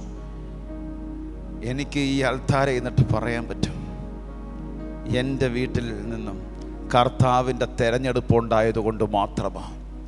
സുവിശേഷം പ്രസംഗിക്കുന്നതിൻ്റെ പേരിൽ 1 രൂപ പോലും ഞാൻ മേടിച്ച് എൻ്റെ വീട്ടുകാർക്ക് കൊടുത്തിട്ടില്ല. സത്യമാണ്. സമ്പത്തിൻ്റെ മേൽ കൈവെക്കാൻ കർത്താവ് എന്നെ അനുവദിച്ചിട്ടില്ല. തീയെ ഇന്ന് വരെയും ചോദിക്കാൻ അനുവദിച്ചിട്ടില്ല. മരണം വരെ അങ്ങനെ തന്നെ ആകണോമ്മാ. ഞാൻ ആത്മാർത്ഥമായിട്ട് പറയാ, കേരള സഭയിൽ ഒരുപാട് വിശുദ്ധാത്മാക്കളുണ്ട്. എനിക്ക് മാതൃക അവരാ. എൻ്റെ പ്രിയപ്പെട്ടവരെ, കൗൺസിലിങ്ങിൻ്റെ പേരിൽ കൗൺസിലിങ്ങിൽ കാണാൻ വന്നു കഴിഞ്ഞാൽ എൻ്റെ വൈഫ് സൈക്കോളജി കൗൺസിലിംഗ് കഴിഞ്ഞതാ, സ്പിരിച്വൽ കഴിഞ്ഞതാ. 10 പൈസ മേടിക്കത്തില്ല വീട്ടിൽ. ഇന്നലെയും വന്നു 3 പേര് 10 പൈസ മേടിച്ചില്ല. കാരണം എന്താണെന്നറിയോ? ഇത് സ്വർഗത്തിൽ നിന്ന് വീണ് കിട്ടിയ നിധിയാണ്. ചേർന്ന് പറഞ്ഞേ ഹല്ലേലൂയ. ഞാനിപ്പോൾ ഒന്നും പറഞ്ഞില്ല നിങ്ങളോട്. അതുകൊണ്ട് നിങ്ങൾ ദൈവവിളി ഉണ്ടാകാൻ വേണ്ടി പ്രാർത്ഥിക്കണം. നിങ്ങളുടെ വീട്ടിൽ നമുക്ക് പറ്റില്ല, നമ്മുടെ കൊച്ചുമക്കളെയെങ്കിലും കർത്താവേ അങ്ങ് തിരഞ്ഞെടുക്കണേ. വചനപ്രഘോഷകനായി, മിഷണറി. എൻ്റെ പൊന്നു സിസ്റ്റർ ഒരാളുണ്ട്, എല്ലാ സ്ഥലത്തും പറയും, സിസ്റ്റർ സക്രാരിയുടെ മുമ്പിൽ ഇരുന്ന് കഴിഞ്ഞാൽ സിസ്റ്റർ വീട്ടിൽ ചെയ്ത് കൊടുക്കുന്നതിൻ്റെ 10 മടങ്ങ് ഈശോ സിസ്റ്ററിന് വേണ്ടി അവിടെ ചെയ്യും. ഞാൻ സിസ്റ്റേഴ്സിൻ്റെ അടുത്തൊക്കെ പറയുന്നതാ, സെമിനാരി വിദ്യാർത്ഥികളോടൊക്കെ പറയുന്നതാ, നമ്മളാരും സുവിശേഷത്തിൻ്റെ പേരിൽ വീട്ടുകാരെ നന്നാക്കാൻ പോണ്ട. ഞാൻ എൻ്റെ വീട്ടിൽ പറഞ്ഞിട്ടുണ്ടെന്നറിയോ, എന്നെ ആരെങ്കിലും നിന്ദിച്ചാൽ, എൻ്റെ ആത്മാഭിമാനത്തിന് ആരെങ്കിലും ക്ഷതമേൽപ്പിച്ചാൽ, എന്നെ ആരെങ്കിലും തല്ലിയാൽ, നിങ്ങളാരും ചോദിക്കാൻ വേണ്ടി വരരുതും. എന്നെ തിരഞ്ഞെടുത്തവൻ ചോദിച്ചോളും. ഒരച്ഛൻ്റെയും ഒരു കന്യാസ്ത്രീയുടെയും വീട്ടിൽ നിന്നും അവരുടെ ആത്മാഭിമാനത്തെ വലിച്ചു കീറിയിട്ട് പോലും ചോദിക്കാൻ ആരും ഇന്നുവരെയും ചെന്നതായിട്ട് ഞാൻ കേട്ടിട്ടില്ല. ഒരച്ഛൻ്റെ വീട്ടിൽ നിന്നും ഒരു കന്യാസ്ത്രീയുടെ വീട്ടിൽ നിന്ന് പോലും, ചിലരൊക്കെ തിരസ്കരിക്കപ്പെട്ട കന്യാസ്ത്രീകൾക്ക് വേണ്ടി പോയിട്ടുണ്ട്. അതങ്ങനെ സംഭവിക്കും. കൃപയിൽ സഞ്ചരിക്കുന്ന ഒരച്ഛൻ്റെയും ഒരു സിസ്റ്ററിൻ്റെയും ഒരൽമായൻ്റെയും ജീവിതത്തിൽ ഏൽക്കുന്ന ഒരു പരിക്കുകൾക്കും ചോദിക്കാൻ വീട്ടിൽ നിന്ന് ആള് വരണ്ട.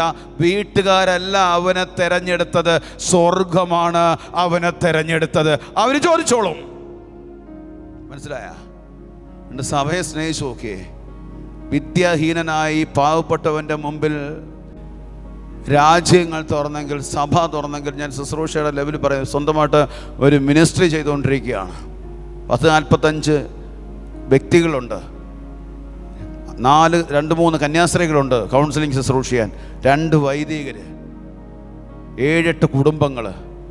ഈ പാവപ്പെട്ടവൻ്റെ കൂടെ ഇങ്ങനെ ചേർന്ന് 45ഓളം വ്യക്തികൾ കൊല്ലം ഡയസസിൽ ഇങ്ങനെ തുറന്ന് ശുശ്രൂഷയ്ക്ക് മുമ്പോട്ട് പോകുമ്പം, എൻ്റെ പ്രിയപ്പെട്ടവരെ, മിനിസ്ട്രിയുടെ പേര് ആത്മരക്ഷ മിനിസ്ട്രി എന്നാണ്. ധ്യാനത്തിൻ്റെ പേര് ആന്തരിക സൗഖ്യ ആത്മരക്ഷ അനുഭവ ധ്യാനം എന്ന. ഭൗതികതര സുവിശേഷം ഇല്ല. അത്ഭുതം നടന്നുകൊണ്ടിരിക്കുക. അത് പറയത്തത് പോലുമില്ല. ആവശ്യമുണ്ടെങ്കിൽ പറയത്തോളൂ. ഇത് ഞാൻ പറഞ്ഞെന്താണെന്നറിയോ? ഈ കാലഘട്ടത്തിൽ പരിശുദ്ധാത്മാവ് ഞങ്ങളെ നിയോഗിച്ചിരിക്കുന്നത് ആത്മാക്കളുടെ രക്ഷയും സഭയെയും പരിപാലിക്കുക. സഭയുടെ പേരിൽ ഇറങ്ങുന്ന, സഭയുടെ വസ്ത്രം ധരിച്ചുകൊണ്ട് അൽമായ മുന്നേറ്റം എന്ന് പറഞ്ഞുകൊണ്ട് ബിഷപ്പിനെ പച്ചയ്ക്ക് തെറി പറയുക. എൻ്റെ ഭവിഷ്യത്ത് എന്താണെന്ന് എനിക്ക് പറയാൻ സമയമില്ല. ഞാൻ ഒരു 10 മിനിറ്റ് കൂടെ എടുത്തോട്ടോ സിസ്റ്ററെ? നിങ്ങൾ പറ. എടുത്തോട്ടോ പറ. എൻ്റെ ഈ പ്രിയപ്പെട്ടവരോട് എനിക്ക് ഭയങ്കരമായ സ്നേഹം തോന്നുകയാണ്. ചില ആത്മീയ രഹസ്യം പറഞ്ഞു തരാൻ വേണ്ടിയാണ്. ഇസ്രായേൽ ജനം ചെങ്കടലിനെ അതിജീവിച്ച് കഴിഞ്ഞിട്ട് ഇസ്രായേൽ ജനത്തിലെ സ്ത്രീകളെ മുൻനിരയിൽ നിന്ന് അഭിഷേകത്തിലേക്ക് നയിച്ചൊരു പ്രവാചകയുണ്ട്. പേര് പറയോ? മീറിയാം. അഹറോൻ്റെ സഹോദരിയുടെ പേരാണ് മീറിയാം. മോശയുടെ ഭാര്യയെ ചൊല്ലിയൊരു അസൂയ വന്നപ്പം ഒറ്റ വാക്കേ പറഞ്ഞോളൂ, ഇസ്രായേലിൽ ഒരു പ്രവാചകനും പ്രവാചകയും ഇല്ലേ? മോശയിലൂടെ മാത്രമേ ദൈവം സംസാരിക്കത്തോളൂ. ദൈവം മേഘത്തിലിറങ്ങി വന്ന് മോശേനെ അഹ്റോനെ മീറിയാമിനെ മാറ്റിയിട്ട് പറഞ്ഞു, ഇസ്രായേലിൽ ഒരു പ്രവാചകനും പ്രവാചകയും ഉണ്ടെങ്കിൽ ഞാൻ എന്നെ തന്നെ അവർക്ക് വെളിപ്പെടുത്തി കൊടുക്കും. എൻ്റെ മോശയുടെ കാര്യത്തിൽ അങ്ങനെയല്ല. ഇസ്രായേൽ ഭവനത്തിൻ്റെ മുഴുവൻ ചുമതല ഏൽപ്പിച്ചിരിക്കുന്നത് മോശേനെയാണ്. ഈ ഒരൊറ്റ വാക്കിൽ 7 ദിവസം കുഷ്ഠരോഗിയായി മാറി. പ്രവാചകി, സാധാരണക്കാരിയല്ല, പ്രവാചകി. അഹ്റോൻ മോശയോട് കരഞ്ഞു, മോശ ദൈവത്തോട് നിലവിളിച്ച് ദൈവം മോശയോട് പറഞ്ഞ്, അവൾ പറഞ്ഞ വാക്കിൻ്റെ ഗൗരവം മനസ്സിലാക്കാൻ 7 ദിവസം ഇരിക്കട്ടെ. 16-ാമത്തെ വയസ്സിൽ രാജഭരണം ഏറ്റെടുത്തൊരു രാജാവുണ്ട്, പേര് ഊസിയ. 2 ദിനവൃത്താന്തം 26-ാം അധ്യായം. 52 വർഷം രാജ്യങ്ങൾ ഭരിച്ചു. ലോകത്തിലെ രാജാക്കന്മാർ ഊസിയയുടെ മുമ്പിൽ കീഴടങ്ങി. സക്രിയ പുരോഹിതനോട് ചേർന്നിരുന്ന കാലം ഇത്രയും അവൻ പ്രാബല്യം നേടി. സക്രിയ പുരോഹിതൻ മരിച്ചപ്പോൾ അവൻ അഹങ്കാരപ്രമദനായി പുരോഹിതൻ ചെയ്യേണ്ട ശുശ്രൂഷ ആര് കയറി ചെയ്ത്? ഊസിയ കയറി ചെയ്ത് തിരസ്കൃതനായി മരണം വരെ കുഷ്ഠരോഗം പിടിപെട്ട് തിരസ്കരിക്കപ്പെട്ട ഒരു രാജാവിൻ്റെ സ്ഥാനത്ത് ചരിത്രത്തിൽ ഇടം തേടി. ഈ പുസ്തകത്തിൽ 14 ലേഖനം എഴുതിയ അപ്പോസ്തലൻ്റെ പേരാണ് പൗലോസ്. 3-ാം സ്വർഗം വരെ ഉയർത്തപ്പെട്ടു എന്നൊരു മനുഷ്യനെ ക്രിസ്തുവിൽ അറിയാവുന്ന പറഞ്ഞ അപ്പോസ്തലൻ്റെ പേരും പൗലോസ്. ലോകത്തെ തലകീഴെ മറിച്ചു എന്ന് അവകാശപ്പെട്ട അപ്പോസ്തലൻ്റെ പേരും.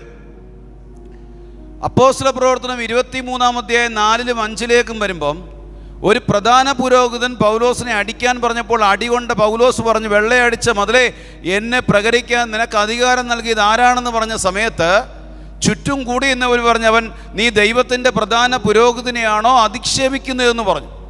പൗലോസ് തക്ഷണം ക്ഷമാർപ്പണം നടത്തിയിട്ട് പറഞ്ഞു, അവൻ ദൈവത്തിൻ്റെ പ്രധാന പുരോഹിതനാണെന്ന് എനിക്കറിയില്ല. ഇങ്ങനെ എഴുതിയിരിക്കുന്നു, ദൈവത്തിൻ്റെ പ്രധാന പുരോഹിതനെ അധിക്ഷേപിക്കരുതെന്ന്. കാരണം എന്താ? മീരിയാമിന് സംഭവിച്ചതും ഊസിയായ്ക്ക് സംഭവിച്ചതും പൗലോസിന് അറിയാമായിരുന്നു. ഇനി പൗലോസും പുരോഹിതനും കൂടെ നോക്കണം. സ്വർഗം നേരിട്ട് കണ്ട പൗലോസ്, മരിച്ചവരെ ഉയർപ്പിച്ച പൗലോസ്, സാധാരണ ഒരു പുരോഹിതൻ നന്മയൊന്നും ശേഷിക്കാഞ്ഞത് കൊണ്ടായിരിക്കണം വെള്ളയടിച്ച മതിലേന്ന് ആര് വിളിച്ചത്? പൗലോസ് വിളിച്ചത്. പൗലോസ് കണ്ടത് അദ്ദേഹത്തിൻ്റെ നന്മയല്ല, മുദ്രയാണ്. മുദ്ര. ഈ കാലഘട്ടത്തിൽ എൻ്റെ പ്രിയപ്പെട്ട ദൈവജനങ്ങളെ, വിശ്വാസികളെ, രോഗത്തിൻ്റെ, ദുരിതത്തിൻ്റെ, പട്ടിണിയുടെ, ദുർമരണത്തിൻ്റെ, യുവതി യുവാക്കളുടെ അധപ്പതനത്തിൻ്റെ കുഷ്ഠത്തിലേക്ക് തള്ളിയിടുന്നത് മാതാപിതാക്കളും ചാനൽ തൊഴിലാളികളും യുക്തിവാദികളും നിരീശ്വരവാദികളോ? പരിശുദ്ധ കുർബാനയുടെ പേരിൽ പൗരോഹിത്യം മുമ്പിൽ നിന്നുകൊണ്ട് സഭാപിതാക്കന്മാരെ വെല്ലുവിളിക്കുമ്പം ദൈവിക ജ്ഞാനമുള്ള ആത്മാരെന്ത് ചെയ്യുന്നറിയോ? എനിക്കറിയാം, എറണാകുളം അങ്കമാലിയിലുള്ള 100ഓളം 150ഓളം വ്യക്തികൾക്ക് 3 ദിവസം ഞാൻ വളർച്ച ധ്യാനം കൊടുത്ത സമയത്ത് അവർ പറയുകയായിരുന്നു, ബ്രദറെ, ഞങ്ങൾ നിശബ്ദമായിരുന്നു കൊണ്ട് അപ്പുറവും ഇപ്പുറവും ചേരാതെ ക്രിസ്തുവിനോട് ചേർന്ന് നിന്നിട്ട് കരുണയ്ക്ക് വേണ്ടി പ്രാർത്ഥിക്കുകയായിരുന്നു. കൈയടിച്ച് കർത്താവിനെ മഹത്വപ്പെടുത്തുക. ഇതാണ് കൃപ. ഇവിടെ ആരുടെ പേരിലാണ് ഈ തെരുവിലിറങ്ങിയത്? പറ. ക്രിസ്തുവിന് സന്തോഷമാണോ ദുഃഖമാണോ? എൻ്റെ ചോദ്യം ഇതാണ്. പരിശുദ്ധ കുർബാനയുടെ പേരിൽ ഇറങ്ങുമ്പോൾ, പരിശുദ്ധ കുർബാന, അത് ചേട്ടന് മക്കളുണ്ട്, നിങ്ങൾക്ക് മക്കളുണ്ട്, നിങ്ങളുടെ പേരിൽ 2 മക്കൾ പോയി തെരുവിൽ കിടന്നുകൊണ്ട് തല്ലുകൂടി നാട്ടുകാരുടെ പരിഹാസം ഏറ്റുവാങ്ങിയാൽ അതിൻ്റെ ക്ഷതമേൽക്കുന്ന, ആത്മാഭിമാനത്തിന് മുറിവേൽക്കുന്നത് മാതാപിതാക്കൾക്കാണോ? ആണോ ചേട്ടാ? ഈ ക്രിസ്തു എന്ന പരിശുദ്ധ കുർബാനയുടെ പേരിൽ ഇറങ്ങുന്ന സമയത്ത് ക്ഷതമേൽക്കുന്നത് കർത്താവിനാണെന്ന് വിശ്വാസി ഞാനും നിങ്ങളും എന്ത് ചെയ്യണം? ഇത് കാണുമ്പം മുട്ടുകുത്തണം. ഒരു പുരോഹിതനെ അപമാനിക്കപ്പെടുമ്പോൾ, ഒരു പുരോഹിതൻ വീണു പോകുമ്പോൾ, എൻ്റെ കർത്താവിൻ്റെ പുരോഹിതൻ വീണുപോയെന്നുള്ളൊരു വേദനയാണ് യേശു ക്രിസ്തുവിനും മറിയത്തിനും ഉള്ളത്. സന്തോഷമല്ലെന്ന്. എൻ്റെ പുരോഹിതൻ, മദർ തെരേസയുടെ മുമ്പിൽ ചെന്നുകൊണ്ടൊരു പുരോഹിതൻ സഭാവസ്ത്രം ഉരിഞ്ഞു വെക്കുന്നതിന് മുമ്പ് തെറ്റിൽ വീണുപോയതിൻ്റെ കുറ്റബോധത്തിൽ വന്നുകൊണ്ട് മദറിനോട് യാത്ര പറയാൻ നേരത്ത് മദർ പ്രാർത്ഥിച്ചൊരുങ്ങി വന്നിട്ട് കയ്യിൽ പിടിച്ചിട്ട് ഒറ്റ ചുംബനം കൊടുത്തിട്ട് പറഞ്ഞ്, എൻ്റെ കർത്താവിനെ എടുക്കുന്ന കരമാണല്ലോ എന്ന് പറഞ്ഞൊരു ചുംബനം കൊടുത്തു. ഒന്നും വേണ്ടിയില്ല, വാവിട്ട് കരഞ്ഞിട്ട് വിശുദ്ധനായി മാറിയ പുരോഹിതൻ. കുരിശിൻ്റെ വഴിയിലെ വായന എങ്ങനെയാണ്? അവൻ 2ാമതും വീണ് അവൻ ചുറ്റും തിരിഞ്ഞു നോക്കി, സഹതപിക്കുന്ന ആരെങ്കിലും വീഴുന്നവന്റെ വേദന വലുതാ, വീണുപോയതിന്റെ വേദന വലുതാ. ചവിട്ടി താഴ്ത്തുന്നതല്ല ആത്മീയത, ഇല്ലാതാക്കുന്നതല്ല ആത്മീയത. പ്രാർത്ഥന വഴി പൊക്കിയെടുക്കുന്നത് ആത്മീയത. പുരോഹിതൻ വീണു പോന്നെങ്കിൽ എൻ്റെ പ്രാർത്ഥനയുടെ കുറവാ. പുരോഹിതരെ തെരുവിലിറങ്ങുന്നെങ്കിൽ എൻ്റെ പ്രാർത്ഥനയുടെ കുറവാ. ആരെയും പറയണ്ട, കർത്താവേ ഞാൻ നിന്നെ സ്നേഹിക്കുന്നു. വിശുദ്ധ ഫ്രാൻസിസ് പറഞ്ഞതുപോലെ, അങ്ങേ നിന്ദിക്കുന്നവർക്ക് വേണ്ടി ഞാൻ അങ്ങേ മാനിക്കുന്നു, അങ്ങേ സ്നേഹിക്കാത്തവർക്ക് വേണ്ടി ഞാൻ അങ്ങേ സ്നേഹിക്കുന്നു, അങ്ങേ ആരാധിക്കാത്ത മക്കൾക്ക് കൂടെ വേണ്ടി ഞാൻ അങ്ങേ ആരാധിക്കുന്നു. നമ്മുടെ സ്പിരിച്വാലിറ്റിയിൽ കുറച്ചൊരു മാറ്റം ചേച്ചി. പുരോഹിതർക്കെതിരെ സംസാരിക്കാനല്ല, പുരോഹിതർക്കെതിരെ വാദിക്കാൻ. കാരണം പുരോഹിതനില്ലെങ്കിൽ പരിശുദ്ധ കുർബാനയില്ല. എന്താ പറയുക, ഇന്നത്തെ മക്കള് സഭാവിരോധം ഈ പുരോഹിതർക്കെതിരെ സംസാരിക്കുമ്പോൾ ഓർത്തോ അവർ പള്ളിയിൽ നിന്ന് അകലും, ആൾത്താരയിൽ നിന്ന് അകലും, മക്കള് പള്ളി വരത്തില്ല. ഇന്ന് യുവതി യുവാക്കൾ എന്തേ പള്ളി വരാത്തത്? ഈ ഒരൊറ്റ കാരണത്തിൽ ഈ പിശാച് അവരെ കൊണ്ടുപോകും മയക്കമരുന്നിലേക്ക്, യുക്തിഭാവത്തിലേക്ക്, നിരീശ്വരഭാവത്തിലേക്ക്, കടുത്ത അശുദ്ധ ഭാവത്തിലേക്ക്. ആൾത്താരയുമായി ചേർന്ന് നിൽക്കുന്ന ഒരുവനും ലോക ചരിത്രത്തിൽ ഇന്ന് വരെ നശിച്ചു പോയതായിട്ട് ഞാൻ കേട്ടിട്ടില്ല. എനിക്കറിയില്ല എന്തൊക്കെ എൻ്റെ ആത്മാവിൽ എന്തൊക്കെയോ പറഞ്ഞ് നമുക്ക് ആരാധന, ഇവിടെയാണോ സിസ്റ്ററെ? നമുക്ക് ആരാധനയ്ക്ക് പ്രവേശിക്കാം.